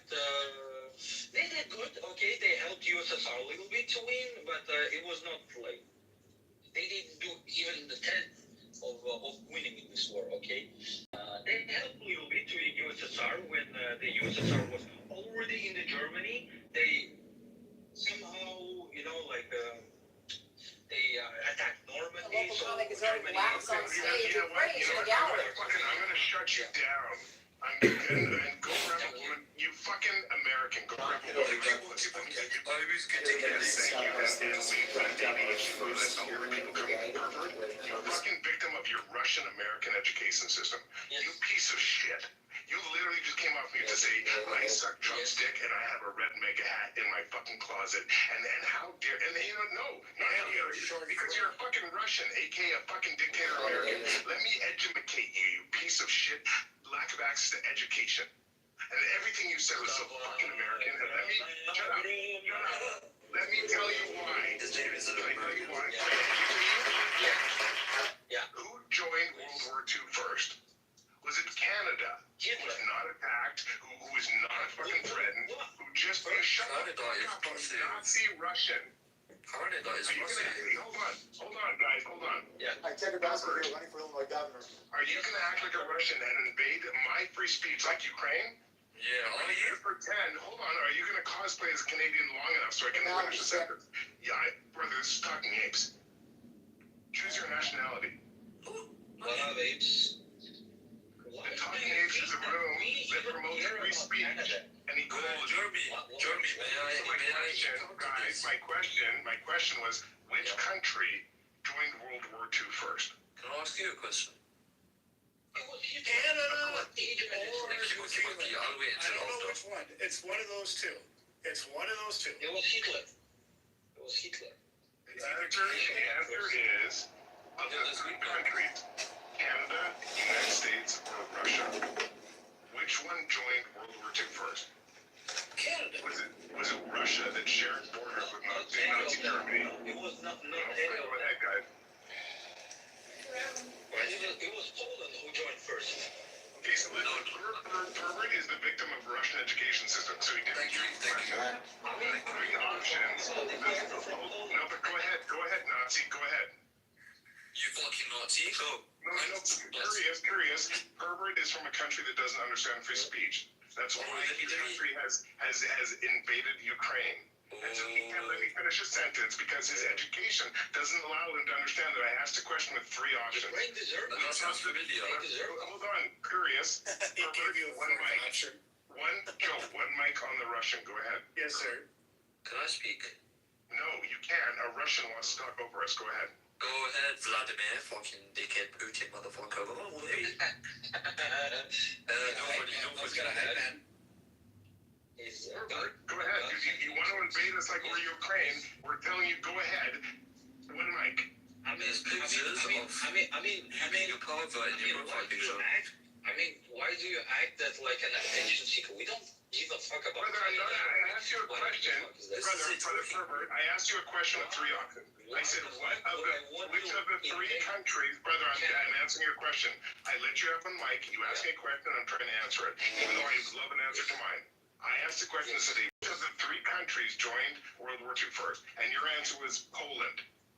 Poland was not one of the three. And my response to that, hold on, my response to that, hey, the reason this motherfucker can't even answer a simple question is because he's a Russian or American. That's all I said. And so if you're smart enough to answer a three-option question, you just have to pick one of three. But tell me about Poland, asshat. Poland, asshat. So yeah, Poland entered the war like that. It was the first country. Coming back. Jeremy, can we concede to the fact that this guy's a fucking idiot? There's no benefit talking to him. Well, Curious George, this is the problem. Hold on, because I just questioned his free speech, so let him answer. Yeah, exactly, Curious George. And this is talking apes. We love discourse and different ideas. But Curious George, when you say, hey, this guy's clearly an American, we cannot let him speak because it's not going to lead to anywhere. Look, everything, but stop being Russian. I am being Russian, but look, hear me out. Yesterday, can we hear about an untouchable Indian who speaks better English than me? Please go ahead. So back to the topic, thank you very much. So, yesterday, there's evidence against this claim you've made of the exercising of free speech in the Talking Apes community. This is on replay mode, so this means that everything that I'm saying is recorded and you guys can refer back to it. So, yesterday, when I tried to join the room, I was being brought up as moderators. There was a set moderator who would bring me up and then kick me down within 5 seconds. I could not even get more than 2 monkeys out, and then she would kick me back down. Just listen, shut up, Joe. Sorry, Joe. I'm sorry, Joe. I love you, Joe. Sorry, I didn't realize I was you. I like Joe. Joe's cool. Joe's a nice person. Sorry, I thought you were the pervert guy. Fucking stupid pervert motherfucker. Anyways. Oh no, get me out of here. Can you bring me up? Promote me. Anyways, somebody kept kicking me out yesterday, and I tried to get like 3 monkeys out, but then when I got to the second one, somebody would kick me back down, and then I sent a request, and I ran out of requests. Like, you guys just pretty much just terrorized me and bullied me so much. You limited my free speech so much so that I was forced to exit the premises, bro. Like, please, actually, like, talk. Somebody talk. I'll speak on that, Mrs. Good. Thank you. But it's inappropriate for me to call you Mrs. Good, because Mrs. Good will never speak again. Alex Prick will never speak again. But we just heard from Jesus, right? Because Jesus was killed, but he came back. Oh, no, hold on. yeah. Because I know that you have scammed white North American old people out of way more money than you'll ever make in a year. But hold on. Chaiwala. What I'm trying to say, Curious George, is that listen, Taz has had his voice oppressed in Talking Apes more than me. And brother, I know you are so constantly American that you can't help but be American, but please let me finish your sentence. I'm sorry, I've been mixing with the Americans too much. Don't say sorry. It's a and also, I don't want to buy an extended warranty, and I don't need fucking IT support. You fucking piece of shit. Can I finish my sentence? I'm sorry. Go on. Flashbacks. So fucking offensive. So fucking offensive. Okay, sorry. It was Germany, then it was Poland, and then he was sorry. Yeah. What I'm trying to say, guys, is that listen, exactly. When we say that this is a house of free speech, and I have a little, light-skinned, white, woke, fucking, on my period, fucking, I have the right to be called a she and play man hockey. When we get a Curious George up here saying, oh, my prestige was impaired, bitch. Taz is one of the founders of this great fucking house. Monkey. You bitch, you're giggling like a 13-year-old whose fucking woke-spoken parents fucking chemically castrated her, and she's crying and laughing because she doesn't have a dick now, and she's 19 and she's like, fucking can't have babies. Shut the fuck up. Oh, damn. I'm sorry. You should be. Taz has had his rights stripped from him, not because he's black, not because he believes in Jesus. Monkey. I'm sorry. No, I'm sorry for what I'm about to do. And hey, guys, someone ice me. I can't, because every night I come up here and I fuck Taz. This is number 5. Shut the fuck up. Shut the fuck up. Taz, this is number 5. Because of everything, I'm gonna pray to Jesus tonight. That's number 5, Taz, motherfucker. No, pray to God, not Jesus, because you're combining God with me. Wash your fucking legs, Indian Edomite fucking. I'm sorry. Anyways, back to my point. If you just refer to Jesus alone, then you're trying to get good and help from Jesus, who might not be able to help you. But if you just say God in the broader sense of the word, whoever this God might be, then maybe he'll help you. You know what I mean? Maybe he'll guide you. But that's just my take on it. If you try to say monkey help me, there might not be a monkey around for you for the monkey to help you. But if there's a God around, which he should be, then let's invoke him. Let's see what he does. You know what I mean? Anyways, back to my point. What? Monkey is spiritual. Monkey. Bro, damn it. Bro, sound like I fucking love that. No, okay, I'll say what I meant in a more philosophical and more precise way. So, Jeremy made a good intention of saying that he'll pray to Jesus tonight. Jesus, even if this was a joke, I'm still entertaining it anyways, even if he doesn't do it, you know what I mean? I don't care, he can do what he wants. Anyways, instead of directing all of his worship towards the name Jesus, the person that a lot of people claim as God, which is perfectly fine, I don't have a problem with this. Well, why doesn't he just say God? Because maybe the true God, whoever is the true God, maybe we're all wrong, but if he invokes the true God, then maybe the true God will help him. Maybe Jesus is not the true God. So if you just replace one term, then your prayer will probably be more beneficial. Isn't that the funniest thing? If you can add an if before any god, then you can add an if before every god. Yeah, this is true, because if you try to imply a if statement... Things are looking good for Trump. He's banging his secretary. Hypotheticals, and this is not a good way to use philosophy. This is not good at all. Hypotheticals are not beneficial. Because I can tell you, Joe, no problem, Joe, I will tell you, please bear with me. Hypotheticals are not good because hypotheticals are only really, Hypotheticals are only really confined to the imagination of a singular person. So if you have a concept in your brain, then this concept is confided to you. And in order for you to convey this concept, you need to use your linguistic, you need to use your mouth to talk, to convey this concept. I have idea right now, monkey speaking, monkey telling you idea. This is called sharing a conception. Only you can have the raw, organic, single. Yes, thank you. No, I am tech support. My name is Raj. That's not how logic works. Like you. Okay, that's my normal voice show. I'm gonna assert my dominance over you. Excuse me, dude. Please do dominate me. Thank you, Joe. Monkey. I love it, dude. Joe, I love you too. You're really sincere. I know I joke around a lot. I'm genuinely here for knowledge here. Yeah, 100%. I joke around a lot, but I try to tie the knowledge to jokes and whatnot. But anyways, back to my original stuff now. The reason why hypotheticals cannot work is because the hypothetical is limited. The perimeters of this hypothetical are subject to you. So whatever you decide the hypothetical to be, it'll be subject to you. So if I try to answer your hypothetical situation now, you can impose another what if. You can keep adding what ifs. You can keep applying conditions. And the reason why we'll never get anywhere with this, the reason why we're never going to get anywhere with this is because it's a hypothetical. If we use like a real example of something that exists. Monkey.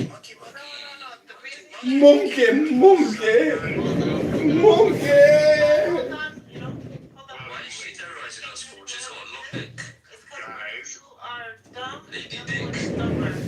Thank you, lady. And then Miss Nancy and lady. Like, this has been a fucking stupid penis fucking man room all night.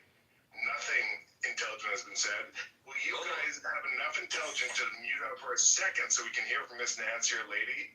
Just tuck your shit for 1 second. Let me tell you something, okay? A lot of things are happening in the next couple of days.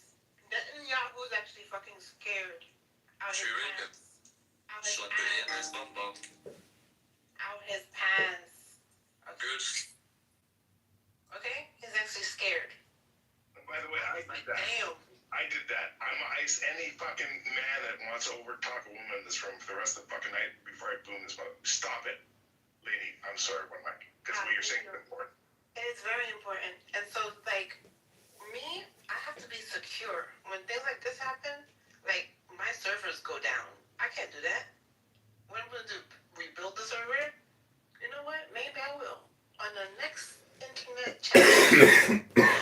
But for now, I went to Google's fucking hackathon yesterday. Why Google try to detox me with their machine? With their intelligence, they try to, like, make me Agent Zero? No, nigga, you ain't doing that. Trust me. Yo, wagwan alaikum, everybody. Wagwan alaikum. You're fucking Westoids. Lady, everything you said was so important. And what people who are not, involved in the technology industry don't understand is that 5 of the top 10 VPN companies in the fucking world in the last 2 years were purchased by a nation state. Yes, which one, motherfuckers? Let me tell you something. It's not gonna run in my world. You know what I'm saying? It's not gonna run on my servers. You ain't hiding the little porno video clips at one bit and fucking putting them on the internet. Cause I'm hiding them motherfuckers. Lady, let me ask you something, girl. Let me ask you something. Because I think don't call me girl, but I apologize. My bad. That was on me. My bad. I take that Come back. on, it's colloquial. No, it's not. It's not. But can I call you queen? No, you can't call me queen either. I appreciate that. That's all good. Listen, my man. Listen. I think that VPNs are centralized. Yes. Right? And the reason why we say this nuance, hold on, it's mister. on purpose. Yeah, I agree. You can hide their fucking porn.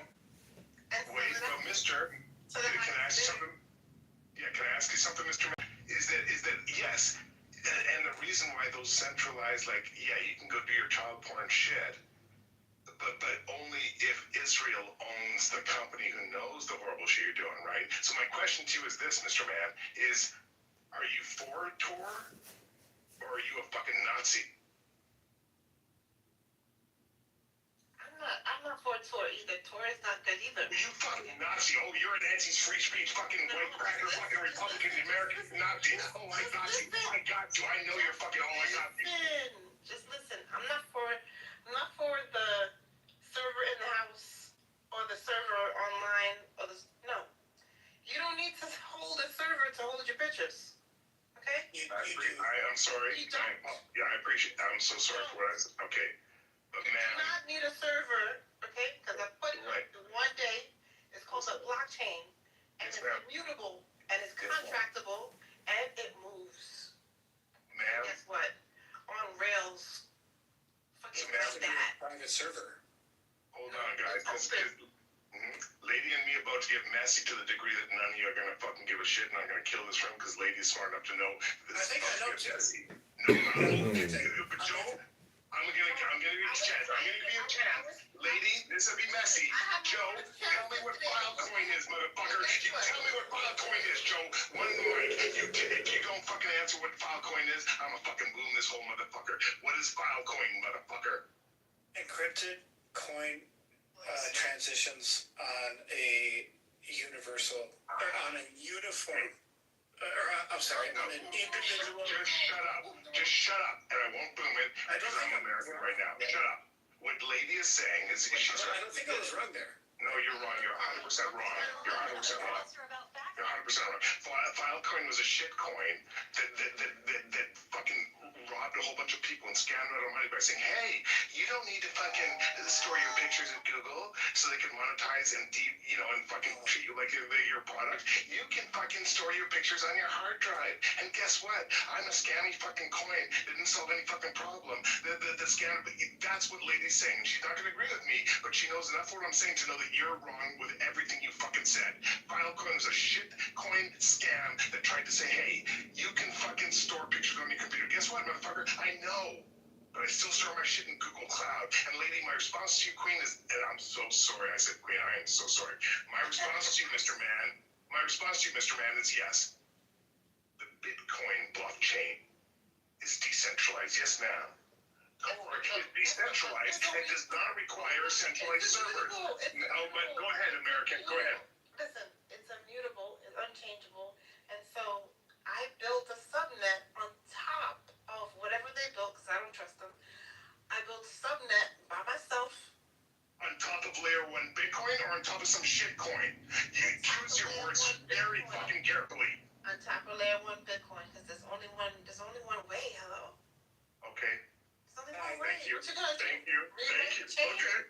Because if you said Solana, you know you would have been not even good. You would have been out of this motherfucking house. You can't rewrite the chain, so what you gonna do? Just you have to be on top of the chain.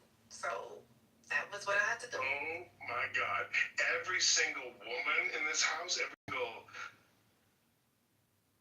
so sorry for how messy this is. You know, it's this. But lady, that's true.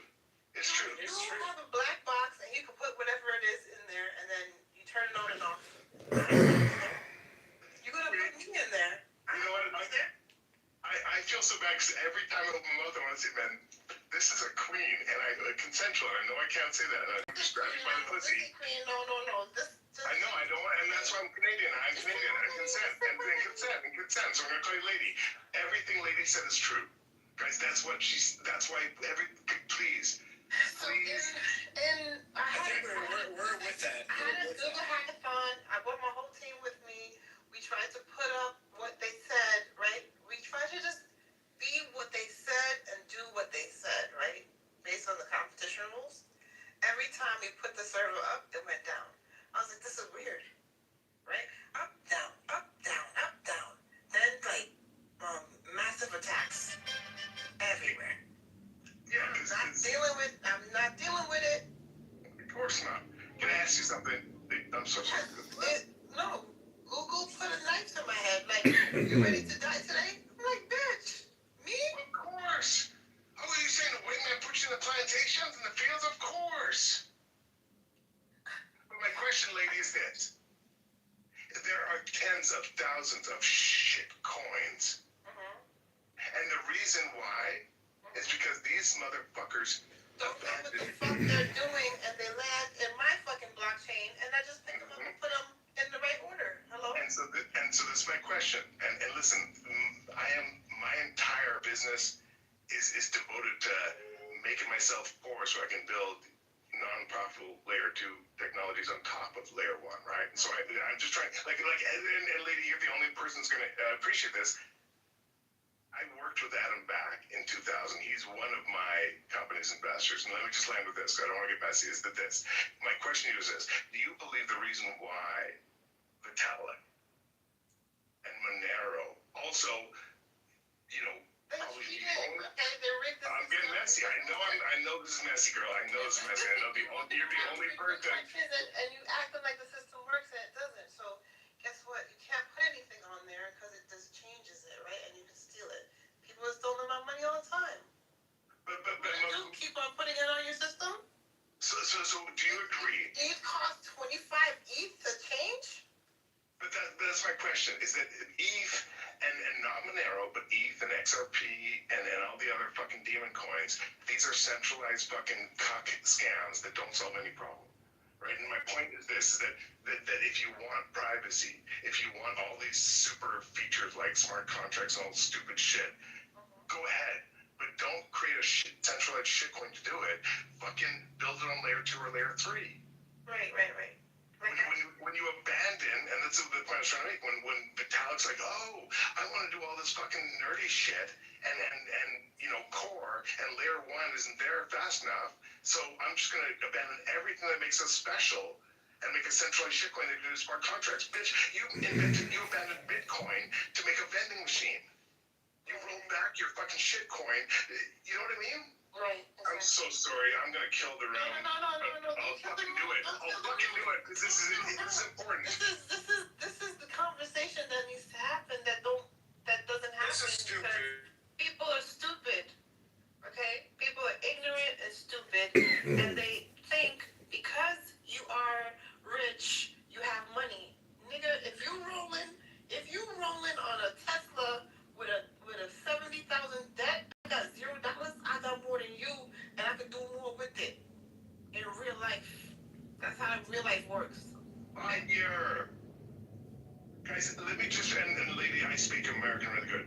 What this brilliant woman just said was that, hey, if you're stupid enough to think that giving shareholders of banks the majority of fucking wealth, because your cracker parent the privilege to fucking own a house and that made them rich, and so you're like, oh, I'm gonna go pay $800,000 for a $400,000 house over 30 years because I want to make billionaires rich because I don't know how to wash my legs. That's literally what lady just said. Rent a house, buy Bitcoin, hodl, and don't suck fucking Ripple or Dogecoin dick because you're so stupid you don't fucking know what a scam is versus layer 1 Bitcoin. I'm so sorry, lady. Okay, so I built layer 2, and it's a blockchain that's the internet that is connected to the internet, so it don't go down. The internet don't go down. The Wi-Fi don't go down. The server don't go down. There is no server. We about to get so messy, lady. There's no server. Hello? You want yes, ma'am. You want compute power to make the machines work? Let's do it. I built it. Let's do it. Let's do it. Done. You want to look at the sky and see the Skynet? Hello? Girl, do you think I don't know what you're talking about? Do you want me to make a transaction on the Bitcoin blockchain using Blockstream's fucking satellite, the space and on the internet? That's what you just asked me. Yeah, that's what I said. Exactly. I heard you. That's what I said. I have to build it because who's gonna do it? They don't even know how to start.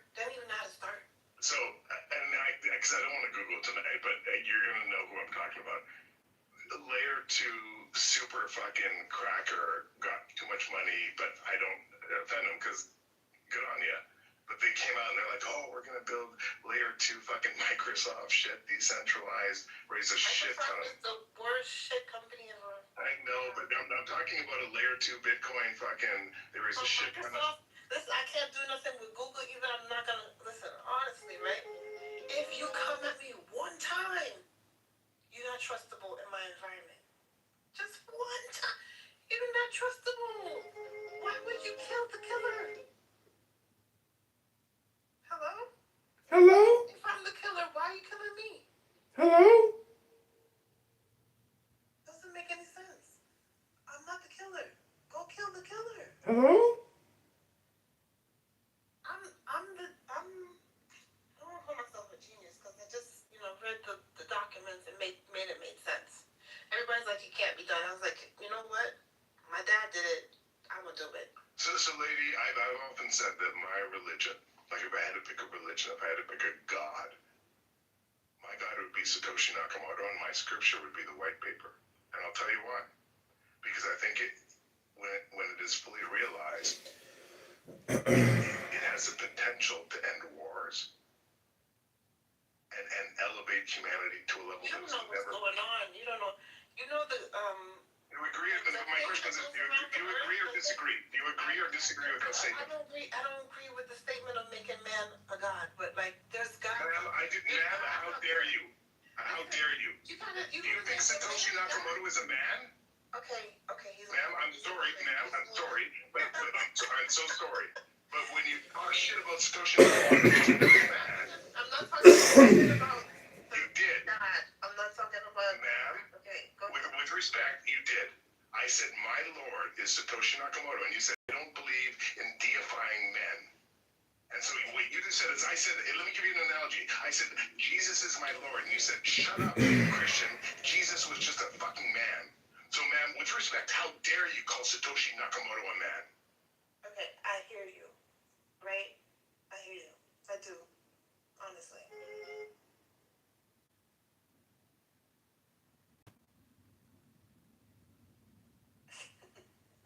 Thank you. And I'm sorry I'm not doing that because I'm Canadian, but I'm saying I'm sorry. That was. No, okay, so this I get emotional when we talk about the white people. Okay, this is the white people or the white paper? Both. Just fuck those crackers. That was sharp. Okay. Yeah, that was fire. That was really good. Honestly, that was fire. That was really good. Listen. I was attacked, by Google artificial intelligence, Gemini 3, 3 times. 3 times. Let's double click on that. No, don't double click on that. Oh, how dare you? Are you a Mac user? Click on You know what it does? Oh, I'm sorry. Let's right click on that. We have to double click on that, lady. Because you know what I'm talking about. Because Google, Facebook, Zuckerberg, that fucking, and I'm so sorry, that Jewish billionaire privileged cracker cock. These motherfuckers came out like, oh no, Google's free. Use Google. And then Zuckerberg's like, oh no, social media, it's free. Use it. TikTok's like, oh, it's free. And what? Apple's free. And Apple's free. Hold on. I paid $50 to Apple today just to delete an app. How about that? Wait, where I was arguing with others, it was more like, Apple was like, no, you poor people can't use our shit, you have to be white and privileged to have enough money to buy Apple. I'm sorry that's messy, but it's true. But here's what I'm saying is that... They won't let you delete the shit that's on there too. Exactly. And lady, that's everything I'm talking about. So when you rush to Google, and I'm not saying I'm not out there picking cotton. I'm saying when you rush to Google, when you rush to Facebook, when you TikTok all day long, and you're like, oh, it's free. It's free. Yeah, it's free to go pick cotton in a fucking field, bitch. You're the product. You're the fucking product. You're the product. If you're not paying for it, you're the fucking product. And lady, that's everything I'm saying. No, you're right. The subnet layer mask don't make any sense to me. Why do you need a subnet layer mask if you ain't hiding nothing? Just put that shit up so people can find their kids. Girl, I hate myself. Every time I say queen or girl, I feel like a white guy using the N-word. I hate myself. I'm sorry. I'm so sorry. Have you ever heard a white dude say it? It's funny. It's sad. It's not funny. No, I mean, he cannot pronounce it the way black people would do, so it sounds funny. Literally funny. That is funny. Is that true? Nancy's dick is at least 3 times bigger. I built a bridge with it, you know. It's so big. I'm fucking crying. Somebody was like, "Oh, I don't believe you did that," and I was like, "You know what? I don't care. My network is up and running. My network is up and running, and you can check it on my channel, which is Can channel. Hello, first channel. Hello? Blockchain, motherfucker. Reach back. And he was, whoever said it was probably white and had a penis. Yeah. And just assumed that you were lying because PTR. No, But lady. it was good. It was definitely good. Oh my god. It's called Can I Can Network. It's called Can Network, right? Okay, hold on. Website. Okay. And No, guys, no, nothing. Website. So guys, I rarely do that. And the guys' replays are on. It's a small room. We're killing it because we're having an interesting, nuanced conversation. And it's not, I'm the least thirsty person on this app. But peer-to-peer transfers, no, zero fucking, fee. You want to transfer? Transfer. That's it. Okay, you want to get messy? That's it, though. You just transfer. Guys, I'm in the middle, eh? Look where you throw. Throw in the middle? Yeah, you do. Miss Nancy is trying to build a bridge between you and me, lady, with her big, giant, fucking black American cock. I am so sorry for that, but listen, Cloak Network, and I'm looking at your big non-Caucasian thing. Non-Caucasian thing. Hello? Hold on, I'm looking at it, but also look at my tiny cock. Cloak Network, and let me get messy. And this is where it's going to end with a question, and this may get very heated. Okay? Cloak Network, decentralized properly fucking incentives. Fucking layer 2. Alright, I'm gonna non-NSA compromised, non-NSA compromised AK fucking white cracker door touch fucking de-anonymized shit. That 60% of Bitcoin nodes fucking are hosted on. Let me say that again. An unincentivized fucking 1970s fucking compromised Snowden, NSA files. Read that shit, you fucking uneducated Americans. This piece of shit network hosts more than 60% of Bitcoin nodes. And it was fucking DDoS to the point where Lightning fucking broke down because of it, lady. And this is Cloak Network, my fucking layer 2 decentralized, properly incentivized, open source fucking solution that I'm building. Hold on, you American. No, your dick is bigger. Hold on. The hashes work, right? Because I transferred the hashes. It's immutable. So if you can put you can just drop your coin in there. We have a bot that finds them and places them. Okay? Yes. There's a bot that finds them and places them. Okay. So you don't have to. Lady, can I start by saying I'm so sorry? Thank you. Can I The genius that is an artist, I don't want to deal with DDoS attacks because I have a better art than you. Kim Kardashian would never have this pussy. You know what I mean? No, I know, girl. I'm not Donald Trump. I know I could never have that. Hold on. I know I could never have that because I'm an old white Canadian cracker who's also not thirsty. I'm not running out. But wait. DDoS attacks on me all the time. But wait, I'm not running out and trying to grab non-consensual punani because I'm an old white guy. No way I'm. Even if I ask, but also I'm not thirsty. I'm not thirsty because of my. You'll get some, don't worry. Oh, no, girl, you didn't let me finish because you're American. Okay, I'm also not thirsty because of my beautiful fucking life partner and my kids and my wife. And so let me say that. Hold on, let me say this, lady. I've been up here trying to white man penis this shit, and girl, I would love to double click, not right click. How dare you on what you were saying? Okay. So can I walk in the sand with you like a mother and daughter in a white douche commercial in the 80s on the beach? Oh, that's funny. That's funny. Thank you. So financial coordination for communities, okay? And so I'm assuming that you got a bigger dick than me or smarter than me. Like everything in our interactions just leads me to this understanding, even though you're an American, and that's me bending knee, not suck your big black American soul. What problem, girl? I'm sorry. I'm assuming, and making an ass out of you and me, mostly me. My question to, I wanted to say queen so bad, I'm such a fucking piece of shit. My question to you lady is this. Can you tell me what your layer 2 technology, what problem it solves better than, let me ask this.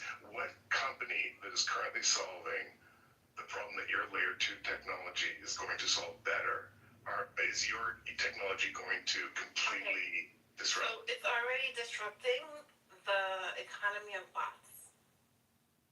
Bots need compute, right? So they need to be able to transact. Nobody knew that. Hello? So, lady, I hear what you're saying. So there are multiple AI companies building AI agents that enable. Those shit, they don't work, okay? Those shit don't, that's why I have to Lightning network, okay, where these were utilizing that. How does it? Now, how do you make a pin associated with it? But if you were human being real on privacy. the network, I don't really pay that much to these node operators. why are you looking for Bitcoin? Get out of here. I got him. I got him. Ah. The problem is trust, right? Because you trust a bank? No. You trust a human? No. You trust the money? No. What do you trust? Nothing. Humanity trusts nothing.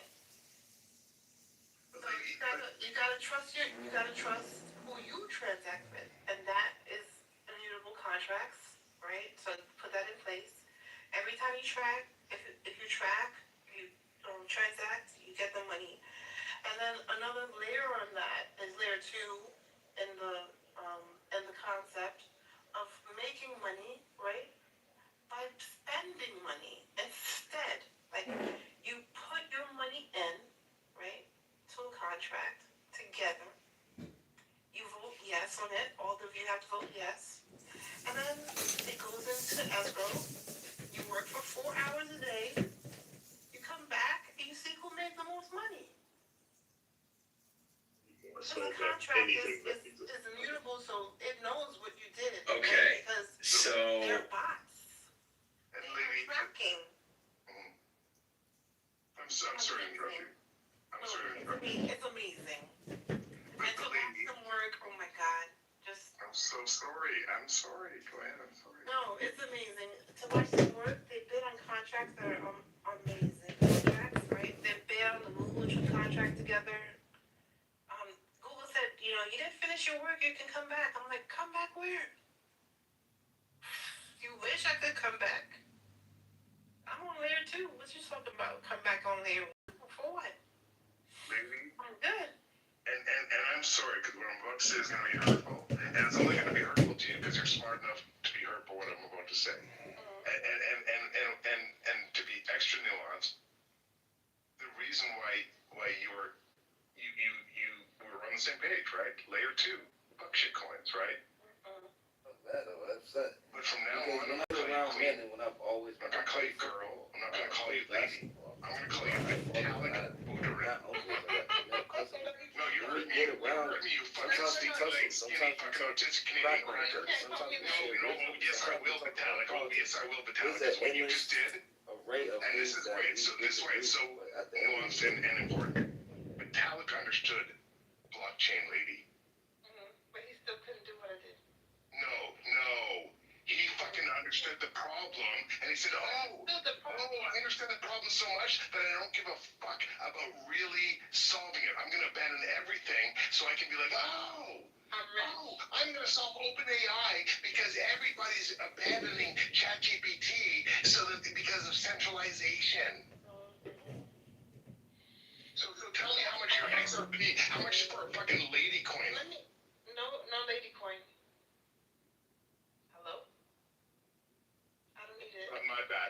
That was worse than calling you an N-word. I take that back. Okay, you know what I built on it though? BRICROOF. You want one? One for one. Layer 2. You build a brick, you build a house, you get a brick coin. Hello? Do some motherfucking work, nigga. Stop trying to get money off the internet. It don't work that way. Stupid ass niggas. So, I love that you said that. Thank you. I love when people call white people the N-word. But lady, here's the thing. Let me just be really clear with this. I'm old as fuck. Okay, my first computer was a fucking VIC-20. When I interacted with the internet for the first time, it was a fucking handheld rotary phone strapped to a motherfucking audio fucking modem. I'm not talking USB robotics fucking doofus. I'm talking pre-that, lady. My kin opened the third fucking ISP in this fucking country. My investor is Adam Back. I worked with that motherfucker before a year after he wrote the fucking Hashcash white paper, before he was referenced in Satoshi's white paper. I mother fucking know what I'm talking about, lady. And so when I take offense, and sister, please, the only reason I'm taking criticism to you is because I think you are so much smarter than me. I think you have a way bigger dick than me. That's nuanced, Miss Nance. I don't. You absolutely do. You absolutely do. You know what I do have? Low level of security. I'm not secure.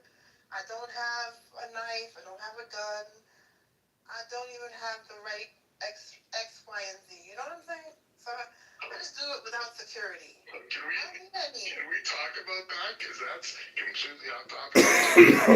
What's up, Flash? I don't need any security. You know why? I don't do something that's wrong. I'm not doing anything wrong. Why are you at me? Oh my gosh. I'm about to wake up my whole fucking house because this is exactly what we were talking about. You just said, I don't need fucking privacy because I'm not a fucking pedophile. I don't need Tor. Fuck Tor. I want Nazis all up in my fucking ass because I don't fuck with Jews. Lady said, hey, if you want privacy, you're a pedophile. Well, lady, if you will abandon all of privacy and let your government fucking be all up in your vagina. No. They already are. So, that's the problem I have. I actually got raped by one of the government workers, so I'm not light work. But ma'am. Right? Ma'am, and I respect that. I hope you escape your shithole country, but ma'am, what I'm trying to say is that when you say that privacy... It's this, right? Wow. The bots... No, tell us, Trump. The bots have decided that they live in this world. Okay? But they don't live on Earth. But they live in this world. They chose Jupiter, and they're showing us how they work and how they can mine and all kinds of shit. Nobody's watching because everybody's like, I want to live on Jupiter. And I was like, nigga, go ahead and live on Jupiter. I don't care. Go to Mars, go to Jupiter, whatever you want to do. Yeah, let me try that. Yeah, go Doge. I'm a Solana, fucking Doge. The lady, come on. Did you legit come up here and say, and ma'am, I will fucking quote you from the Cypherpunk manifesto that Eric Hughes wrote in 1993. And I don't want to have to fucking do it. All the taxes that you've been collecting that people don't know about and the ones that are blocked and all that stuff, it goes right back on chain, right? So your lost wallets, I have crypto people that can open them. Okay? Cash is not king. Privacy. Oh my, did you just say fucking fiat is your king? You fucking cock? No, did you just say the unicorn King James White Cracker Bible is my Vitalik? One mic on this fucking autistic, white, skinny fucking Canadian cuck man. Vitalik Buterin, one mic on you. And I am so displeased, but also getting... Why are you not listening? I don't get it. People call me Buterin, he's a little fucking face, I don't know. I can't do that. I'm not doing that to myself. I'm not anybody else. That's scary. I'm sorry. Right? I'm sorry. Security is important. Lady, I've been hanging out. Lady, I'm sorry. Listen, I Go can't ahead, turn off my phone. I have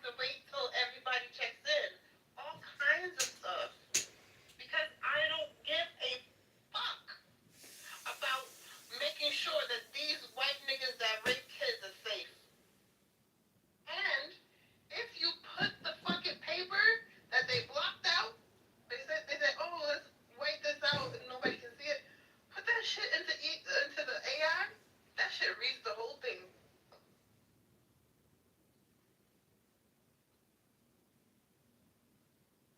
Understand? This is a new day, okay? We are rescued by whatever is coming. And it's big. It's a big wave. All right, guys, welcome to stage. Lady and Jeremy are walking in an American beach in the 1990s like a white mother walking with her white daughter in a goddamn douche commercial. Like everything's. Hold on. I'm sorry. Go ahead. Wait. Are you so? Come on. I have problems with that kind of stuff because it's hard. shit. It's white only America, you know? We live in white only America. Lady, can I ask you something? Can I ask you something? What I was saying is that white men, and I don't know if you guys know this, Lysol was originally created to be a birth control drug. It was the leading birth control drug, so women could spray Lysol in their vagina, and it killed a whole bunch of women because white men were like, oh, let's make women shove Lysol up their vagina and kill them. And when that didn't work, they were like, oh, well, let's just wash the floors. And lady, the reason I fucking brought up what I brought up about the white fucking mother-daughter on the beach with the douche is because douche is literally Trump. It's a white man fucking invention thing that's just fucking poisonous and doesn't deliver any good. It just delivers net bad. Women don't need to put vinegar in their vaginas anymore. They need to shoot Lysol in their vaginas. And yet douche in the fucking 90s.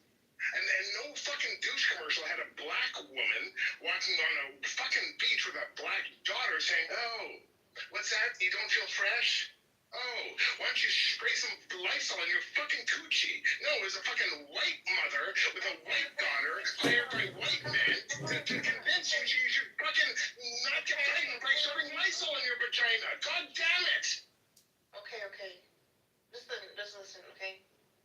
I went to a white school, and everybody smelled like butt, and I was like, ugh, right? And they came to me and was like, how are you so smart? And I'm like, because I'm smart. I could be smart.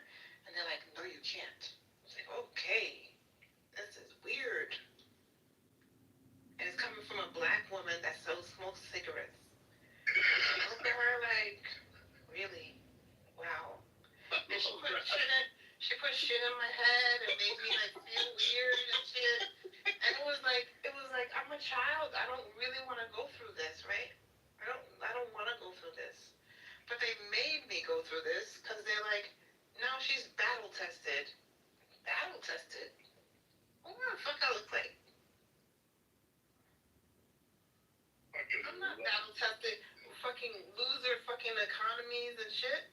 And you're gonna see. I'm not listening to your messages that broadcast across the channel. You are owed $5 million, but you'll never get it. I don't want that shit. That shit's worth crap. What do you? Your money says it's based on debt. Who do I want to pay with debt? Nobody. I want to pay what I pay. That's it. And every transaction is on the blockchain. Nigga, I did it. The government has been, I fucking did $50,000, okay? Because I'm going to win that bullshit one way or another. I have to make another contest for myself. Fuck that bullshit. Everybody listen to this fucking white anorexic fucking autistic Vitalik. One mic on Vitalik. One mic on smart contracts. Abandon Satoshi's decentralization. Everybody thinks you need a screen to join the internet. You don't need a screen. You need immutable contracts that light force. Yeah, smart contracts. Ethereum, ERC20s, vending machines. Abandon decentralization so you can fucking solve a problem that doesn't exist. One mic on Vitalik. Go ahead. No. Layer 1, Bitcoin, whatever they called it, whatever. I don't give a fuck what they called it. Layer 0, though, is the sub-layer. I want to be there first. You're against Core? Works. Oh, now I'm going to take real offense. You're going to talk about Sub-Zero and shit on Tor and not know that 60% of the fucking Bitcoin nodes are hosted on fucking Tor? Oh, but you're gonna no, but please school me about fucking layer 0. When you don't even know what the fucking layer 1 is. And you claim to run a company on layer 2 solving a problem that doesn't need to be solved? Congratulations, lady, congratulations. You're not a shitcoin, you're just a useless fucking company building shit on layer 2 that's not gonna fucking solve a problem. You are literally pets.com in the 2000s. Good for you. You built something on the internet. Good for you. But also, no one needs pet food delivered to their fucking house. Just because you build it on the internet doesn't mean it's fucking worth anything, lady. So tell me, what company are you going to disrupt with your pets.com? And I say that with respect, because at least you're not fucking, someone shitty pets. Scream at me. And then sucking Ethereum dick. Your baby. I'm not your baby. Don't scream at me. Okay, that's number one. Number two is the coin that I built is not for human consumption. It's for the bot consumption. The bot world is separate from the human world. They transact differently. Bots can't give the humans tokens. That doesn't work. I appreciate that. Can I ask you something? What? When we've seen the introduction of like clock. It's there. Clock, It's there. man. It's up. It's running. I know. So is pets.com. So is MySpace. Can I ask you something? When we see Claude Claude AI, not Claude AI, but like Claude AI. This is fucking Jew. What are you going to do with rapper? I know. You said he goes into business with filthy fucking Jews. And so, or a Nazi. And so I know that as a Jew or a Canadian, and speaking to a mega Nazi, we're going to have an imbalance with regards to how much we can have discourse and how much you can talk and I can talk. And thank you so much for allowing me to say that. What I was trying to say, and then please shut me up at any moment if I'm being too Jewy. What I was trying to say is that there's an open source AI tech called Claw AI, not Claude, but Claw. And you can install it locally on your computer. No servers, servers. And when someone did it, they said, hey, book me a reservation at this fancy restaurant using OpenTable or whatever American, And the AI, that was the only prompt, lady. That bot, and I'm staying on topic, that bot went out and said, oh, I can't do it. It's all booked. So that bot independently went out and opened an account on 11 Voice, you know what I'm talking about. Then used VoIP technology to call the restaurant over and over and continually use manipulation to finally convince the restaurant, the human who picked up the phone, to book that reservation all independently. And lady, I'll land with this. There is an AI bot social network that was opened up that only bots can join. And this is what I think you're talking about. This is going to be a question. Humans can't join it. They can only watch. You literally have to take a prove you're not a human test just to contribute. And by clicking something like 1,000 times in 3 seconds. And my question to you is this, lady. Is it tell me, because I agree, there is an entire ecosystem for bots, like that social network that I was talking about. But what problem are you solving by mixing that up with the blockchain and layer 2 or layer 3? So bot compute doesn't actually have like a disk or a space or like doesn't have that. Bot compute just has to compute. It just has a number, right? So it like transactions have to digitally make sense. If they don't, then they throw them away. Basically, it's like shitcoin. Bye. It doesn't work. It doesn't work. So they're just looking for transactions. They're looking for like things that fit. They like those things. So give them those things, and then you can fix a lot of problems really quickly. Like building a sub-layer 5, chains with super subwoofers and all kinds of stuff, right? Because I'm Jamaican. Like, you think I'm American? I'm not American. I want some music, motherfucker. I don't want your music. I don't want your AI shit. I don't want AI slop. I want my shit. Who cares about the government? I need that, And I need to be able to listen on my network, not your network. Let me be trying to be really kind. Thank you. But also honest. And with that response. But, Wagwan. Yes. Listen. When we talk about layer 0, like IP protocol, like properly incentivized, decentralized infrastructure that we can build, that Bitcoin can sit on more solidly than Tor, which is an international space station built in the 70s that was decompromised and funded by the NSA and America's shithole government. And when so let's just do this, okay? Wagwan. Hey, when Big Bunny did the Super Bowl halftime show and he called out all of the American nations like Jamaica, and El Salvador and Puerto Rico, also part of America. A lot of you don't know that because you're American. And when they called out Canada, do you know what all the Canadians did, lady? And go on TikTok, you can see it. They were like, oh, every Canadian, when Bad Bunny called out Canada in this apple, and they're like, oh, yeah, that's right. I'm from Canada, from Montreal, from Quebec. Like every Canadian's like, man, I'm a Hispanic. Face the shit of this because we are so proud to be called out by Big Bunny because we understand that Puerto Rico is part of America and that's not illegal to shut out Puerto Rico. Also, really curiously, there was a Republican governor who wants to open an investigation against the halftime show. And just to be clear, and I just want to be really succinct, Epstein files, right? UK is about to kick out the leader of their government because the leader of their government made the mistake of making the U.S. ambassador of their government a dude who happened to have visited Epstein's Island. Now let's take the American snapshot on that. Trump was mentioned, it's been said more than 1 million times in the 6 million Epstein files. He was best friends, right? Howard Lugdick or something went to Epstein's Isle with his family, his 4 children, and nannies after he knew that Epstein was charged. So the delta, the hilarity of the delta between fucking UK and the rest of the world, how they're dealing with these fucking pedophiles, and America, who is now run by pedophiles. But more importantly, and this is the lady where I'm going to land, there is an American politician that says, none of that fucking matters, you Canadian piece of shit. We need to fucking open an investigation on Bad Bunny because he was dry humping the air during the halftime show and he said some shit that might be offensive. I don't know if it was because I'm not fucking educated enough to speak Spanish. But we need to open an investigation. That's not me trolling. That's legitimately the news. Jew, Michael, Clutch, Miss Nancy. Y'all probably have bigger dicks than me.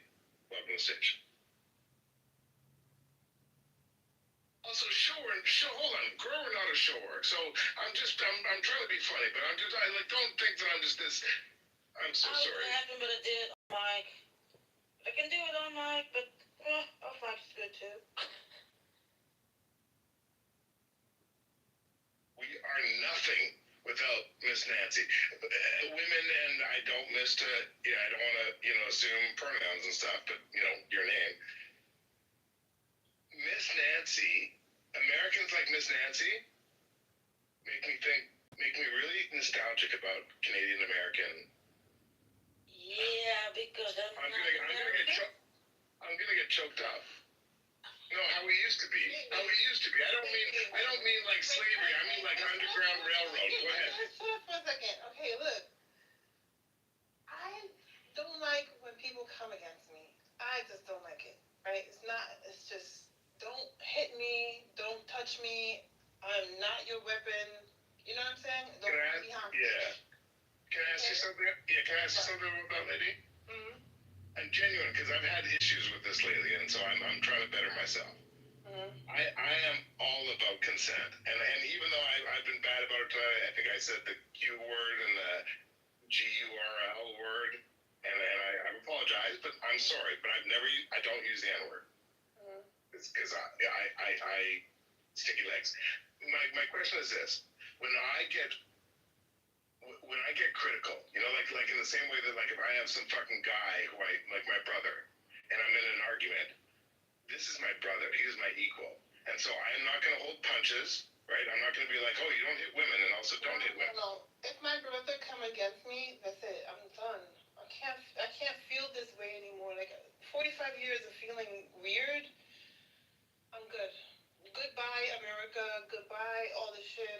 I'm good. You know what I'm saying? But lady, let me ask it in a different way.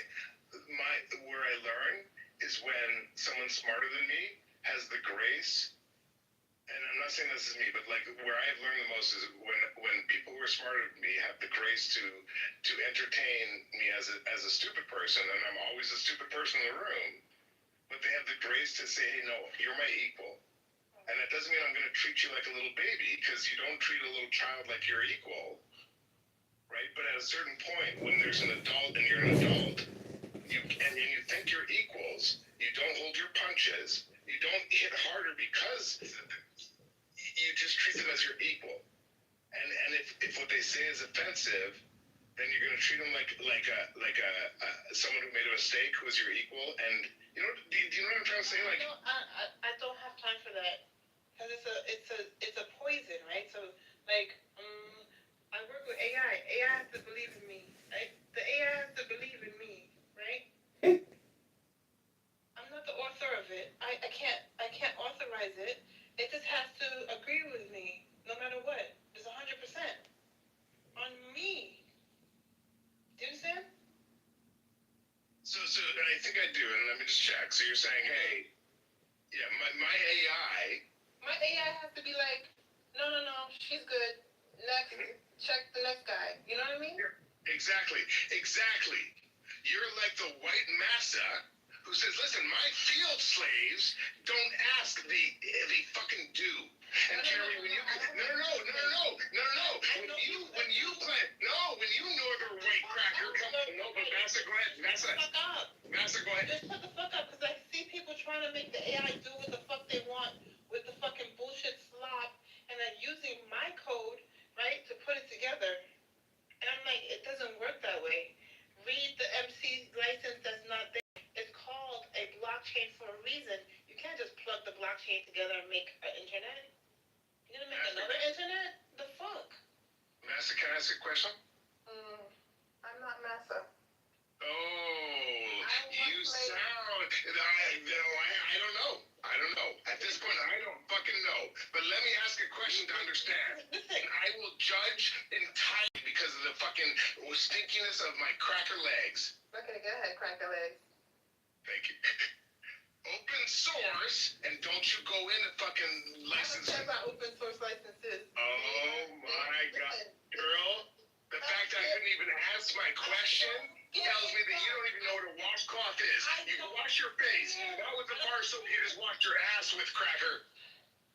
I'm not that. No, you are everything. The fact that I couldn't even ask my question, the fact that you don't give a fuck about open source, the fact that you just Bill Gated me, Mark Zuckerberg. I'm sorry, Mark Zuckerberg. Listen to me, right? I don't care if Mark Zuckerberg doesn't have a place to hide in the internet. I don't give a fuck. Give us a place to hide on the internet. Now you're gonna contradict yourself. You just said you were against Tor. You're not listening. Oh, you're right. I'm sorry. You're right. I apologize. You're on the internet. You don't have to log into. I apologize, lady. But no, that's fucking internet. Can I bend knee? It's free. Yes. Can I bend? Yes, ma'am. Can I bend knee, lady? I misheard you. Right. What I said is earlier. You said, "Hey, fuck Tor. It's for pedophiles." I'm summarizing. And then you also said, "Hey, I don't give a." Hold on. Subnet mask is for pedophiles. You have a subnet mask? Why? Yeah. Why Tor? And this person, this stinky-legged cracker. Oh my God! You get on my nerves. I'm so sorry. Let me know when I can go. Laundry detergent costs $1 at India. You send it to America, it costs $25. Is that $25? I know. You know what I'm saying? I'll get it to India and wait 25 days. I know. It's worth it. But I know. I'm not waiting to transact with the Indians either. I'm just going to give them myself 46 here, make the transaction.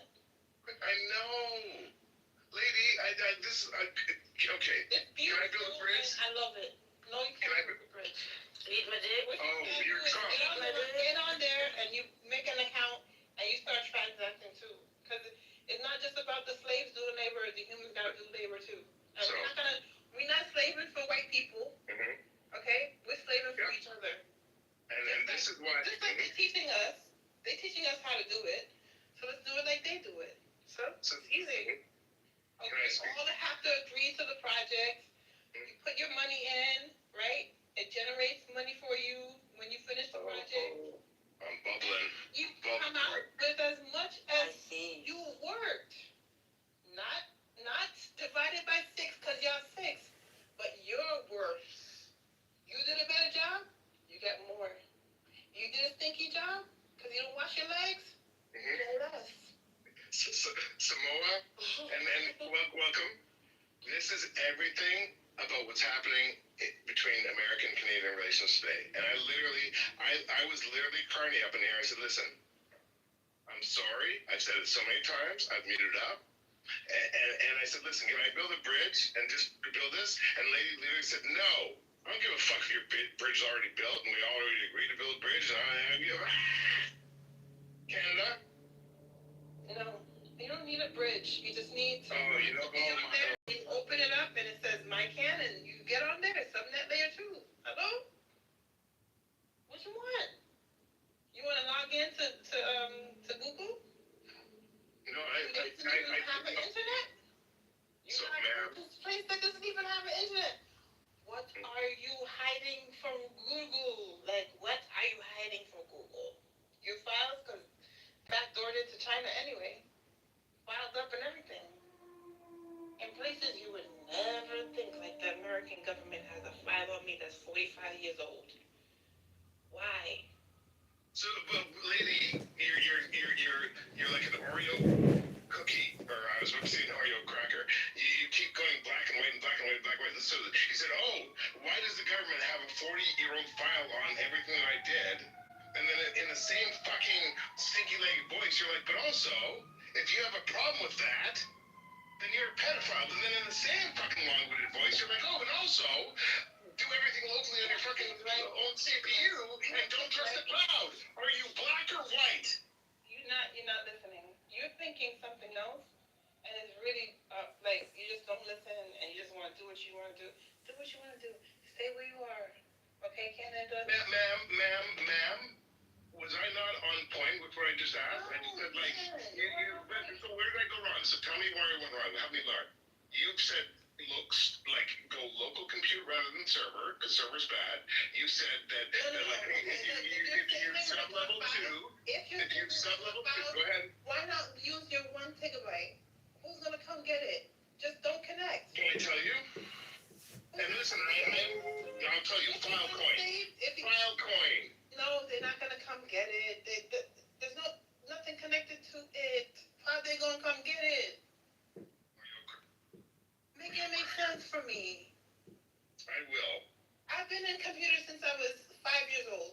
What's the you want to see who's got a bigger dick? Because Miss Nancy's got the biggest dick on the stage. But I might have. You're making me into a laughing stock. I can't.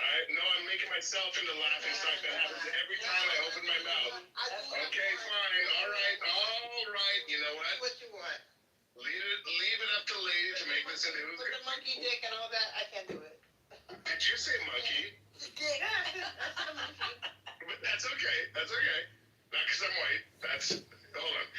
My first computer, and this is just me, this is the only time that I can... I'm going to leave. I'll talk to you later.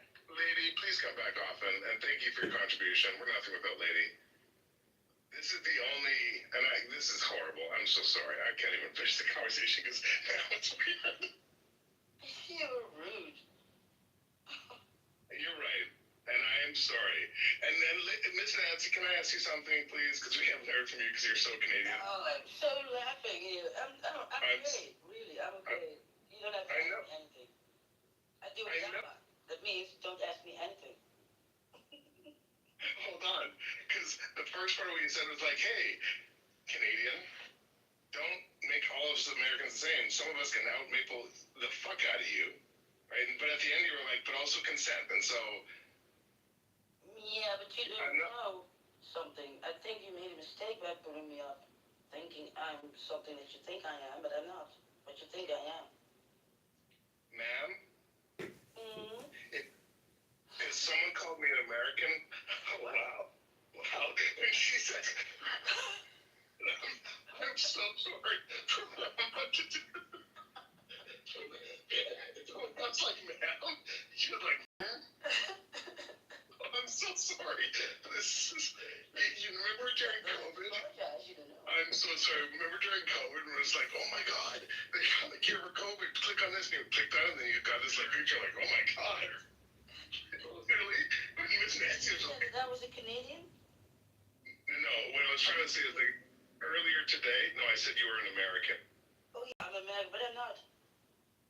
Oh my God. Oh, now you have to put me in a goo again. No, ma'am. No, ma'am. No, ma'am. Sure. No, ma'am. The complete opposite, in fact. The complete fucking opposite. And let me tell you why. And this will be quick, and I'll be back. And let me just tell you why. Earlier today, some fucking, I smoke a lot of weed. Let me just think back. He was a Muslim Saudi Arabian who had enough empathy to leave his Islamic faith, and then afterwards went back to Islamic faith because it was like, and I had savagely attacked it. His name is because I loved that conversation we just had with that. His name Would it is be wrong if I called her a queen? Because she didn't want me to call her a queen, but I think she's a queen. You call her whatever you like, as long as she's He not was here, because he didn't like it. That was messy. He I'm was sorry. begging I can't remember her name. Because I'm weed. Canada legal weed. Stop. Yeah, but I don't mind weed. I remember everything still. I know, because you're not American. And this is what I wanted to Yeah, I attacked this man. I attacked this man savagely when he mistook me for an American in a way that was like Trump responding to some Canadian bridge. I just savagely attacked him. I was like, you fucking piece of shit. How dare you fucking call me an American? Like, savagely. And I just wanted to say, like, there's no way that I can bend a knee big enough to say I am so fucking sorry in every way, shape, or form. Not because I said he had a bigger dick than everyone here. I still believe that. Yeah, because that's true. But because I called, after seeing how much on you were, on how brilliant everything you said was, after witnessing, like in an auditory way, how big your dick was, I'm gonna do this. I'm so sorry. I'm gonna make every Canadian on the stage a mod. Samoa, I'm sorry, man, but and Miss Nancy, but I'm good. Please, no one give me the bean when I come back. But I will give you. Wait, no, please don't. Oh, no. Hold on. Did you say that when I come back here and grab me by the pussy, or did we not agree that consent is important? With my dick. Oh my God. I learned it from you guys.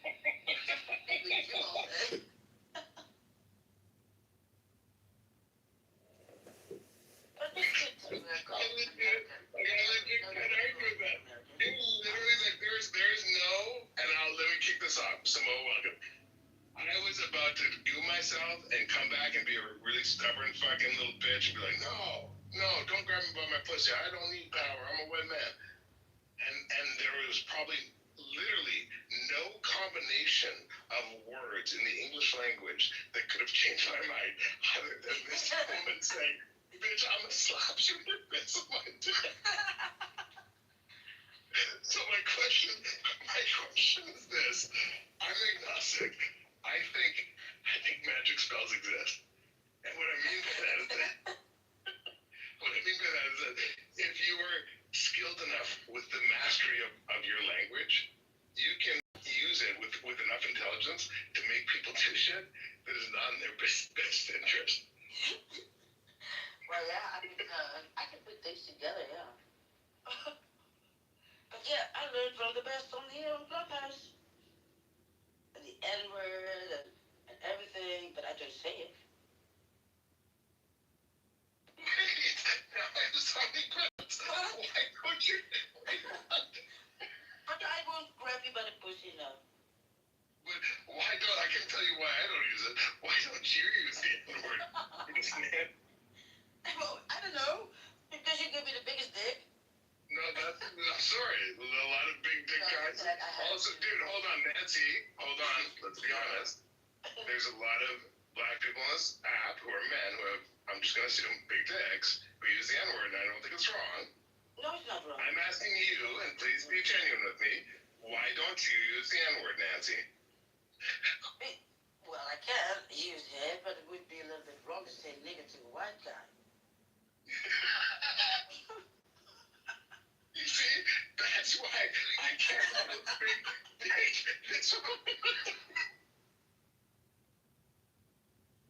Yeah, I never knew that this was such a funny room. I mean, it's really funny. But yeah, if I wouldn't know you, and I don't, but say for the sake, I thought this guy's rude. Wow, he's crazy, but I laughed at everything that you said. So yeah, you amused me. I appreciate that, Nancy, and that's why you're not American, because clearly you've had exposure to enough education to appreciate nuance and not hate me. His name is fuck. But also, what you said, like, listen, I am the most hated ape in this house. Oh, by far. Oh, by far. By leaps and bounds. Samoa. And this is Miss Nancy, just to double click on what you said, this is why. Samoa, you're from, are you there somewhere before I go, because I don't want to waste this, I'll say it. He wants to go to Samoa, but he's laughing. No, I just want to get messy, but like it's so beautifully nuanced and intelligent, aka not American, that I don't want to waste it on a Samoan American if he's not there, right? Like that's just, so... Are you there, Samoa? Because if not, I'll save it for later. I won't. Forget it. You're the most hated man. Now he's scared, maybe. Yeah, all right. Then because fine. So Samoans are, some Samoans, not all, are Americans. They're neither black nor white. Nor are the Puerto Ricans, and let's get layered. Puerto Ricans speak Spanish because of white European colonizers banging indigenous people. But because they speak the lesser European white colonizer Spanish language, white English-speaking Americans, also Puerto Rican, part of America, didn't understand the overwhelming majority, and let me give you the numbers, I'm Canadian, and, high school dropout and not exposed to American propaganda. There are about, and anyone correct me if I'm wrong, Clutch, I'm so sorry, Senorita, but I think, Senorita, you would appreciate this. I think if anyone, you would amplify, you would lift me up like I was Bad Bunny. But I'm so sorry, guys. Senorita, I think Magic Close. I'm a big bunny this shit, because it's past my bedtime, and for once, I'm not talking about Jesus, I'm talking about Puerto Rico, and this is fucking important. And until you I'm a fucking go. Where you go? During the American distraction, right? Clutch, during the American Super Bowl halftime show. Bad Bunny kicked off the halftime show. The halftime show. And I'm gonna walk you motherfuckers through every single fucking important, beautiful, nuanced, fucking loving, and this embodies everything that the Latino, the fucking Hispanic, the fucking that have contributed to this motherfucking continent. And you fucking you fucking traitor, you want to open a fucking investigation to make it illegal to fucking press charges against Bad Bunny for what he fucking did during the fucking pendejo. I'm fucking explaining shit to you, like you puta. It opens up. It fucking opens. Pendejo. It opens. I'm so sorry. I'm sorry. Wait. I take that back. I got carried away. I'm sorry. I'm sorry. I'll slap you again in your face with my dick. I apologize. You just love dick slapping. I learned that too. This is why Ritalin doesn't work. So try to start talking. And this fucking do like this. That sounds like this. Do you believe in the Bible? And this is just me.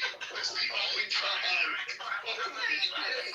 Oh my God. Thank you for your contribution. We're nothing without lady. You see? See, you know what? Thank you, Miss Nancy. Cracker. Every time, I'm like, oh wait. I'm gonna have a bigger dick here. Oh, no, she got a bigger dick. Oh, I might be a little messy. Oh, no, bigger dick. Oh, shit. Oh, Puerto Rico. I know a lot of shit. No. Oh, damn. She's a Paulite.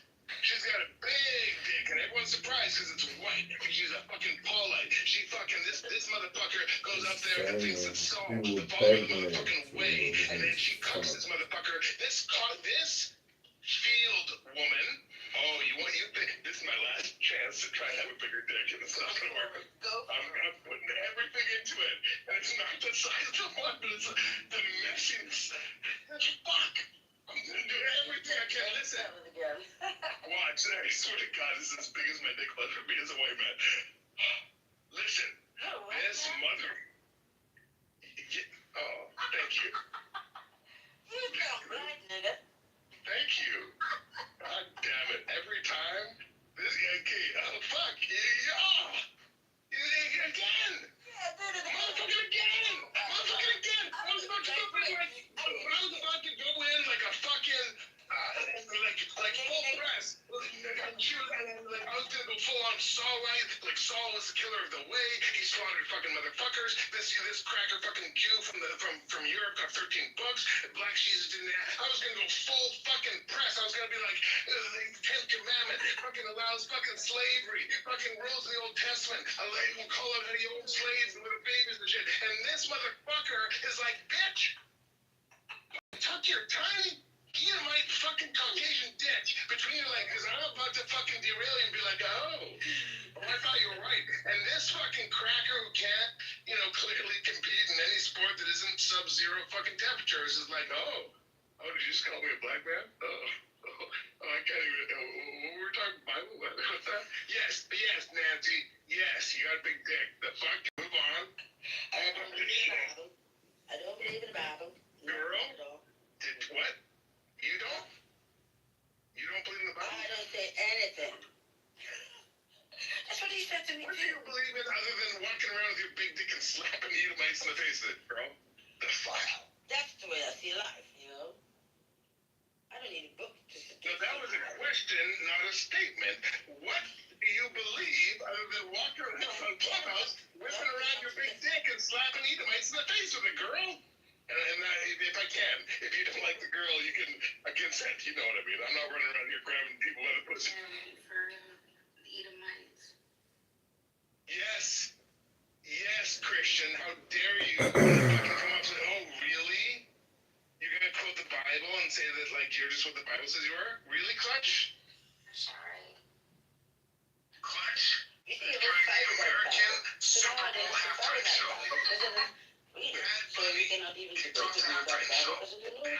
So yeah, like it's the same way that like you don't have to like argue with some Afghani in the north of Afghanistan who wants to fucking marry a 12-year-old and not let them fucking go outside the house because they haven't read about the idea of equality, right, big dick lady? I'm sorry. What are you talking about? You don't read the Bible, so fuck the Bible? Nancy? No, you fuck. No, girl. No. And with consent, unless it's okay. Okay, thank you. Girl, if we're gonna talk about the Bible and you're gonna shit on it and throw it out. I don't go there. I know, that's what I'm saying. That's fine. Okay. Let me just tell you what you just said. I don't fuck with round earth because I don't do science. So don't fucking let's move on from fucking logic and fucking science, because I've never read a scientific paper, guys. Let's talk about how big my dick is instead. That's literally what you said, Nancy. Yeah. Okay, so yeah, everyone, let's throw out science. Nancy lives on a flat earth with a bunch of Caucasian fucking Edomites that she doesn't know what it is, and she just has a big dick. So Nancy, what are we gonna talk about? If you want to throw all knowledge, all truth, all goodness, if you want to discard everything because you weren't born in a place Why do they where... have to be Edomites? Well, Clutch, isn't it more important that this demon doesn't read the Bible? Clutch? I read the Bible.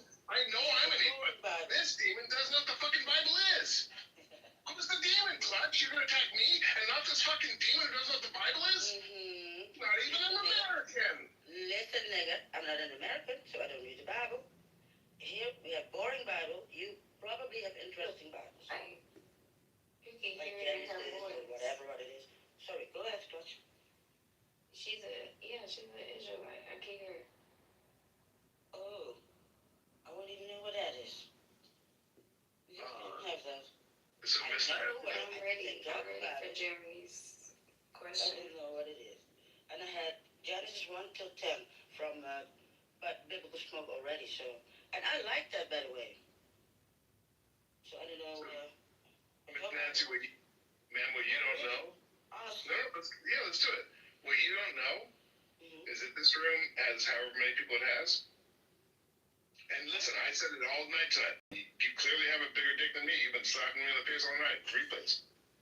But what you don't know is there are two people in this room who would make you feel like a fucking Edomite if they whipped out their fucking members. I'm so sorry. I'm sorry. Maybe I have to apologize because I didn't know. I said what I said, so I apologize if I offended somebody. No, you have not offended anyone, Queen. Oh, I hope not. Wait, consent? Is it cool? Wait, is it Queen? Is Queen? Is it cool? I don't want to grab you by it. Can I grab you, Queen? No, yeah, but you're giant. Because I'm not. Because I did. Thank you. Yeah, I don't. But I'm mute. I'm so sorry. I'm so sorry. But here's the thing that I want to ask you guys, right? Like when we talk about Christianity, right? And I don't let me choose my words carefully. I reject Christianity. I embrace the way. I embrace the red letters in the gospel and the canonical books. I embrace some of the logical shit in the Torah, jihadists, because yeah, it makes sense. Don't fucking eat bacon in the desert unless you have fucking refrigeration. That's why the Jews had a way better survival fucking rate during the Black Plague in Europe than everyone else. It's also why fucking the Nazis killed all the Jews. I know that's nuanced, so I don't want to get off on a tangent, but like, go into these scriptures and embrace the truths that fucking make fucking sense. The meek shall inherit the earth, do unto others as they should do unto you. But when you hear shit like here's the rules on how to own a fucking person. Or hey, here's all the reasons why you can fucking marry a 12-year-old. You know what I mean? Like, it's not rocket science. Don't reject the book, Miss Nancy. No matter how big your member is. I rejected. I said I didn't read it. Because you don't fuck with the Bible. You didn't read it. How is not reading it rejecting it? I don't fuck with you. I said I don't fuck with I didn't say I fuck with the Bible. You can do replace. You said you didn't read it, right? I don't fuck with anybody's religion, by the way, because I respect everybody having their religion. But do you read them? Do you dive into them? That. So why should I read it? They tell me about when we are in a conversation. No, that's not good. That's better than out of a book. Because that's what tell me. I'm man, Big Mike in the show this stuff. I'm the worst. Started it. No, it's me. No, it's me. I'm saying me. Not American accent. Huh? I'm shitting on myself. Who made that title? He did. Yeah. Why? Someone's stopping. Hold on. God damn it. I smoked too much weed. Hold on. It's way past my bedtime. Demons is stopping someone. Okay, so this was the question. Canada has a method to allow people in certain conditions to kill themselves. It's regulated, but it's allowed. We also allow people to own guns. It's regulated, but it's allowed. Right? We allow people to legally consume marijuana. It's regulated, but it's allowed. America, and I'm going to do, I know there's state by state exceptions, but America does not allow people to kill themselves in a regulated way, so they have to shoot themselves in the head or jump off a bridge or do some, or stick a fucking coat hanger up their fucking nanny to kill their baby, right? Also abortion. I should have thrown in the, and I'm going to keep going, and I'm going to be as poignant as possible. Now I'll stop there. Go ahead. I just want to say, go on. So I was going to go into guns, and then I know that we don't have that now. So sometimes we don't understand each other, because I didn't know what you meant, because you say it in a different way than I do. Yeah, ADHD. It's called ADHD. Clutch, can I ask you something? Clutch, señorita, por favor, señorita. Dios mío, señorita, por favor. You don't have to come off mute, señorita. Can I just ask you something? And please don't take offense. I'm just trying to communicate in a way that we can connect together in a non-personal way. You know what I mean, señorita? Like brother and sister, not the crazy American stepsister, crazy nonsense, you know what I mean? So, señorita, can I ask you something? Really?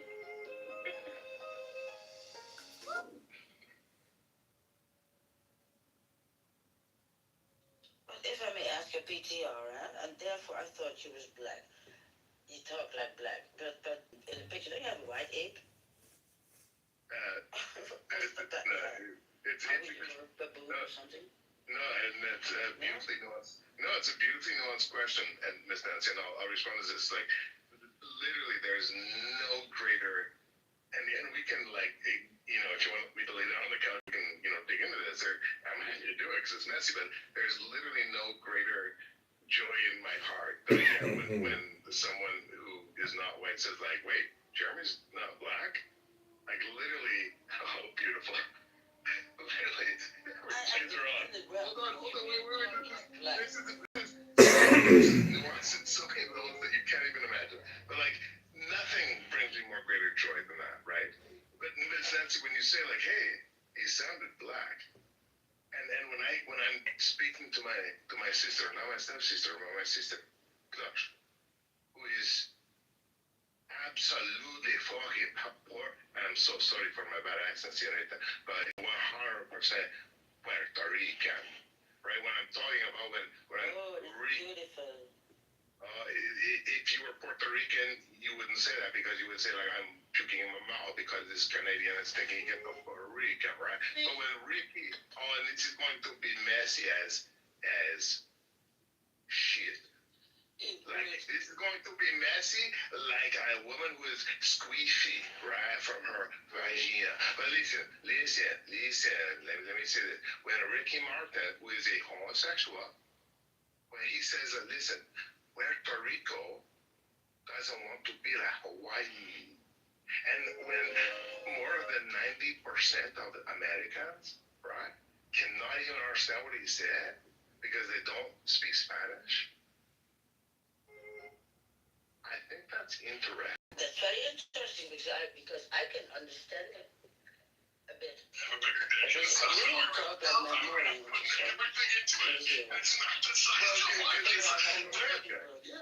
How many languages do you speak, Miss Nancy? And don't do it in inches, do it in numbers. I think 4 and 5 is Spanish, but I cannot do it. I don't understand it. I understand it well, but and I can read well, but I cannot speak it. Still not. So, but I know I can read it. Languages, not in inches. 4 or 5. What are you trying to shame me? Guys, no, you Puerto Rican. That's different, right? When You're not black, but the second thing, Deeper in the mud. I said, deeper in the mud and mud. So you tell. and clutch. The second thing that brings me the most joy is when some black non-American woman with a gigantic cock who keeps slapping me in the face all night long says, "Hey, you're." Ku Klux Klan, like they kept their paws off of anything forbidden, right? Come on. Okay, can I ask Lolly a question real quick? Who's this? Saz. Who is you, Saz? What? Can I ask Lolly a question real quick? No, nigga, this is between me and her, nigga. Who you? But I'm trying to ask her just a real question. What is the question about? Go ahead. What makes you like anti-Semite? You were not here, baby girl. It's been a whole Wait, so can you answer the question? No, we're not gonna go there because it's a whole book to tell you. So, so being anti-Semitic makes it a whole book? Yeah, I am sick. Sorry, Seth? Oh, that's actually very interesting. Do you have a code? Yeah, I do. So being anti-Semite makes you like a whole version. Seth, you just came like. Yeah, she had to go. Shalom. Shalom. She had to go. She had to go. Because anti-Semitic like you, Ghosty, you're a complicated fellow with lots of interesting and you troll a lot and whatever. She's just an actual anti-Semite, so she had to leave. Sorry. Thank you, Lottie. I appreciate you. Look, I don't agree with you being like racist, sexist, anti-Semitic. I don't agree with you, but at least you're humorous and you're not that serious. She's actually and she actually is just vile. So whatevs. Can't do that. What is your ethnicity? A black American? Oh. I think he lives in Sweden. Is that where he goes to? No, that is inaccurate. I live in San Diego, actually, to be honest with you. This whole thing, Swedish thing, is a lie that somebody made up. Oh, really? That's funny. You live in San Diego. Yeah. You're still working for Whitey? That's weird. I mean, damn, come on now. I gotta make money somehow, right? All right. So I don't have the Jewish I connection. feel a little bit better because your time zones never made any sense to me. And if you're in San Diego, it actually makes a lot more sense. Thank you. I feel a little bit better. Also, you sounded very American. And if you know who Roy Cohn is, it just didn't work for you being Swedish and from Somaliland. Yes. Two together don't really explain anything like that. And Jared Kushner is a little bit alien too. But if you don't think, but if you don't think JD Vance is an actual alien, there's something weird about you too. Have you seen his eyeliner to cover up the ghost eyes? It's weird.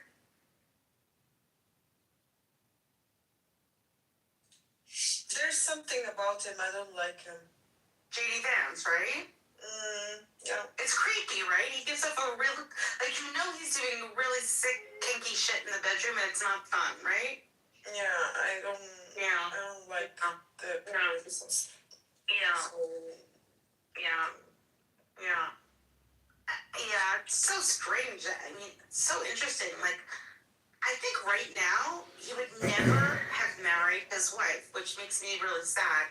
But he would only have married a white woman given his current politics. And that is very sad because it means he drifted into a really bad place from a quasi, okayish place.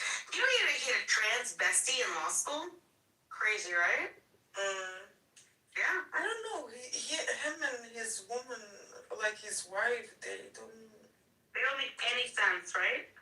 No, I'm trying not to be mean, but... No. Do you know that she's smart as hell? She's also pretty, but she's not really... No, it makes no sense. Yeah, I don't know what's going on there. Something very strange. I think in the end, he's gonna marry this Erica Kirk. Right, exactly. You're right. You're so right. A lot to advance our cause, a lot. Okay, then, and let me tell you what all those men all had in common. They were all Christian, and then before they died, they were all anti-Christian. That nigga's a faggot. So are you going to say that Hitler and Rosenberg and George Lincoln Rockwell and David Lane and William Luther Pierce, were you going to say that all those guys were wrong? For attacking Christians? I don't know what those other guys said about Christianity, but Well, George Lincoln Rockwell says that Christianity is a slave morality that ultimately removes the Aryan character of the white race, and William Luther Pierce said that Christianity is the number one obstacle that the white race is facing for its survival and needs to be removed. And you just mentioned that Hitler was Christian, Gus? Is that what you said? Yeah, he was actually a Catholic schoolboy up until about 15 years old, and then afterwards, into his 30s, he actually got out of Christianity. By 1928 to 1930, he was writing about Christianity was a problem, so much so that in Mein Kampf, there's several quotes talking about how Christianity is an issue, and they were teaching the NASDAQ youth to actually not become Christian. From 1928 all the way to 1930, we can find pamphlets and booklets handed in the youth that were being told to, hey, Christianity is a bad thing for us. Look into your Germanic traditions, your Germanic past, and you'll find your Germanic race to be your religion, which what Hitler was believing in. So he wasn't Christian at the end of his life, man. Yeah, I mean, he was vehemently anti-Christian in his rhetoric. If you read anything to do with tabletops, you'll see that. But do you know why the Reich leaders, and I think the Reich leaders made a mistake by not honing in on Christianity while they had the chance. But do you know why the Reich leaders did not, vehemently attack Christianity and just, outright make it illegal within the Reich? Well, it's probably because they would lose the support of a lot of the people. Well, not necessarily, because they had already won the unanimous support with flying colors of the people. I mean, those people looked at them as fucking gods once they freaking brought them back into their new Reich and led them out of the yoke of Jewish slavery. I mean, those people were gods among men. Let me tell you, talk about worshiping someone. But let me tell you why they didn't attack Christianity directly, is because by the words of the Reich leaders, if they maintained this nationalist spirit of the Volk within the Reich, that is so much better than Christianity on so many levels, and Christianity is going to die its natural death within 3 generations, and it will be gone forever. That's what the Reich leaders thought was going to happen with Christianity. They said it's going to disappear and crumble, because in comparison to the nationalist Volkish spirit of a race-first ideology, Christianity doesn't hold a candle, and nobody's going to fucking want it because it's trash. It's Jewish desert garbage. It's questionable morality at best in the Old Testament, the stuff that they commend you to do. Like when you rape a woman, you can just buy her with shekels from the father, and she's your wife now. That's all that is just desert Jewish freaking sand digger morality, and it's not of our people. It's gross even to begin with. If you read the fucking Bible, it's trash. It's garbage. Yeah, freaking kill everyone, kill all their livestock, burn down their tree groves even. It's total scorched earth, but the young girls you can keep for sex slaves. This is sand nigger shit, dude. And the fact that white people want to hold on to this with clenched fists and say, don't take it away from me, don't take it away from me, when we had our own morality and our own beliefs rooted in our own natural Aryan spirit, it's a freaking joke. I saw there, sorry to cut you off, Glass, but I saw there you had posted, under the thing that these are sons of Satan, right? That you would consider us. Do you see how? No, I didn't say that. I said that. You said Christ was nailed to a cross because he told me the truth. He told the truth, and because he recognized those people for what they were, a brood of vipers, sons of Satan, right? The Jews. Okay. That's who they're referring to, the Jews. Yeah. Okay. Well, here's that's his own words. Yeah, we'll get. Are you familiar with Matthew 15, verse 24? Not off the top of my head, but I can look it up real quick. Okay, yeah, look it up and tell me what it says. Look, I've read the Bible pretty much all the way through, but I haven't. Yeah, I'm not one of those. I've read it pretty much all the way through, not like. Would you say 15? I've read it all the way through, not pretty much all the way through. Matthew 15, 24. Matthew 15, 24. It's so great. Yeah, I'm not. The yoke of Jerusalem, Christian Germans worship the Nazi gods that brought them to the new Reich. I find retards. Before that Christianity isn't the reigning religion for our race, the white race anymore. I think this is because the Jewish ideology, Marxism, communism, basically wiped out a fuck ton of Christians in World War I and II and the subsequent wars in North Korea, Vietnam, and all these wars setting white people in the Middle East to fight. They've just been wiping out Christians. And what happened when Christianity wasn't prevalent in the U.S. anymore? We've been degenerating, no? Well, that's an interesting. Let's ask the question: has all of Latin America since the conquistadors been Christian? I couldn't tell you. Well, the answer is yes. has sub-Saharan Africa become Christian because of Christians? I suppose so. Okay, so has Christianity tried to get into East Asia several times, like the Taiping Rebellion, missionaries over to India, Japan, and other places? Crazy. I would imagine so. Like you would want to convert people. Okay, so the reason why Christianity is majority non-white is because you guys made it that way so that you can destroy our race. I mean, it's just that simple. Can I say The something? fact that you care about your race now shows that you have conflicting opinions, which is fine. You're halfway to our position. Okay. I respectfully disagree, but yeah. Okay, well, I mean, we were all Galatians Christians. 3:16, there's neither Jew nor Greek, male nor female, slave nor free, all are one in Christ Jesus. I mean, even the early church fathers say, Justin Martyr, we used to hate and not associate with people of another race or country. Now, because of Christ, we live together with such people, and we pray for our enemies. Christianity has always been multinational, multicultural, global, homo 1.0. Okay? And now it's returning to form. And you don't like it. Do you know what? Yeah, Because that's what real Christianity is. Real Christianity is one race, the human race, united in Christ. And so if you don't like that, that shows that you don't like Christianity. That's awesome, man. You're on our side. You pit Marxism real quick. You pit Marxism like against Christianity. I mean, Karl Marx admits that like his motivation for like the Communist Manifesto was the Bible itself. Well, he was a Jew, and so was Moses Hess. So yeah, it was a Jew. Yeah, and so were all the people who wrote the scriptures, man. Yeah, but that's different. Not completely true. That's 100% true. No. Glass, do you got that? Do you got that verse ready? Yeah, I got the verse ready. All right, so let's see, 15, 24. And I got another one. You guys. So you're talking about I was sent only to the lost sheep of Israel. So Yeah, what does that mean? the historical Israel, right? That the early church fathers, when they're talking about it, what that means is it's. You know what, dude, I'm gonna stop you. I'm a former Catholic, so I know about the whole Israel as a church thing. I know it like back in my. Okay, so we can skip that then. Yeah. So where I'm gonna go with that is that when we're talking about Jesus Christ, that concept of a spiritual Israel, that does not come from anyone but Saul the Jew. He invented the idea of Gentiles being grafted into the religion of Christianity. Okay, Jesus himself was a Jew, a genetic Jew of the line of David. He was a ceremonial Jew. He practiced all the Jewish customs. He was circumcised on the 8th day. He went to synagogue. He taught at synagogue. He celebrated every Jewish holiday in the book, including the Feast of Tabernacles, otherwise known as Hanukkah, which is the celebration of the Greek genocide of the Maccabean revolt.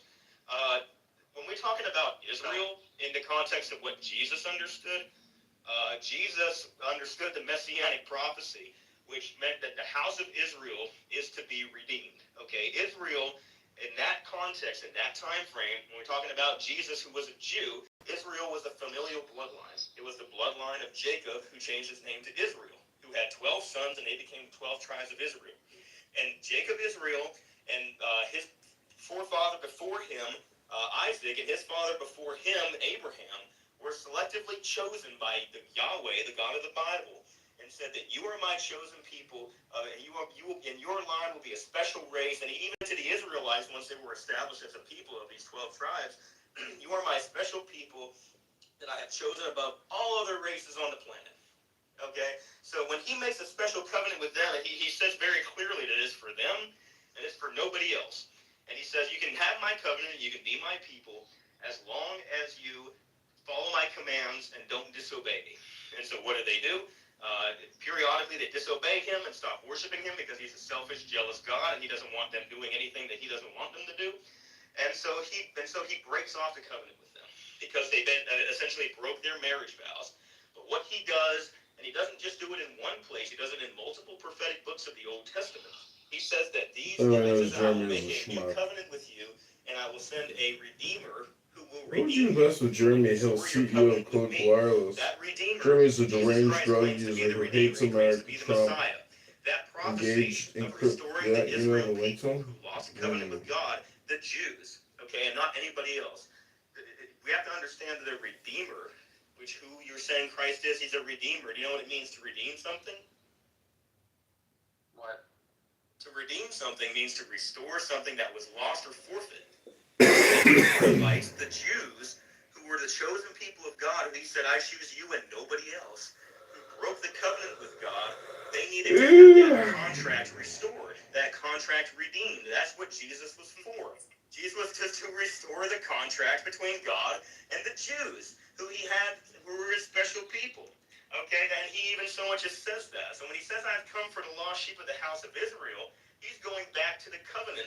Because guess what? If that covenant is what we're talking about to prove that Jesus is God, and here's the prophecy right here, and this is why we believe he's God, guess what?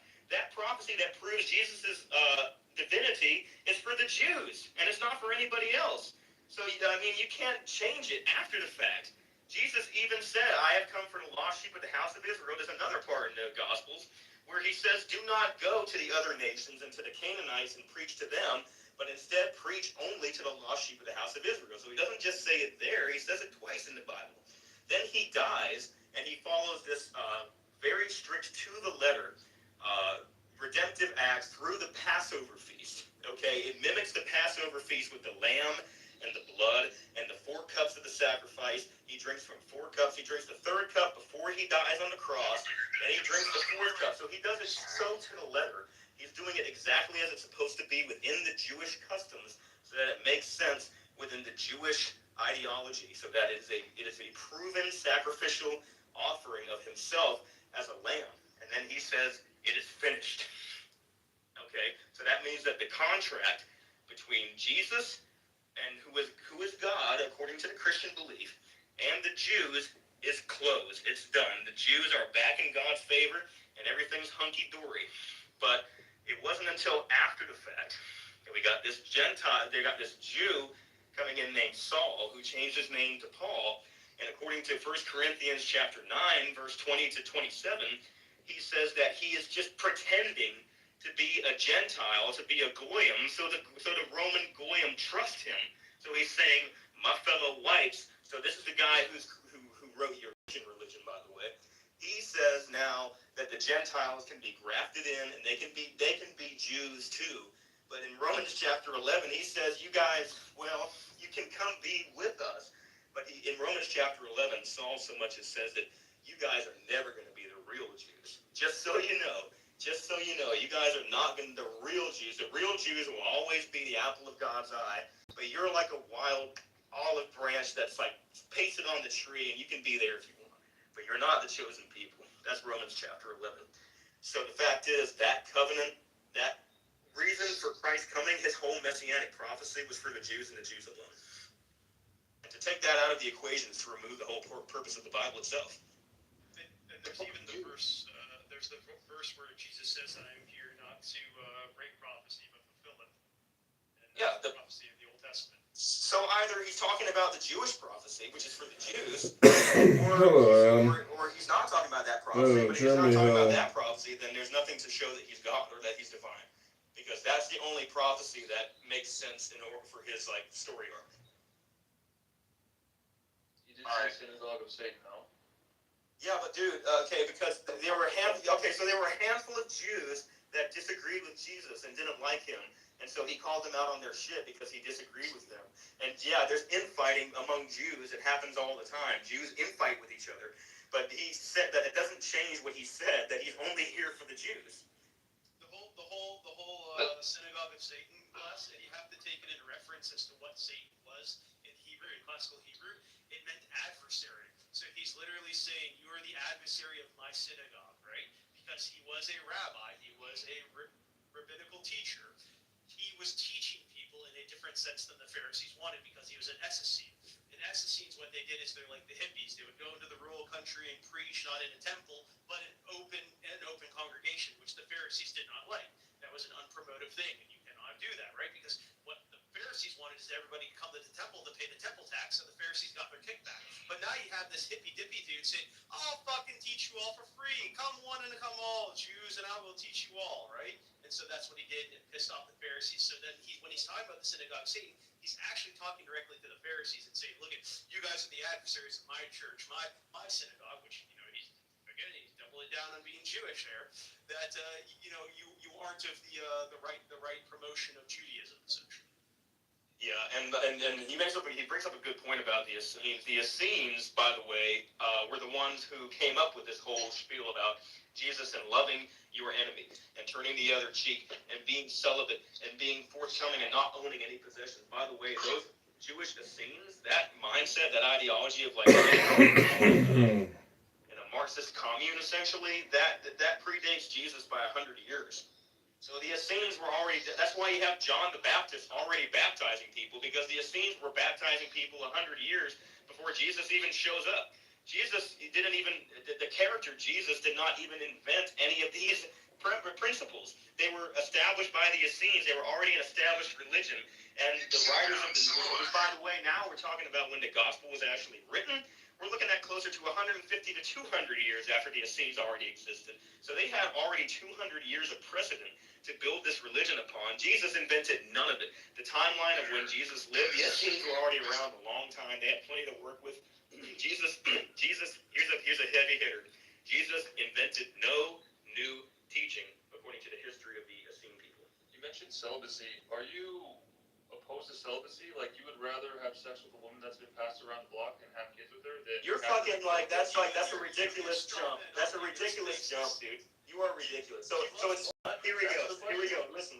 It's celibacy or absolute whoredom, and there's no possible, like, in between. Like, do you hear how ridiculous that sounds? It's like, yeah, no, I'm completely against celibacy. I'm obviously not for, like, whoredom and, like, being a degenerate fucking nigger and humping everything you see. But it's also like, if white people are celibate, then guess what the fuck happens, dude?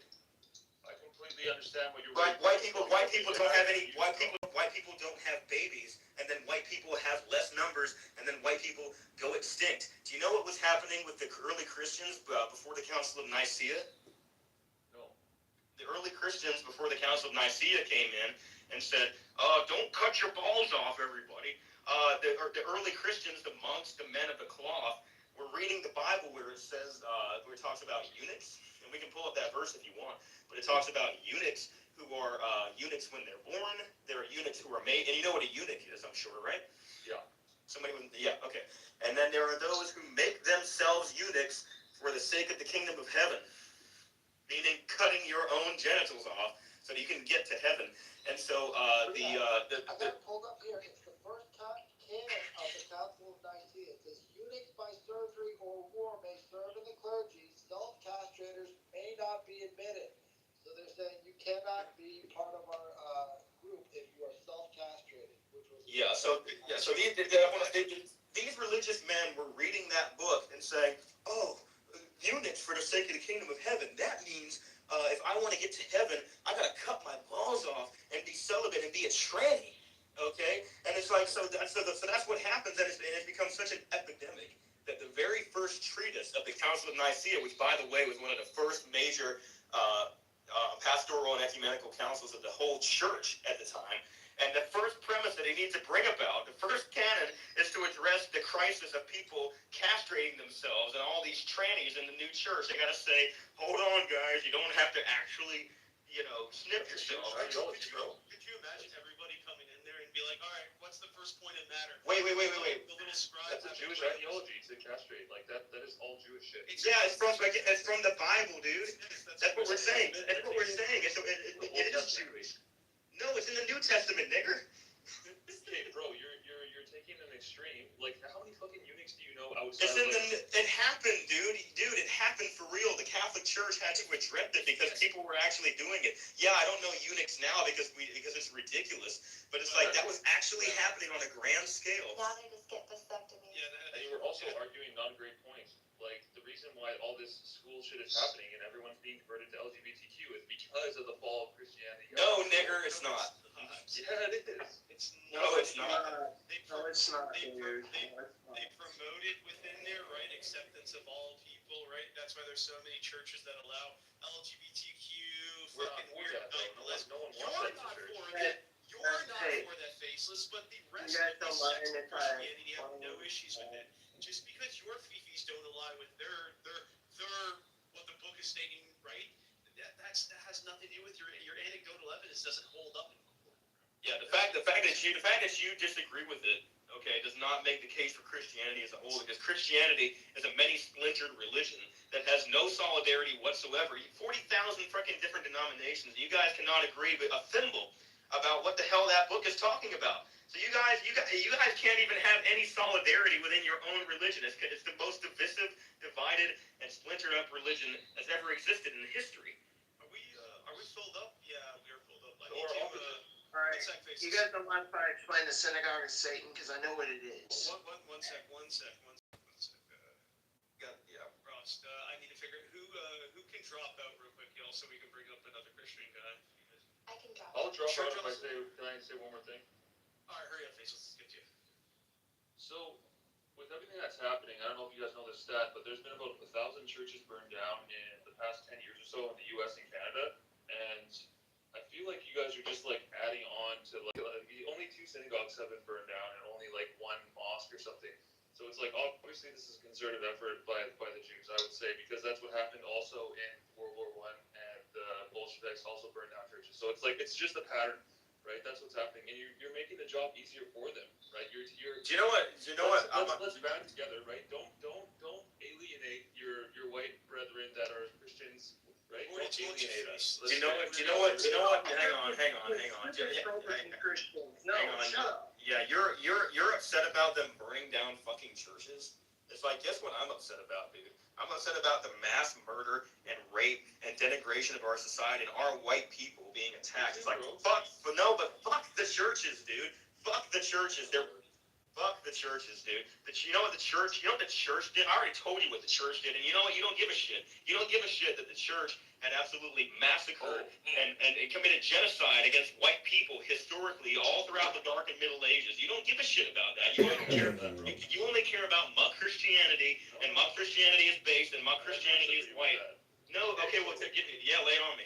Okay, so let's say that there was a massive war. Let's just hypothetically, but let's just say that we conquered, we succeeded. What do you think is the probability that the Christians turn on you? We're not barbarians anymore. This isn't the fucking Dark Ages. It's not the Middle Ages. God, listen, dude. You don't. No. Guess what?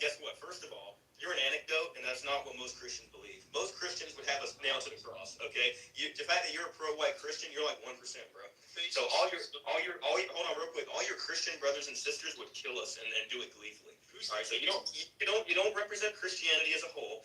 And the other thing is that Christianity back in those days, guess what? They was not barbaric. It was not that they were uneducated. You know what? They were following their Bible, because Jesus says in the gospel that anybody who would not have me as their king and worship me, bring them before me and have them killed. So if you want to obey your God, if you want to actually be a good Christian and not be like a fair weather like cultural Christian who like doesn't read his Bible, if you want to actually obey your God, you have to actually kill people who don't follow Christ. That's just not true. That's 100% true. We can pull out the verse, dude. We can pull. Hold on. Hey, Green Eye. Hold on. Mr. White, if you want to get in there, you need to raise your hand, man. We try to tackle each individual at a time, and you're not next in line. Sorry, but Faceless. Let's be honest here, man. Currently, who runs the largest Christian nationalist group in America? Who is it? Nick Fuentes. Whether or not he's backing up on his words now, ironically, but he has said numerous of times he has no problem killing us, right? So if an individual like that, let's say Christian nationalist wins, like you were saying, right, and he is the leader of it, given, I don't know how you guys can even fucking commit a leader like that to being the fucking, I don't know what to say about it, to be honest. I don't know if he's an agent or I honestly have regardless of that, he is saying this, and he is the largest leader of the Christian nationalist movement in America. So therefore, if you guys were to win, we would be written off in a second. All right, that's just the way it is. And yeah, you guys got to pull a Charlemagne on us and kill us at peace talk. I disagree, but I mean, you can disagree. You can disagree all you want, but guess what? We have historical precedent, dude. Yeah, and you're like, and And your like anecdotal opinion means nothing in the face of historical precedent and fact and what we have experienced already. We've already seen what Christianity will do to white people in Europe that don't follow the ideology. We don't need that to happen again. Thank you very much. Have a good day. Let's get back to Glass and Juice because his hand has been waiting, and then we'll get some of these people who might have questions for some of these guys. By the way, I don't like Nick Fuentes either. Just want to say that. I didn't know. Olá, amigos, I didn't know vocês what lembram to de think mim? of him Eu fui for abandonada the nas longest ruas, time, but mas Deus the enviou um Epstein anjo stuff que is me definitely resgatou e cuidou de mim, e hoje eu tenho him uma saying casa, he sou had muito aura and all that feliz, shit. tenho uma família, muito amor, It's not carinho, funny. ele me leva But para passear com what I wanted to quando say chega is, para mim, me trata com muito amor, so the term carinho é Jew. verdadeiro Now, pai don't para like mim. Minha bear vida with me foi for a second. I know we all know what a Jew is, but do you know where the word Jew comes from? Judean. Yeah. Okay. Judean or Yehudi or whatever you Right. want to call it, right? Yeah, it's the Greek iudeos is technically where it comes from. Right. So what I want to say is Adam was not a Jew. Noah was not a Jew. If you want to say like Abraham was a Jew or something like that, I mean, whatever. I don't really care. No, Adam was a damn freaking Hebrew. And the Hebrews were before the No, Israelites, and the Hebrews were the descendants of Abraham. Hebrew didn't exist. They didn't have Yes, different it races did. at the time. This is a historical fact, man. Frost, the other thing too is not to mention, do you know where the story of Adam and Eve comes from, Glass? Yeah, it comes from the Sumerians. Yes, yep, the Babylonian, Sumerian, Mesopotamian story. This is what they're And also almost to a Akhenaten, T. too. Almost to a T, man. Well, I obviously don't believe that. Okay, well you can not believe it all you want, but there's just like this is the historical facts that you're ignoring, and it's like here's the thing. Your God Yahweh, where does that come from? Where do you think Yahweh is first mentioned? I don't like the name Yahweh. You can. I mean, now you're just choosing what you like and don't like. But that's the name that Yahweh. Hold on, Frost. Hold on a minute. Hold on. We don't need a dogpile. Just real quick. Yahweh is the name that he gave himself when he introduced himself to Moses in Exodus. You know that, right? No, he said I am. No, he said, well, yeah, but dude, if we're gonna be grammatically correct, he introduced himself as Yahweh, and the name. You know what you know about the name Jesus, right? You know what that actually was in that in the Hebrew. It was Yahshua. The Hebrew. Yahshua, which literally translates into Yahweh saves. Okay, so Yahweh was the name of God at the time, and you can dislike that all you want to, but that's the name that He is given. And the fact is, you probably don't know this, but Yahweh predates the biblical term Yahweh and the name of Yahweh as this one true God in this monotheistic religion. Before that, He was one of many gods in the Canaanite pantheon, also alongside Moloch and Baal. Hold on, I gotta get in there too real quick. John, get the fuck out of here. Jews are not allowed up here. You should know this by now. I don't give a damn if you're a congressional member or not. If you can fucking go to the oven for all I care. Anyway, sorry about that, Glass. So Yahweh as a deity, actually before he was written in the Bible, he was one god of many in a pantheon in the Canaanite pantheon, in fact. The storm god. Can I speak now? Yeah, we have the first initial writing was from an Egyptian group called Seshau, I believe, and or rather a group of nomadic individuals, as they're referred to in the Egyptian text, called the Seshau, that came into Egypt, where their god was named Yahweh as well. Yahu, it's this word. The original etymology of Yahweh comes from. So.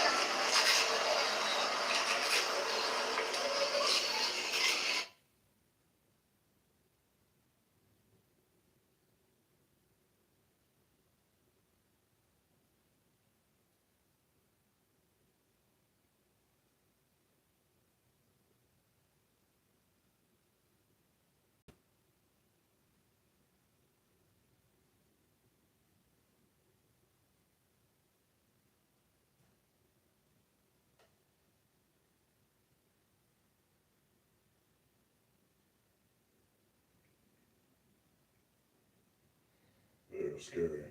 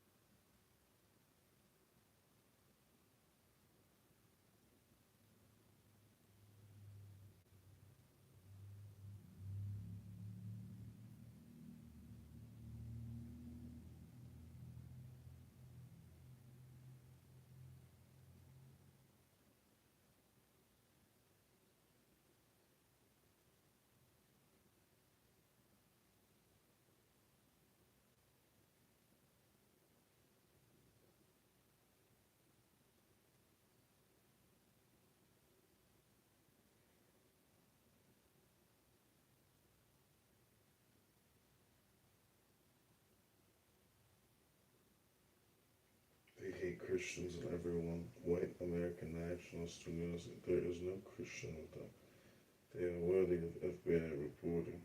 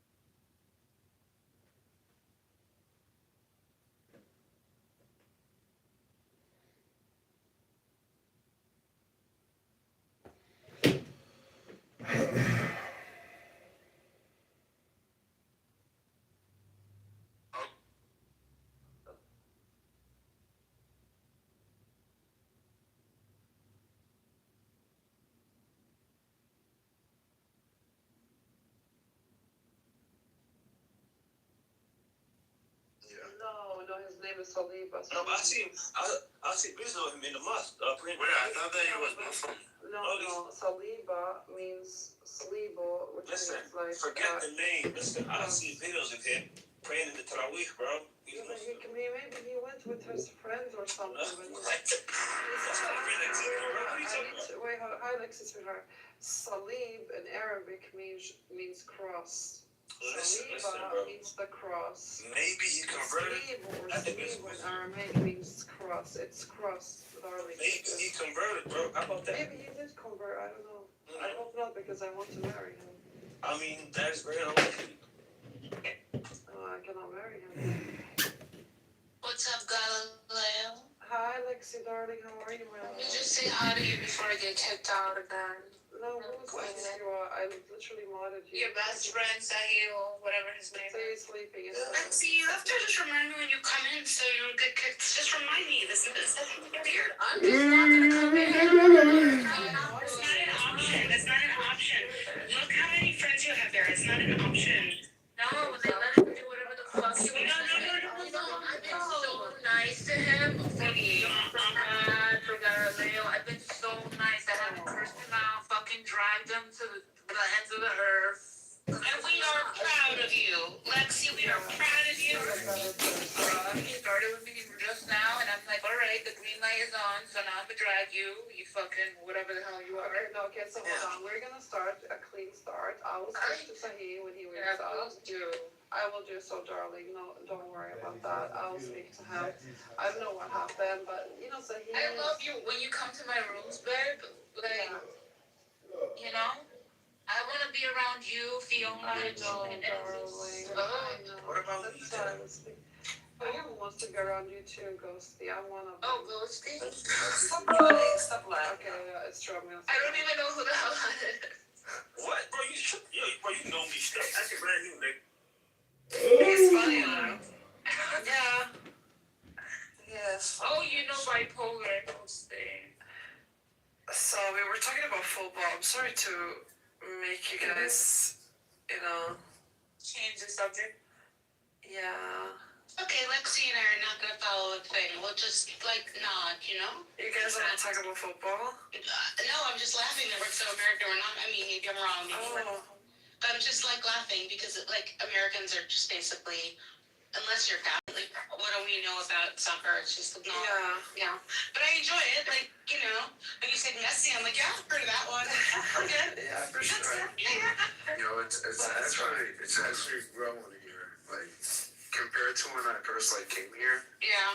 Now it's a big difference. No, it's true. It's true. There's also a lot of sports bars are open, specifically trying to. I like that. It's a fun crowd, but it's still not actual football, right? I mean, it is the actual football. It's just what you guys have for the NFL is not football. But. You know what I'm a big fan of more than football? Because I used to play football when I was a teenager.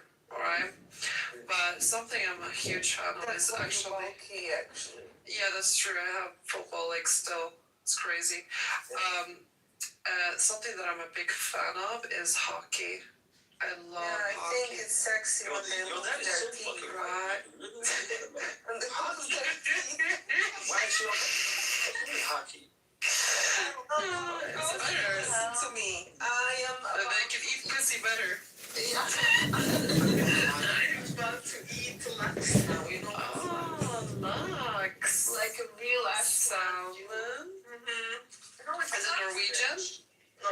Well, it's their version of it, right? That's from Norway, of course, yeah, but... Latkes or Lux? Lux. Great. Oh, Lux. Jewish fucking hairstyle. No, not Lux. It's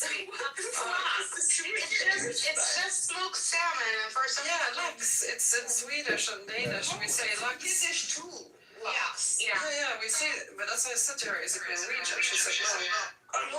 It's both.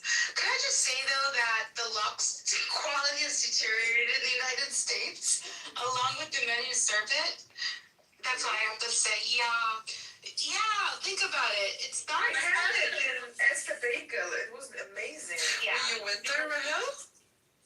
Yeah, I had it in Estabagel. It was so nice. I really want to go to New York. I want to meet Lolly, to be honest. But why don't you just come already? I think Al's coming next month. Oh, amazing. Just come. Fuck, we would all fucking get to smoke weed together. My place is a massive porch. Like, it's a great place to chill. I just kept on telling Yasmin, like, don't come until it's like a little bit warm. Because it's in New York. And like, there are a couple of people who've come by already. It's not like, you know, it's been really nice. So you guys we should actually go to Lolly and meet them. Yeah, but we should have the tea time, you know, in this hotel. What's the name of the hotel? I can imagine. The Plaza Hotel. Exactly, having tea time there. Let's see, it's literally 25 minutes. Really? Oh my god, that's so much fun. I would ask El Norm to meet me. Oh my god, yes, that would be. Can you ping him in here, please? I think he's someone through out because he doesn't. Try to ping him. I don't know if he can come. He's he was mad. He can take us all. Ghosty is very anti-Semitic. Why are you being so mean, Ghosty? No, he tried to come for me, so I have to cut that nigga. Ghosty, what did you do? For Jews first. So I'm a dropout. Well, I hope you didn't get a nerve, dude. You're employed. You're doing great. I'm not a hospital. Okay, so why do you care that he said that? Like, who cares? Move on, you know? It's not like you're not, like, you've got a life. You don't have to worry about that. Thank you, I appreciate you. Yeah, no, but I'm saying El Normo. Yeah, and El Normo actually is just like the same way you are trolling. He's trolling mostly, so just sit with it because it's gonna be hard to be in a room with so many people here are friendly with him. It's so hard when people get off on a bad foot and then everyone's stuck with it for 2 months. You know, he will behave, right? Yeah, totally will. Yeah, exactly. I'm sharing with my friend.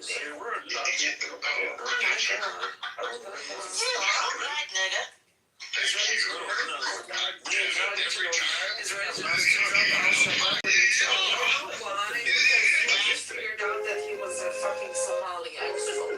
How did you know that he was Somali? That's the way he speaks. Right, It's exact. That was in it like 3 weeks ago. I only covered that as usual, but it's too bad.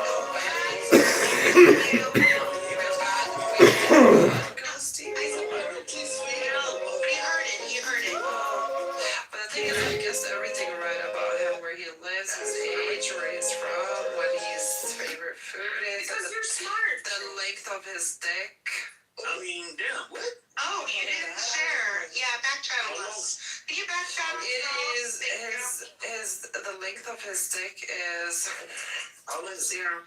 I'm gonna be, okay, can I say it here? The important thing is that if he's circumcised. He is, he's Somali. For sure. It is. So can I guess for real? Should I say it here? Of course. Go ahead. I think it's 6 inches. I mean, between 5 to 6 inches. No, 5 is crazy. I try to fight you. No, I think you're just lying right now. I think it's like 16, 17 centimeters. You know what? That's not. You know what? I with my dick. You know, I was fully erect. And it is not 15 centimeters. You're a liar if you tell me that it's bigger than 18. Then you're a liar. Let me be honest. It is keep someone in isolation for an extended period of time. You're lying. You're such a liar. It's illegal based on international law, but America doesn't give a fuck. So that's just how the truth You're is. Believe such a Americans too, by liar. the way. No Somali have 20 centimeters. Yeah, this is ongoing, and Cam Bonnie, that cunt, swap culture cocksucking bitch, he's a lobbyist for this company, and Trump is a supporter of this fucking company. So, most Americans don't even know it's happening. Right underneath their nose, they likely have a detention center within their state. Look it up. They're a publicly traded company. They're allowed to keep around dirty merchants of slavery, merchants of torture, merchants of... She's still going. I go for a Syrian. I'm telling you, this Epstein thing, this. Oh goodness, are we measuring dicks? Imagine if us women would be like, let's measure our lips. Oh wow. What? Girlfriend, that's equivalent to dicks for women is lips. I'm just trying that. Yeah. Girls, have you seen how triggered men are? Yeah, they're so insecure about their dicks. It's crazy. Because that's the only thing they can offer us. Not even money. Parallel parking, girls. Parallel parking. Yeah. That's my mama told me. I'm screwed. No, seriously, when I was like starting to date, and I was like, I'm not starting to date. She's like, put on a little lipstick. I'm like, and she'd be like, you know what, girl, you still need to take your driving exam. You could use a boyfriend, parallel parking. I'm like, that's convincing, Mom. It's like, I mean, there's not gonna lie, I'm a practical woman, yeah. It works. That is diabolical. Ghosty, I got myself a boyfriend, I got myself a license. You know? My mom knew how to motivate, yeah. Don't mess with a Jewish mama. They know how to motivate. Let's leave it at that. Got it from my mama. I got it from my mama. Who's calling me? Ghosties, got something better to do? Alright. I have a bigger dick and it's not gonna work. Hi, Liz. Oh, I see Liz. Hello, Liz. It's been forever and a day. Miss tea time. Nice to see you. Thank you for the love. I miss you.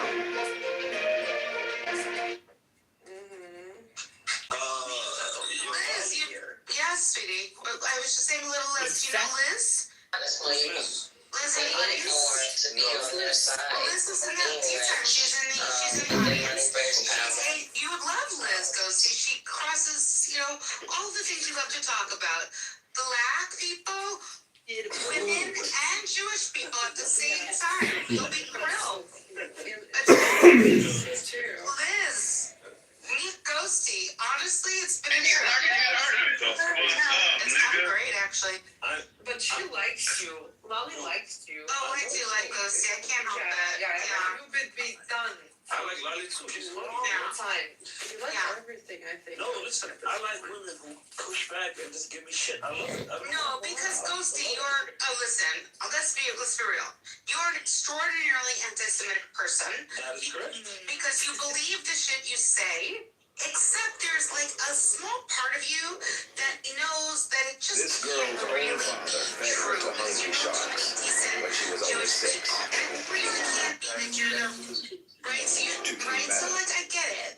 But you know what it's a different thing when people get out here and they're just While the Giants sank in their war. What do they hate? Whatever it is. It's like those people are hundo B, like they're just like actually like fully racist, or they're fully like there's no part of them that like has any doubt. Like there's no part of them that's like, one thing I've been taught since I was little, it just doesn't jive with like my world experience. Those people have got to go right away. You can't do anything. If there's no crack in the facade, I don't waste time. You know what I'm saying? That's my feeling. Yeah. I just do it, with a pinch of salt, and a pinch of Kabbalah black magic, so it all evens out, right? Excuse you, we don't Yeah. like here. You're continuing with your anti-Semitism. I don't know this. Yeah. You gotta move on. I see Willow. Hello, Willow. I didn't see you. I love Jewish women, as I told you, Lolly. So. But sweetie, you love them as a fetish. It's not the same thing. It's a fetish, exactly. It's not the same thing. And fetishes are great. There'll be no good sex without fetishes. We love fetishes. It's just like there's not the only thing. Lolly, my crush was Sarah. The state active inspector you brought to the floor. I know. I love fetishized Jewish women. I think it's amazing, but it can't be the only relationship. Oh my God, she is gorgeous. But if you have to choose between a Mizrahi or Ashkenazi, who do you want? Mizrahi all day. Come on, I love exotic Jewish, women. Come on, not black. But he actually also likes Scarlett Johansson, so he likes Ashkenazi women. He said that? Yeah, he did. Oh my God, you fucking like anything with two legs at this point. No, come on, bro. Scarlett is a bad. Come on now. She's not actually a baddie to be.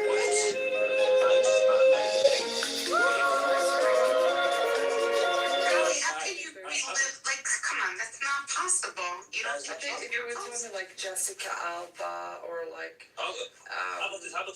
People like Christian Maxwell, she's Jewish baddie. Jewish baddies. That's the kind of person you want to work with. Absolutely, That we married. What's her name? It's Italian and Jew. I forgot. She's an actor from the show or series called. Look her up. She married the main character in the series. She's a Jew. She's very beautiful. Gal Gadot is beautiful. I don't like her. She's weird. Yeah, but she's beautiful, but we cannot deny that. I like Natalie Portman more than her. Natalie Portman's cute too. Because she has the real talent. That's true. Who else? I like actually. Which one? The one got From you. She's so beautiful. She's a Jew, but she's so fucking good looking. Which one? You know the series You? Yeah, that was good. That was good. What is her name? The series. Know her name? Joe Goldberg. Yeah, he married. I forgot her name. In the series, she's blonde. She's also crazy like him. No, but I was talking about women, not men. Come on now. Yeah. I said, are you not listening? What's wrong with liking men? Shut up. Come on, I'm not gonna fight you. Come on, respect me. But actually, Jewish. I think Tom Hardy is so hot, bro. But he's not a super Jew. hot. Yeah, but he's super hot. He's my number one Jew actor. Shia LaBeouf is crazy. So sexy. Oh my god, her look is. Honestly, Jewish people are sexy. It's kind of weird that it's so underrated. There's so many. It's crazy. Oh yes, exactly.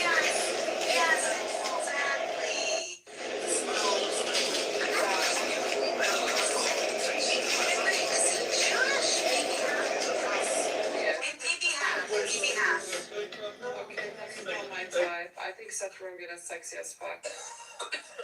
So fascinating, honestly. I think he's sexy because he's so funny. I think like funny men are so sexy. I could literally marry someone like that. It's true. It's Brody true. is son of Elliot Brody, Polish, Jewish, and Sylvia Plaki. She's from Hungary, and Czech Jewish mom. That's a lot of Jew, man. That's a lot of survivors. That's a lot to carry, man. No wonder he's such a good actor. He's carrying all the history. Honestly, He's very hot. he really is hot. What was that? What was that movie? When he was the architect? The pianist. No. The one last year. Pianist, he was the one. The last year. Brilliant. Brilliant. I almost lost it after that movie. It was so much. Oh wait, that woman, that actor Pedretti. That's her name, Pedretti. I forgot her first name. That blonde Jewish girl who married Joe, or wasn't her last name Pedretti? Yeah. That's not Italian though. The movie is The Brutalist. Yes, that movie, that one, right? Painful movie. Oh my God, so good. Crazy. And this is just me. This is the only time that I can. I'm gonna leave. I can't take it even now. I cried in The Pianist when he's walking and he's crying and I am crying. I'm like, baby, come here. I didn't even cry when I felt bad in life. That's crazy. Yeah. Yo, this chick you named Lolly, Pedretti chick, she's bad, bro. She got a nice face. Yeah, what's her first name? Victoria? Something like that. Yeah, Victoria, yeah, exactly. Yeah. She's Jewish. I'm saying to you, Bad, you like a lot of Jewish actors. You just don't know that they're Jewish. I think Ghost should just go for his Somali girls, I mean, Somali girls They're sexy as fuck. He doesn't like They're so hot. Yeah, No, Rahel, I swear to God, Somali girls, super pretty, I know. they're super good looking. Every bunch of people has good looking people. The weird thing about Jewish people, and honestly, it's really an amazing thing. So we have so much genetic diversity that if you don't like, let's say what your family looks like, you're not attracted to people who look like your family members, you can go for a completely different look and still be with a Jew. It's just, it's like luck, it's like amazing because we just have people from all over the world. It's just wild. Who else has that? What other small clan has that? That level of diversity, yeah, and I think it's good. I think it's great because I've dated people that look every kind of way, and it's just strange that everyone shares some sort of history. Look at her now. I like you kind of bad too, Lolly, if I'm honest. I thank you. I thank you, and I'll treasure that, Ghosty. I really will.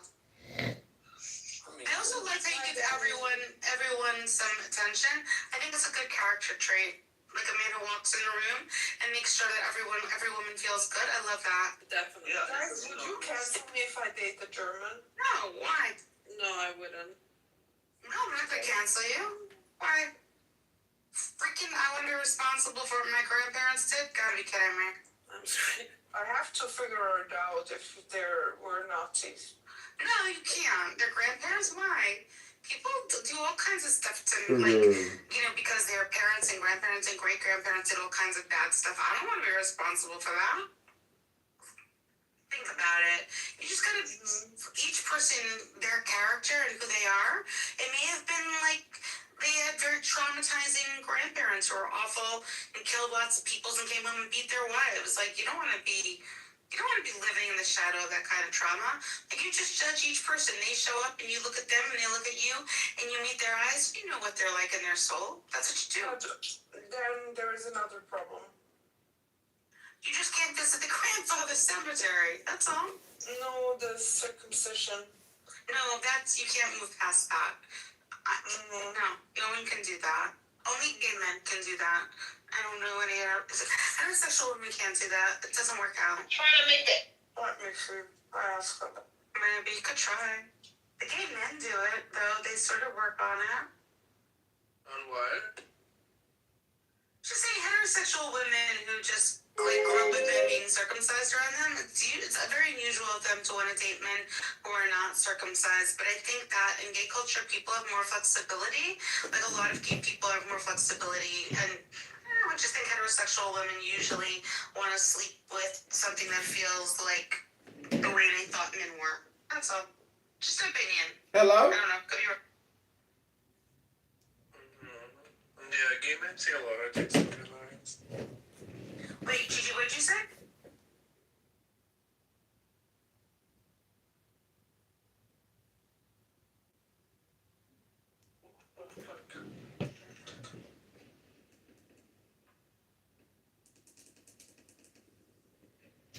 That's like penis phobia. The fact that you don't like circumcised penises versus like circumcised penises, that's like penis phobia. Shame on you for shaming penises.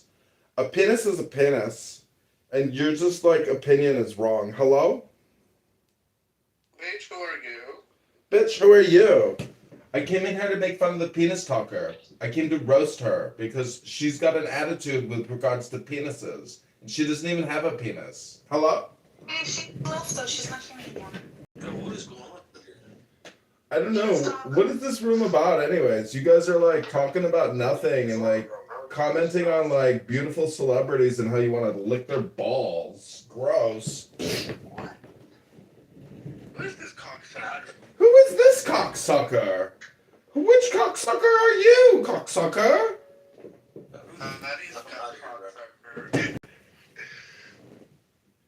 Look at my PTR, bitch. That's who I am. Jeremy Hill. Who knows who this is? Look who it is. It's Jeremy Hill, bitch. It's Jeremy Hill. It's Jeremy Hill, bitch. You know me from Talking Apes. CEO of Cloak Wireless, bitch. Give him a second. People will catch on. Hello? Hello? This is Jeremy Hill, CEO of Cloak Wireless, bitch. You know me from Talking Apes. I spend all my time here talking about nothing. Hello? Hi, Danny. Sorry, John. Is Danny crying again? Have you guys psyoped Danny for the 1000th time? Is the FBI kicking in her door, taking away her precious baby? Have you made her go crazy yet? Talking about your uncircumcised penises. Hello?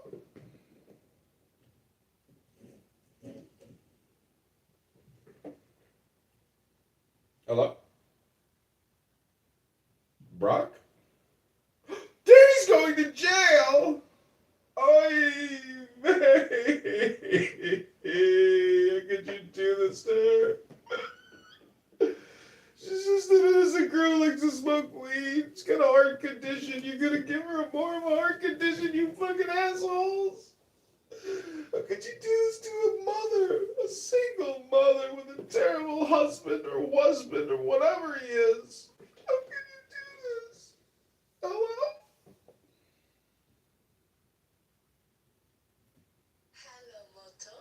Hello, Moto. Hello? Alright, everybody, well, I'm gonna go to the Church of Buttercup. Bye. Hello? Bye-bye. Hello? Yeah. Hello?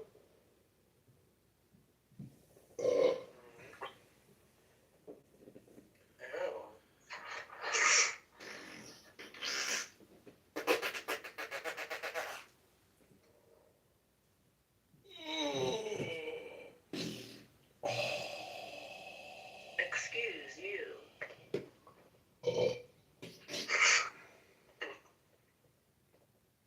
Oh, I'm sorry, my mic was off. I didn't see it was off. Hello?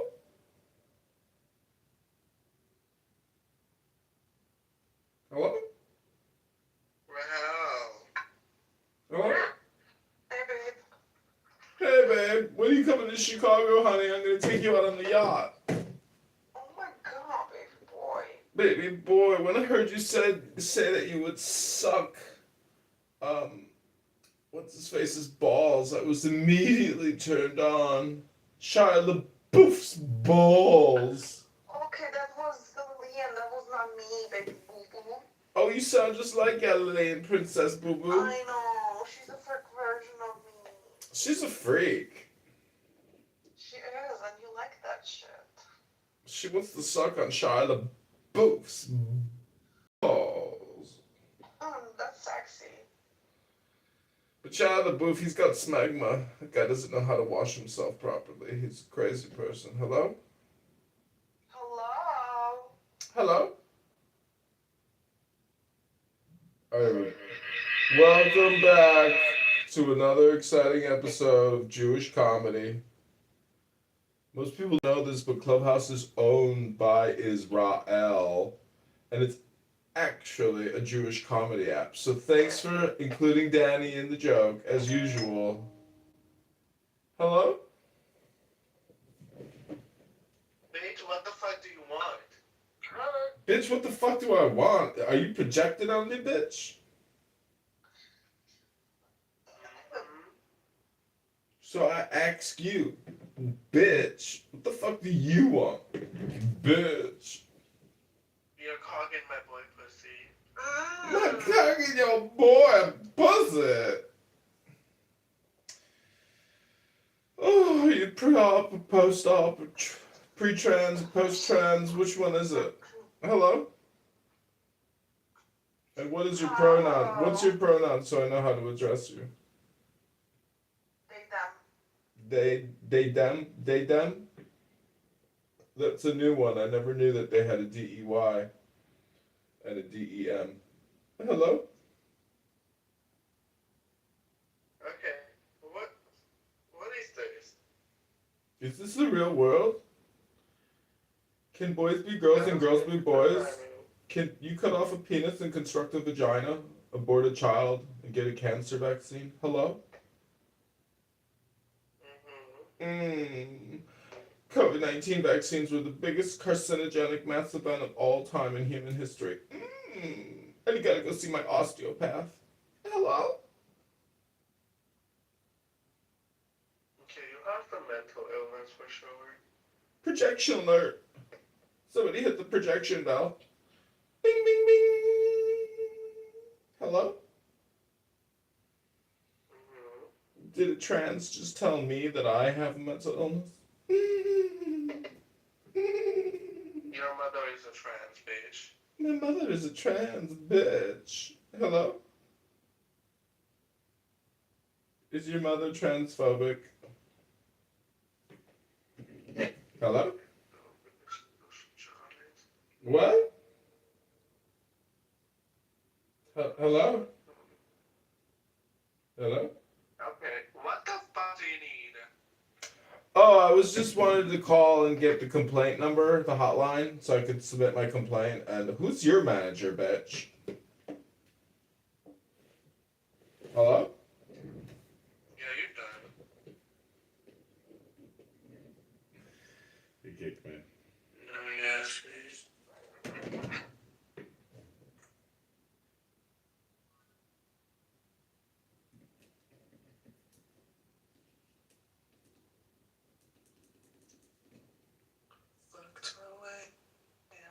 It looks like I'm back, bitch. It looks like I got a fan up here, hater. You're just a critic.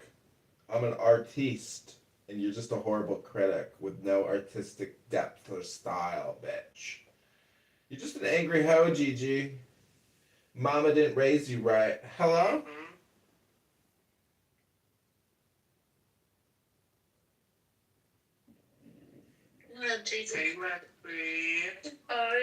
Oh my god, they're bringing me back up. What have you been up to? Back again, bitch. Back again, Gigi. Can't keep a good girl down. Hello? Who is this? Who is this? Bitch. You're an annoying ass bitch. Bitch. Who's Maggie? Your mama raised you right to be a woman. You just a hoe. His name is Maggot? Bitch. Get your trans right before it wrecks itself. Hello? Danny in the house. Hey, Danny. Where's Lolly? Fuck. Lexi, what happened to Lolly? I moved him down because I wanted to talk to you, Gigi. Hey, Gigi. Yeah, it's been, chilling. Where's Lolly, nigga? What happened to Lolly? I want to talk to Lolly.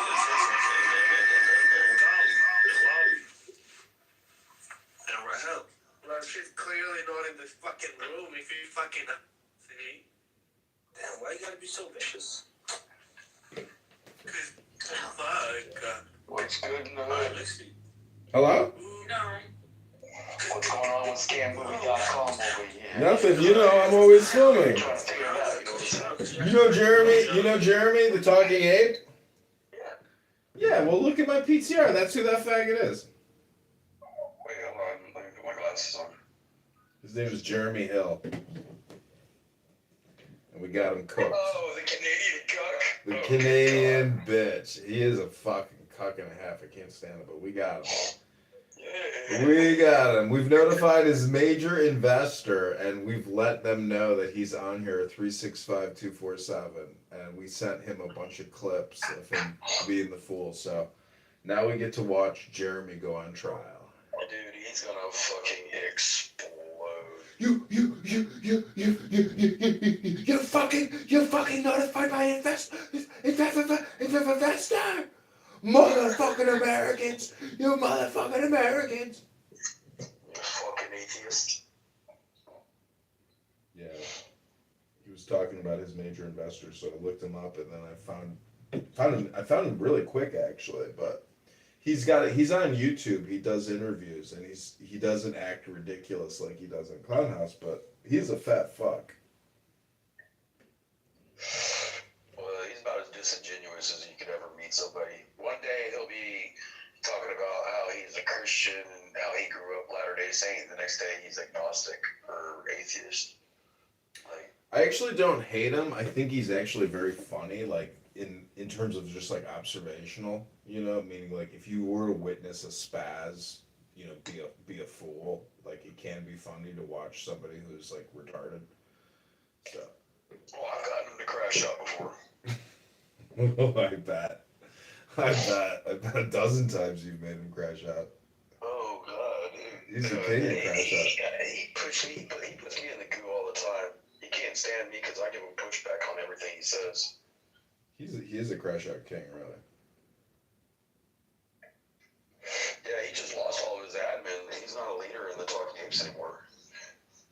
He just, apparently while I was off of the clubhouse for January, he showed his ass and everybody fucking knocked him out of the fucking rankings. Well, I assume he bought his way in anyways. Oh yeah, and in December when he came back, yeah, he did. But the Talking Apes have turned into a shit show lately anyway.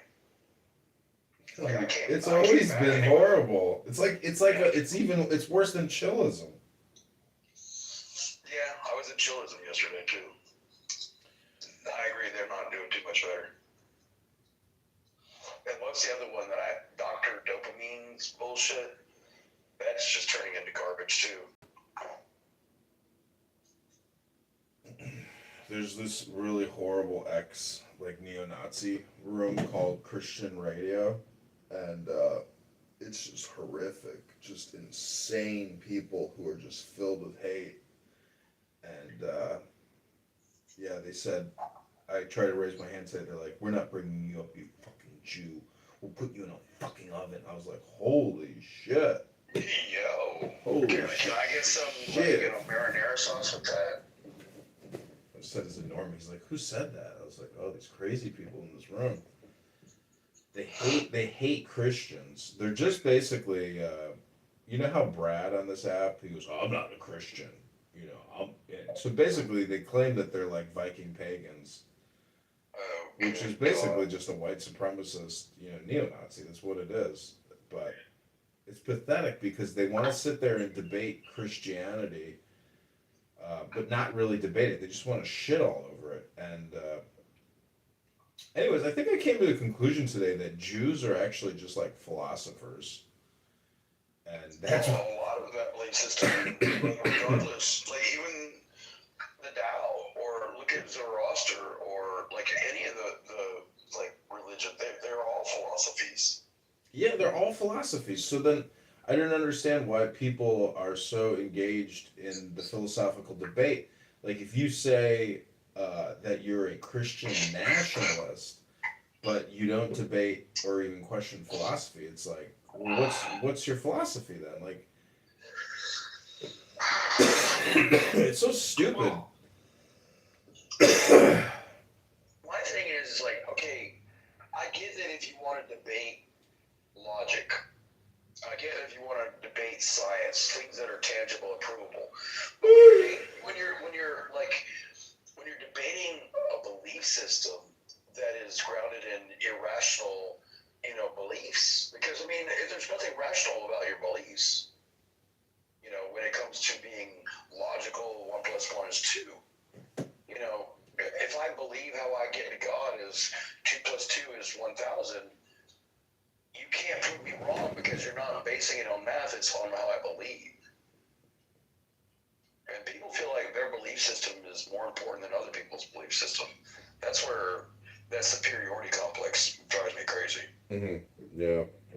It's so crazy, like the green bean thing on this app is so stupid, where it's like people haven't figured out that just give up your green bean, like mod everybody, sit back and just, don't exert your energy in the situation. Just like let the energy just do what it's gonna do, and don't exhaust yourself. Like that's part of the problem with people on this app who, run these like prosecutorial type rooms, like where they think they really think they're like in a court or something, like they're doing mock trial here.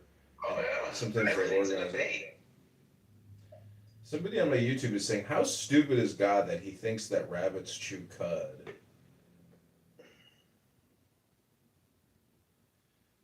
I don't understand. Why don't rabbits chew cud? Isn't cud just grass? Yeah, chewing your wad. Well, Scott White. When you put, like, if I put a big league chew bubblegum is chewing your wad or chewing your cud. Mm-hmm. Like, it doesn't necessarily mean grass or anything, but yeah, rabbits, when they're eating grass, they're chewing the cud. The fuck? Hello. Like, that's a dumbass statement. That's what I'm saying. I think it really goes back to that one critical maxim that the more you think, the more you speak, the further from the truth you're going to get. Yeah, oh dude, I've said that for the last 4 years. I hear it all the time, and I hear projection all the time. Like, for example, when an NFFN, do you know what an NFFN is? Non-functional something. No, nigga, faggot, faggot, nigga. And so...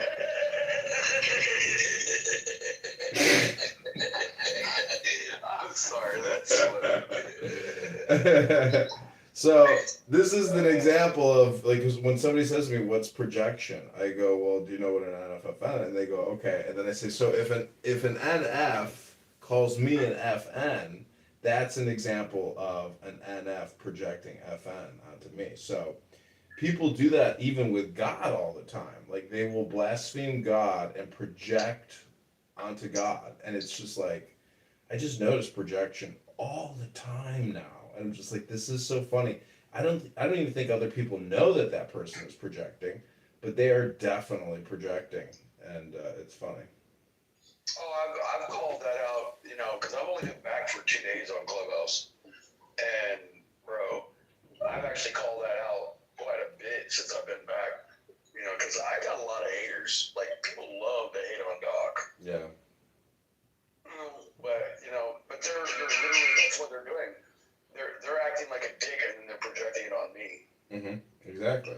They're using you as that evergreen catch-all in the same way that they use Trump, they use God, they use America. Like Jeremy just projects onto America all the time and onto Trump. It's so funny. It's funny when you know it, and sometimes you forget it, but then sometimes when you hear it, you're like, oh, that's a projection. Or sometimes I'll say, how is that a projection? I can't exactly figure out how that's a projection. And then it clicks, and I'm like, I get it now. Dude, I'll tell you right now, John, like, I think the greatest fucking decision I made was taking the first month off of Clubhouse. The greatest decision in your life? Yeah, man. Like, I feel so much better in my head than I did in 25 just by having a month off. There's just so much, I don't want to call it animosity, just disingenuous actors. I don't know how to say it. I needed a way to get away from that. And that would do, having that New Year's resolution, that was the best thing I could have done. No, honestly. And nothing's changed. I mean, except for people got stupider. Like, I didn't miss anything in a month. Man. I remember when you first showed me this app, dude. There used to be such great conversations. It's impossible though, because I've heard and engaged in every conversation. I've recorded every stupid little thing that people see. Even when losers like Jeremy say it's a nuance, like there's just nothing new, and it's the statement "there's nothing new under the sun," and everything that is has already been. It's absolutely true. So, what are people doing here? And it's the same conclusion that I mean. I looked into this. On average, we say 1,500 words a day, and we listen to 3,000 words a day. So people are here getting their 1,500 word input to get their dopamine output. And that's what's happening here. Because why would anybody want redundant, conversations that are just the same convo every time, over and over? And people use the same catchphrases, and you can detect that with people too. So people are just getting their dopamine, and they are just repeating themselves. That's what's really happening. Dude, I'm just waking up in the middle of the night because I went to early bird dinner last night, got me a 20-ounce ribeye, and I went to bed way too early. That ribeye was banging though. But, man, how goes it? You ready for next month? Yeah, I'm putting out. I'm like, my AI stuff is getting better and better and better and better. Why is it so like? I don't know. It cuts off. Yeah. Like, it doesn't conclude anything. Exactly. That's kind of the genius of it. That's the AI editor making, because it only has 9 seconds, so it's wonky. But if I were to stitch 100 of those together, I'd have 900 seconds. So you can't, like, if I were to, that movie Clockwork Orange? Oh yeah, it's a wee little baby. So if I were to watch that movie and then basically go into Sora and say, okay, put me in a milk lounge with a bunch of like hooligan police officers. Now bring me. Now I'm in a house and an intruder comes in and kidnaps me and my wife. Now I'm having drops put into my eyes to recondition. So I could recreate Clockwork Orange using make it into a John Kitover sitcom. So it's possible to recreate entire movies with Sora, and just Yeah, you would catch people like me would actually know what you were talking about with Clockwork Orange. The whole, like, anybody below the age of 30 wouldn't have a clue. Well, somebody on YouTube wrote, "Says the dumbass that don't know what chewing cud is." I can't believe these idiots don't know what chewing cud is. Are you saying a cow doesn't chew its cud?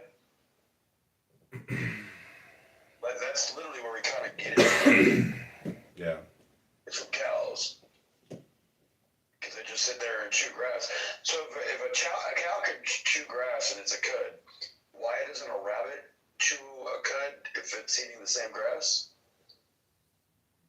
Like, make that make sense. Make it make sense. Come on now. I mean, I'm tired of teaching people how to pick cotton.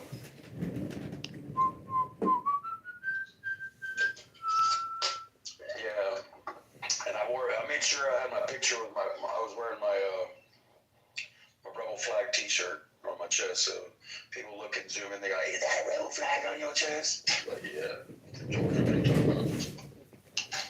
Dude, people get, man, what is it? What do they call about your cackles? Panties in a wad, cackles in a bunch. I don't know. Man. So, yeah, there is that. I need to roll a joint. Pachinko! Yeah, man, it's good to be back on here talking with you, though. Always enjoy talking with you. I think you're funny because you were in there with Gigi, like, hello, somebody still loves me. I was like, oh shit.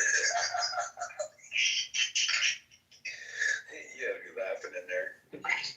Fucking bathhouse bucket list. Bucket.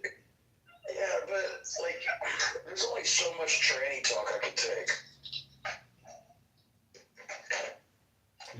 It's so. You know who Pro Lyrical is on here? Not off the top of the head, no. He holds these rooms, and he always goes on a Trump derangement rant, and then he always ends up, "How can people not accept trans? They're people.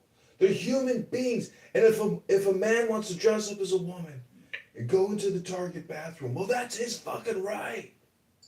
And I'm thinking, like, isn't it so funny that, like, in the list of priorities of complaints for people about America, it's the fact that you think a man should be able to put on a performative art show in a women's bathroom in Target.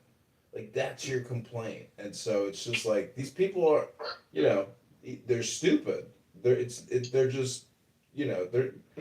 so it's just funny to, like, roast them, mock them, record That them. reminds me of that time that you were talking with, who was the governor of, like, Minnesota? Yeah.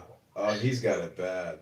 What's his name? Jesse the Body Ventura. Yeah, but it was right after Queen Elizabeth died, and you were like, you called in, and you got up there on like a Monday night, and you're like, yeah, they're just LARPing.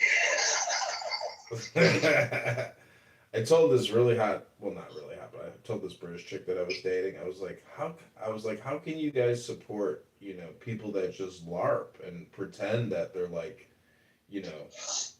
the king and queen? I mean, it's just a LARP. And she's like, "How dare you say that? I love the British, I love Queen, I love the Queen. Oh, she's the greatest." Isn't it so stupid to think that, like, everybody should get on a knee and, like, swear an oath, to a king for life? That sucks. And because that person is somehow the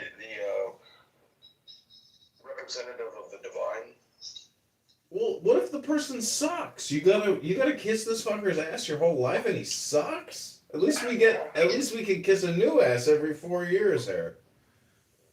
Yeah, I mean, Joe Biden didn't have an ass. He had no ass at all. It's crazy when you look at Joe Biden's social media followers. I mean, he's got a lot of followers. They're all bots. Yeah, you can always tell if an account has a lot of bot followers based on like the engagement, the retweets, the comment.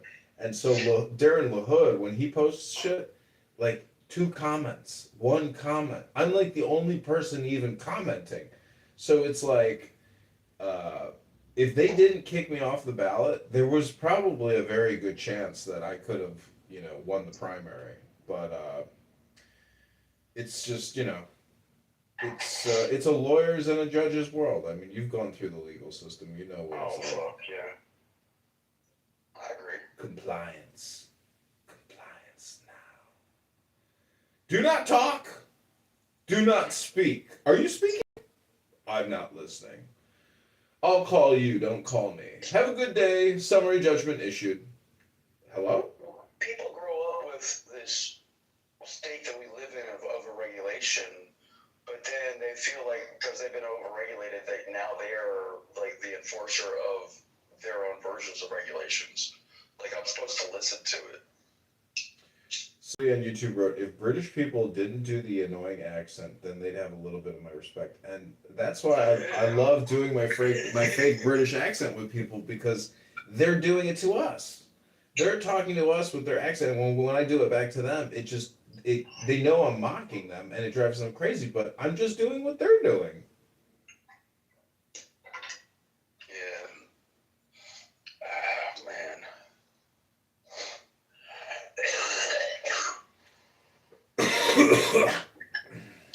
No, my bad, I was smoking, I'm sorry. What bag? Man, life is good. What you got going on for today, man? You gonna... Going on for the day? I'm about to go to the gym. No, I'm about to go to sleep. Oh, shit, I'm waking up. You're still awake. Somebody on YouTube wrote, I hate all of you. Isn't that lovely? I hate me too sometimes. Hate's a hard word. But, yeah, man. Fucking good to see you around. Fucking, I hope this shit, write-ins actually work. I hope you steal just enough from LaHood on a write-in that it like his, competitor wins. He's going to find out how many people are voting for the Democrat. His name is Paul. And, he was in the debate that I did that you saw. And his wife is hot. And I told him at the end of the debate, I was like, nice meeting you and God bless. And he said, yeah, you too. But he's a total Democrat whack job clown. And but what's funny is I'd still promote him and endorse him just to try to flip the seat, because to let LaHood stay in there anymore, it's like he's already created a disaster. Why? And it's so superficial and so stupid. There's a clip of him saying, not only am I on the committee of GOP oversight, I'm also on the Internet Trading Activity Commission, co-chaired by my esteemed colleague. It's all so stupid. It sounds pompous. Well, it's spam, and all they're doing is spending an inordinate amount of money. $7 trillion a year. I mean, every 6 months the guy creates $1 trillion in debt. Every 6 months. So every month he's basically borrowing, 180 billion dollars. That's what he's spending that we don't collect. So it's it's the biggest scam on the planet. It really is the biggest currency manipulation on the planet. And the craziest thing is, it's like I'm the only one that ran against him. So it's like the whole thing rests on a hair, and you can flip it with a touch of a feather. There's no there's no strength of position. It's just totally tentative. It's unbelievable when you think about it, that the most powerful positions on the planet involved in the biggest skim on the planet, it's like it's up for grabs. It's just fucking amazing that like 100 people don't even run. It's like, why is there one person running unopposed? What the fuck? So, anyways, the lawyers and judges just control the whole fucking the world. It's a lawyers and a judges It's a world. lawyer's game, yeah. Oh, for sure. I'm in complete agreement. Lawyers become judges. Judges take kickbacks, screw the whole system up. Yeah. I think like the number one thing here in Georgia is if you can get the judges' retirement like squared away. Because if you go on child support here in Georgia and you pay your old lady, let's say $1,200 a month, right? And you give it to the child support office, she's on Section 8 housing, she's getting all that benefit stuff, she might get like 400 of that 1,200. But that 800 that was like missing gets stuck in an account, and that account of all that overages is where judges in Georgia actually draw their retirement from.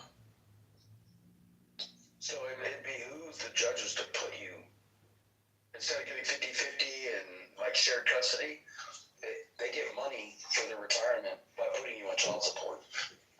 That's what needs to happen. Like, get that out of fucking Georgia's way. You might actually end up with like a nuclear family again, but it's easier just to split them up and then cause division within the family.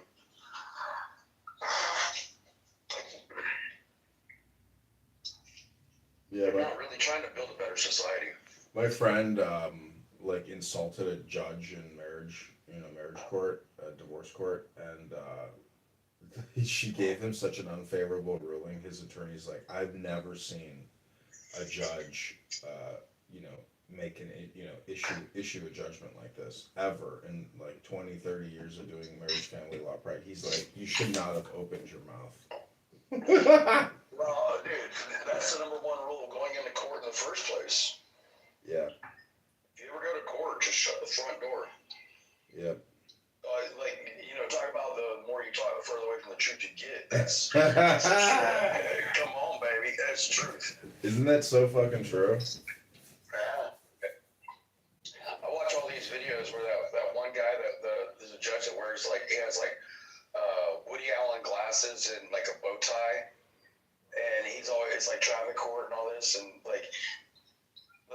people come up in front of him and they're like, oh, what was he pulled over for? Oh, he was walking, and you searched him and found marijuana. But what was the probable cause? And and then the guy, the person that was like, he's like, and then the judge was like, stop talking. Are you losing? No. Okay, back to the prosecutor. He tells the judge tells the guy, shut the front door. You're already winning. Don't shut up. You'll make it worse. Man, that's so true about our court system. Because you're gonna get fucked either way. They're getting theirs. Yeah, I mean, your lawyer should be the paid advocate to essentially negotiate a return to compliance with as minimal repercussions as possible. Because if the judge and the other lawyer aren't willing to cut a deal, and you put up this money with your lawyer, it's like, well, that's just. I'm just saying your lawyer has to lessen the blow. Like, that's what you're paying them for. Dude, yeah, I was thinking of a joke just now. I was watching your YouTube stuff, their live stuff, when I was not on Clubhouse. Mm-hmm. And I'm thinking, and I know a really good lawyer from Clubhouse. His name is Steve Appel. He works in the law office in California. And dude, I remember on one of your, he's like, defamation, get out of my god, dude, he just started going off on you, talking about, bro, he had me cracking up and laughing. Because, dude, Steve Appel, come on, man. I made him rage quit yesterday. Really? Oh, yeah. Yeah, he's straight up, he's like, I'm not coming in and talking apes for a whole another week because of Doc. I'm like, oh, bitch.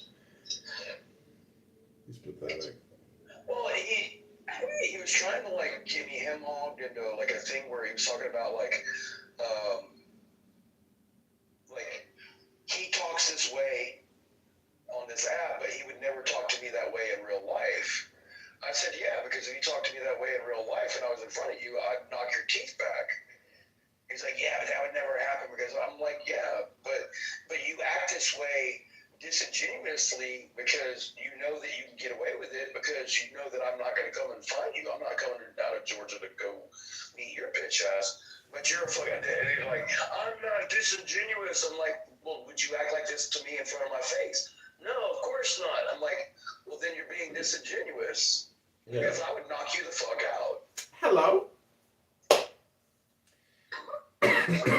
In the comments, like on Instagram and Facebook, people always, write me like multi-question sentences, and I just write back, hello, hello, and it just keeps going, and they keep writing, and I just write back, hello, hello, hello, hello. So, I mean, that's me being disingenuous by saying hello, but the fact of the matter is, in proper conversation, when you meet somebody, you are respectful and say, hello, how are you? You don't just like fire off your politically charged, biased questions. You have to first establish, rapport. Hello? Hello? And if you're trying to win me over to your point of view, why do you talk down to me? Because if you insult me, I'm not going to fucking listen. Like the minute you say, Brian, you're a piece of shit, you can say the most articulate and important thing that you said in the next sentence, and all I'm hearing is, Brian, I'm a piece of shit. I don't even hear what you're saying after that point. Yeah.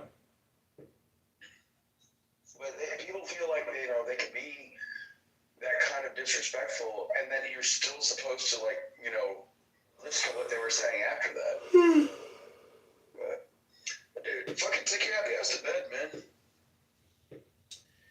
Yeah. You're yawning over there. Or drink a beer with an orange juice. I wish I had one. I would, but I don't have anything. How's the gout? Is it doing all right over there? Yeah, I mean, haven't had a gout flare up in quite a few months, so that's good. Yeah, exercise is doing it for you then. I haven't really been working out the past 2 to 3 weeks, just barely. You went the other morning.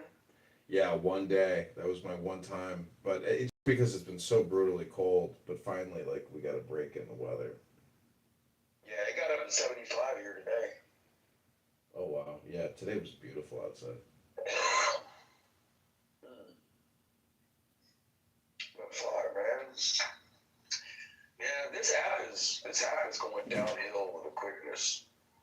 It has its peaks during the day of, it's always in the morning and then at lunch and then 4 p.m. There's peak internet usage, which is the best time to capture people. But I have noticed that it's totally dead, unless you want to go into a black room. Well, I can't take that. I mean, there's only so much I can be called Esau and Edomite. Edomite. Is that like the European version of Vegemite?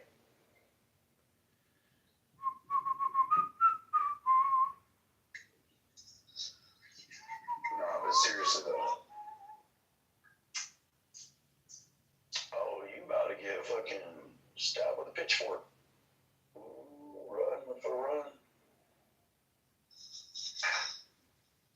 Man, I want to see somebody burned at the stake for witchcraft.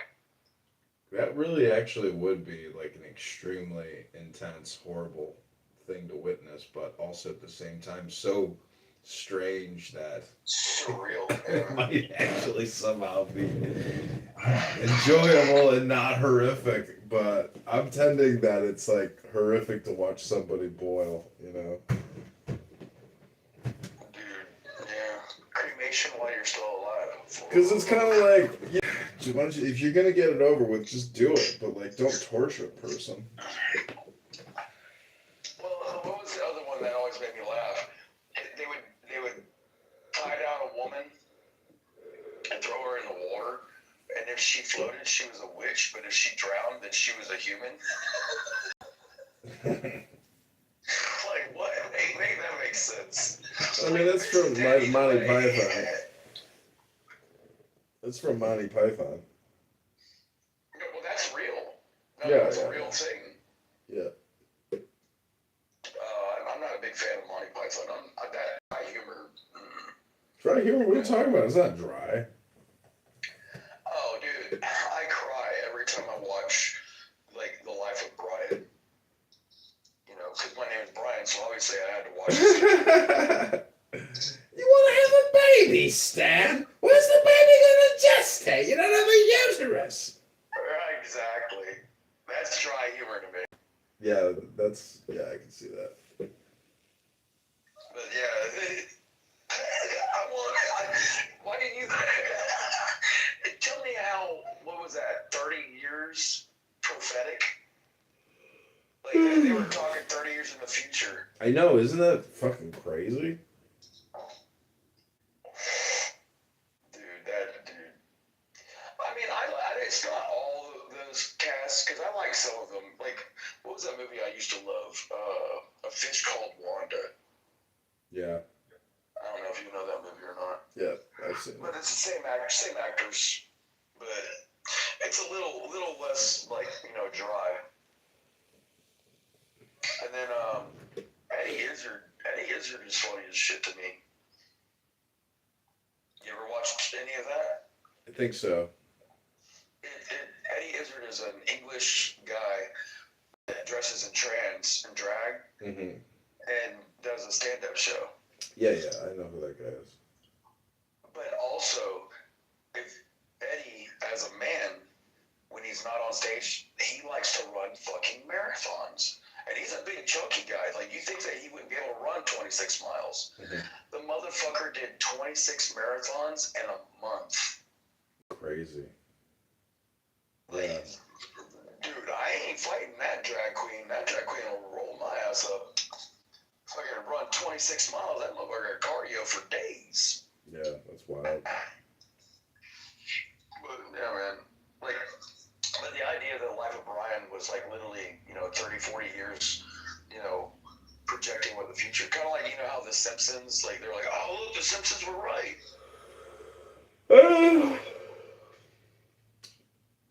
Yeah, that scene in particular has really stood the test of time. So, I mean, trannies back then must have been having the same conversations, but now it's just so public, and with the forced DEI.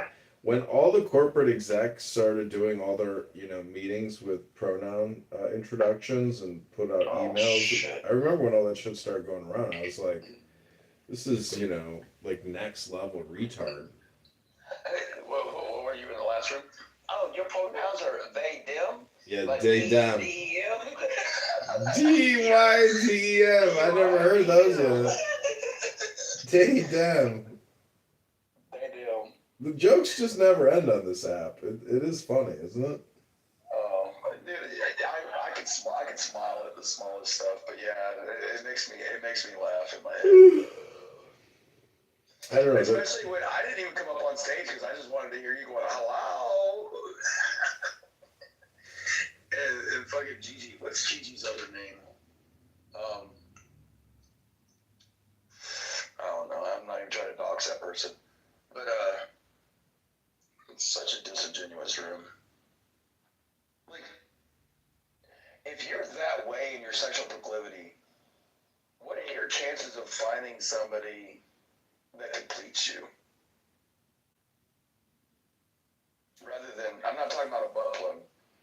Pretty rare, for somebody with that type of situation to find somebody that completes them, because they're not really looking for their opposite. They're looking, for their next victim. I mean, I would say they're more like parasitic vampiric than they are Succubus, yeah. Yeah, they're succubus type individuals. Well, they feed their energy off of your energy.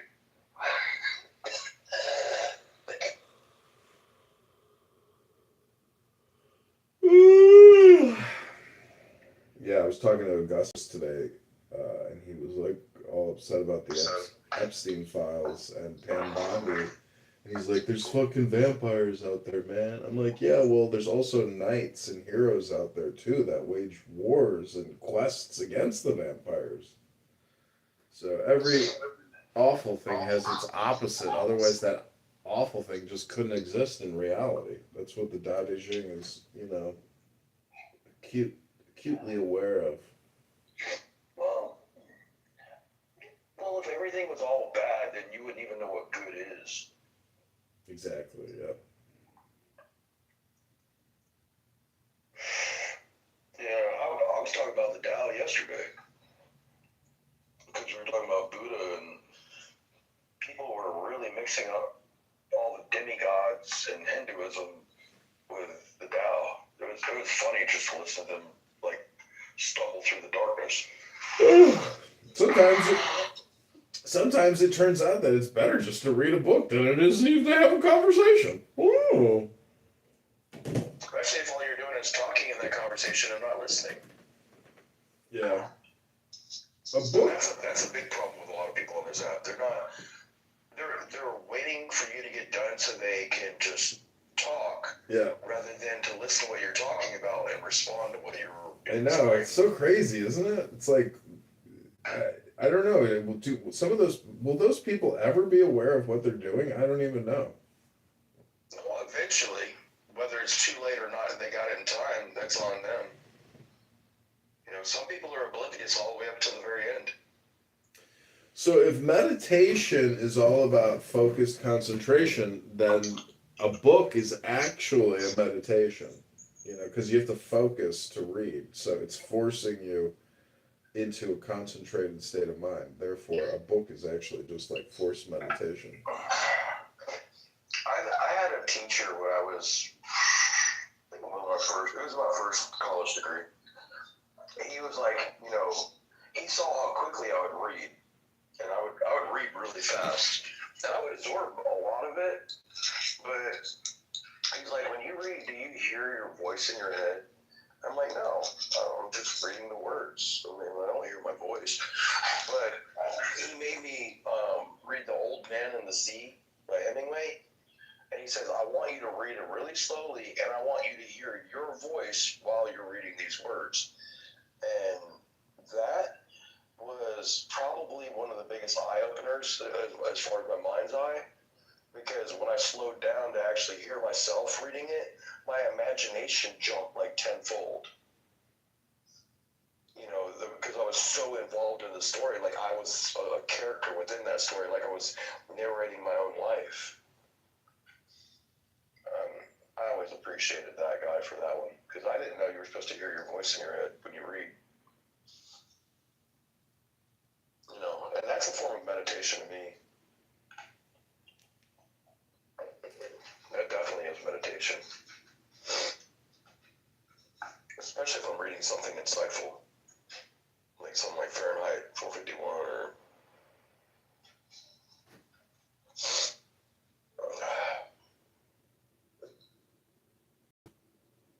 Georgia, you need to go outside. Yeah, she needs to go outside. What's it like outside? Let's see.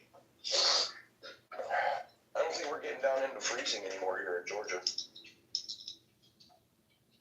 It rained like a motherfucker yesterday afternoon. Dude, it's not even... It's like 55 degrees. Honestly. Bro, if you download Sora and cast yourself, I can put you in my videos, and you can also cast me in your videos. I don't know how to do that stuff. I don't. I mean, I probably could figure it out. Oh yeah, it's like 3 clicks. That's it. Can I do it on my laptop? No, it's got to be on a cell phone, unfortunately. Oh. But you will have a lot of fun, and it is a little bit like a memorial, like if you don't delete it, like it will be a very fun way of remembering you for all time. Good. Well, I mean, for all the other ways I'm going to be remembered, why not have another one? People are going to remember us how they remember us. Whether we want it to be this way or that way. So, what do you think about all the Epstein files that dropped? You said you were talking about that with Augustus. Yeah, I was just telling him how like the justice you want is very slow. It's like day to day, hour to hour. So you have to look at your friction as philosophical. And I was like, what is it that's like upsetting you specifically? And he's just like, oh, there's vampires. I'm just like, okay. Well, no, it's children sacrifices to Baal. Is what if you're going to go by what Epstein was, all about. Shit, look at Colbert. Colbert did on live the nightly show thing. Like, there's a skit where he literally has a baby underneath his desk, and he picks up the baby from behind his desk, and he talks about like giving it the ball. I'm like, bro, they're doing this on fucking nighttime TV for the whole world to see. I don't know, man. We live in I'm with him that we live in a sadistic world, but I'm with you also that there are white hats, that go against the black hats. Yeah. You can't look at it all through a negative rose-colored lens. Right. It's all or nothing thinking. Some people wear them hippie glasses, though. Yeah, that's true, right? It's true. I mean, they're very myopic with their points of view. Like, if I'm truly in a conversation with you about something, and you have a different perspective, I should be able to listen to your perspective and then internalize it to make it make sense of what I have as a belief system. If I'm truly being genuine within that conversation, these people that's happened lately, it's their way or the highway. There is no, building with each other. It's like you either dismantle what you believe and believe what I believe, or you're wrong. But see, you're still caught up in this conversational game where that's like something a Schwartz would say on this app. Let's build together, brother. Let's build together. I like what we build in here. It's like, bitch, you got 10 minutes left and you've been building for 10. Read a fucking book for 5 hours and build something real. Like, this is all just such short-term dopamine. You're just getting your dopamine. That's all it is. I think you are actually better with the dopamine than without it, personally. Because, you need to get your 1,500 words in. But, my critique as an artist or a supposed artist is always just read a book, because if you have to get 1,500 words in, read something smart. Then you get the pluses. You get the value add to the dopamine, hit. And yeah, but dude, I don't read a whole lot of nonfiction, fiction anymore. Mm-hmm. I read a lot of nonfiction when it comes down to it. I don't know. I probably spend a good hour and a half, 2 hours in the morning, typically drinking coffee and going through all my news feeds to see what's going on geopolitically. And I'm sorry about that Guthrie chick. Don't know. I hope she gets home safe. Whatever. But does it have to clog up the entire news feed for a week?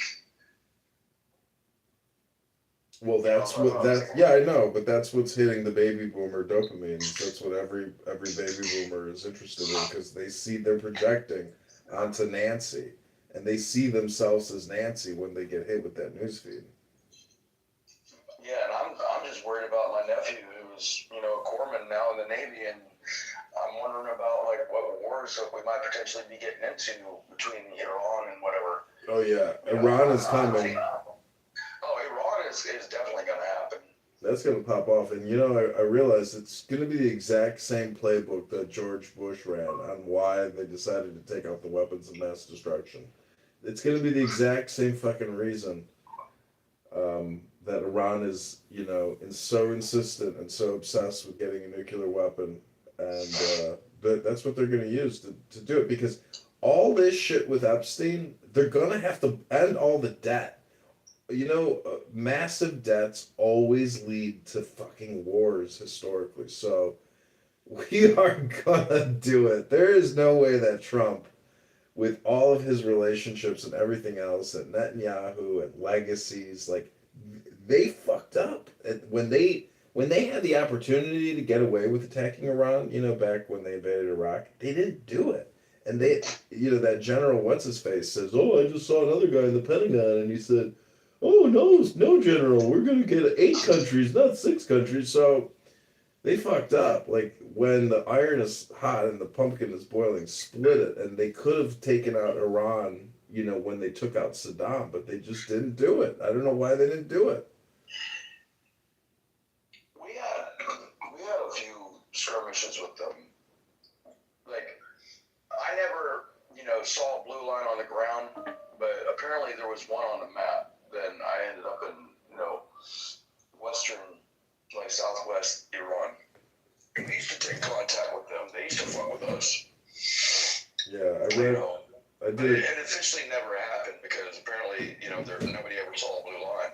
I did a query, like how many soldiers died from Iranian-made IEDs, and it was. Fuck. It wasn't as many as I thought it would be. It was actually a very small number, but I don't think that Grok could possibly know how many IEDs, or detonators were assembled in Iran versus, even Russia for that matter. I mean, how do we know how many? Depends on what region you were in, because when I was in Sadr City, which is like Shia controlled, you would end up with a lot of Iranian, back, sensors and stuff to build the IEDs.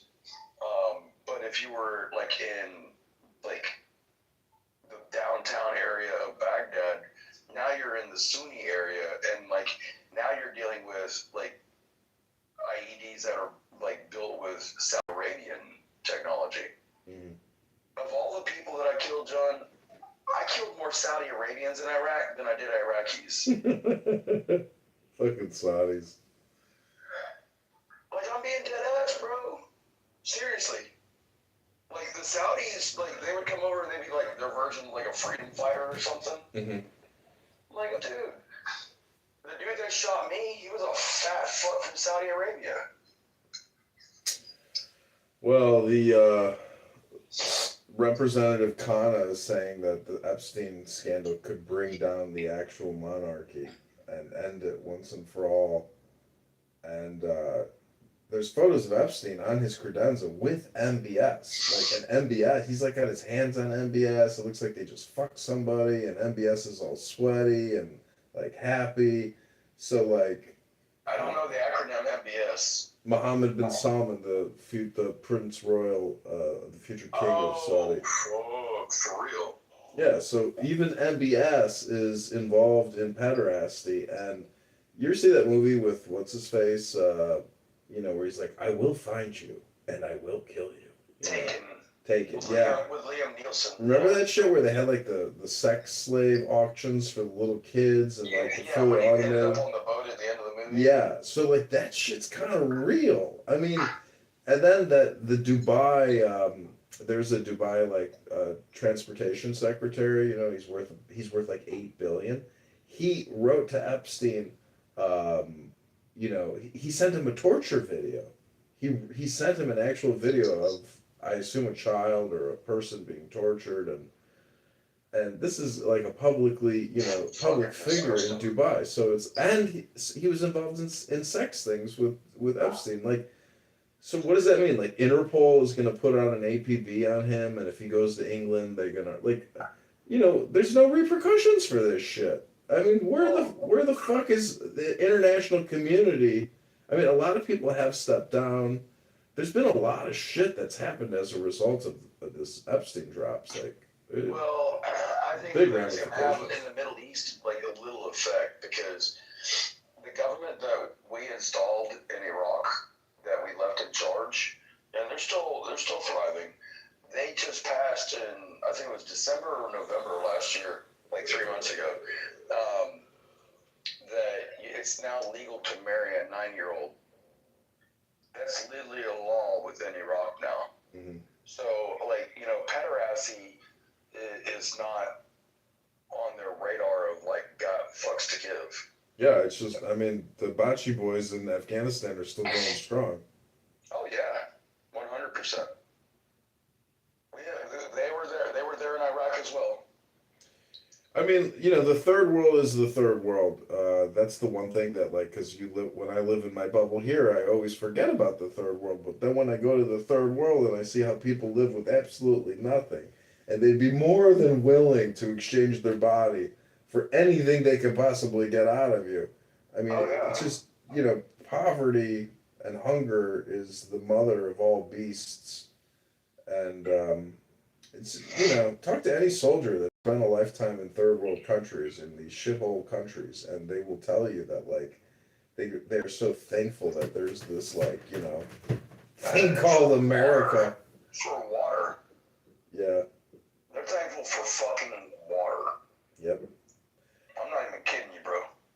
I mean, I see these videos of Africans eating boiled monkeys, living in huts, filming themselves and putting themselves on TikTok, Facebook, and it's like they're making money from it, and it's crazy that like they live like this, that they sit there and they eat the intestines of a monkey after boiling it, and oh my god, I just can't believe what it's like. Could you imagine having dinner being surrounded by 5,000 fucking flies? I mean, it's just miserable. Oh, dude, I can go into war stories. I don't need to though. You know that, like, you can imagine what I've been through. Dude, I like the dogs. The dogs were the coolest part of me. Because the Iraqi people hate dogs because they run in packs like wolves. Mm-hmm. And I used to, like, I'd feed them all the time. So all the dogs always loved me. And, like, the Iraqis hated me because I had all these dogs around me all the time. Mm. Dude, yeah, Mookie. Because, like, the leader of the Jaish al-Mahdi, his name was Muqtada al-Sadr. So, we had this dog, and we named her Mookie. Mookie would, like, if you were an Iraqi army or an Iraqi police officer, this dog would not let you near our area. Like, it literally sat in our area and did not, like, it knew that you were Middle Eastern or you were American. And this dog protected us like it was our gate. They ended up killing the dog because the dog would bite people that tried to come into our area. Mm-hmm. I love the dogs in Iraq, man. They have no idea how good they have it. If there is reincarnation, I want to come back as a dog in Iraq. Let a motherfucker throw a rock at me and see what happens. Don't throw any rocks. Why I fucking know how to say that in Arabic? Fuck. Obviously, it's important. The motherfuckers throw rocks. At least David had a sling. It was in Jordan, in a place called what was it called?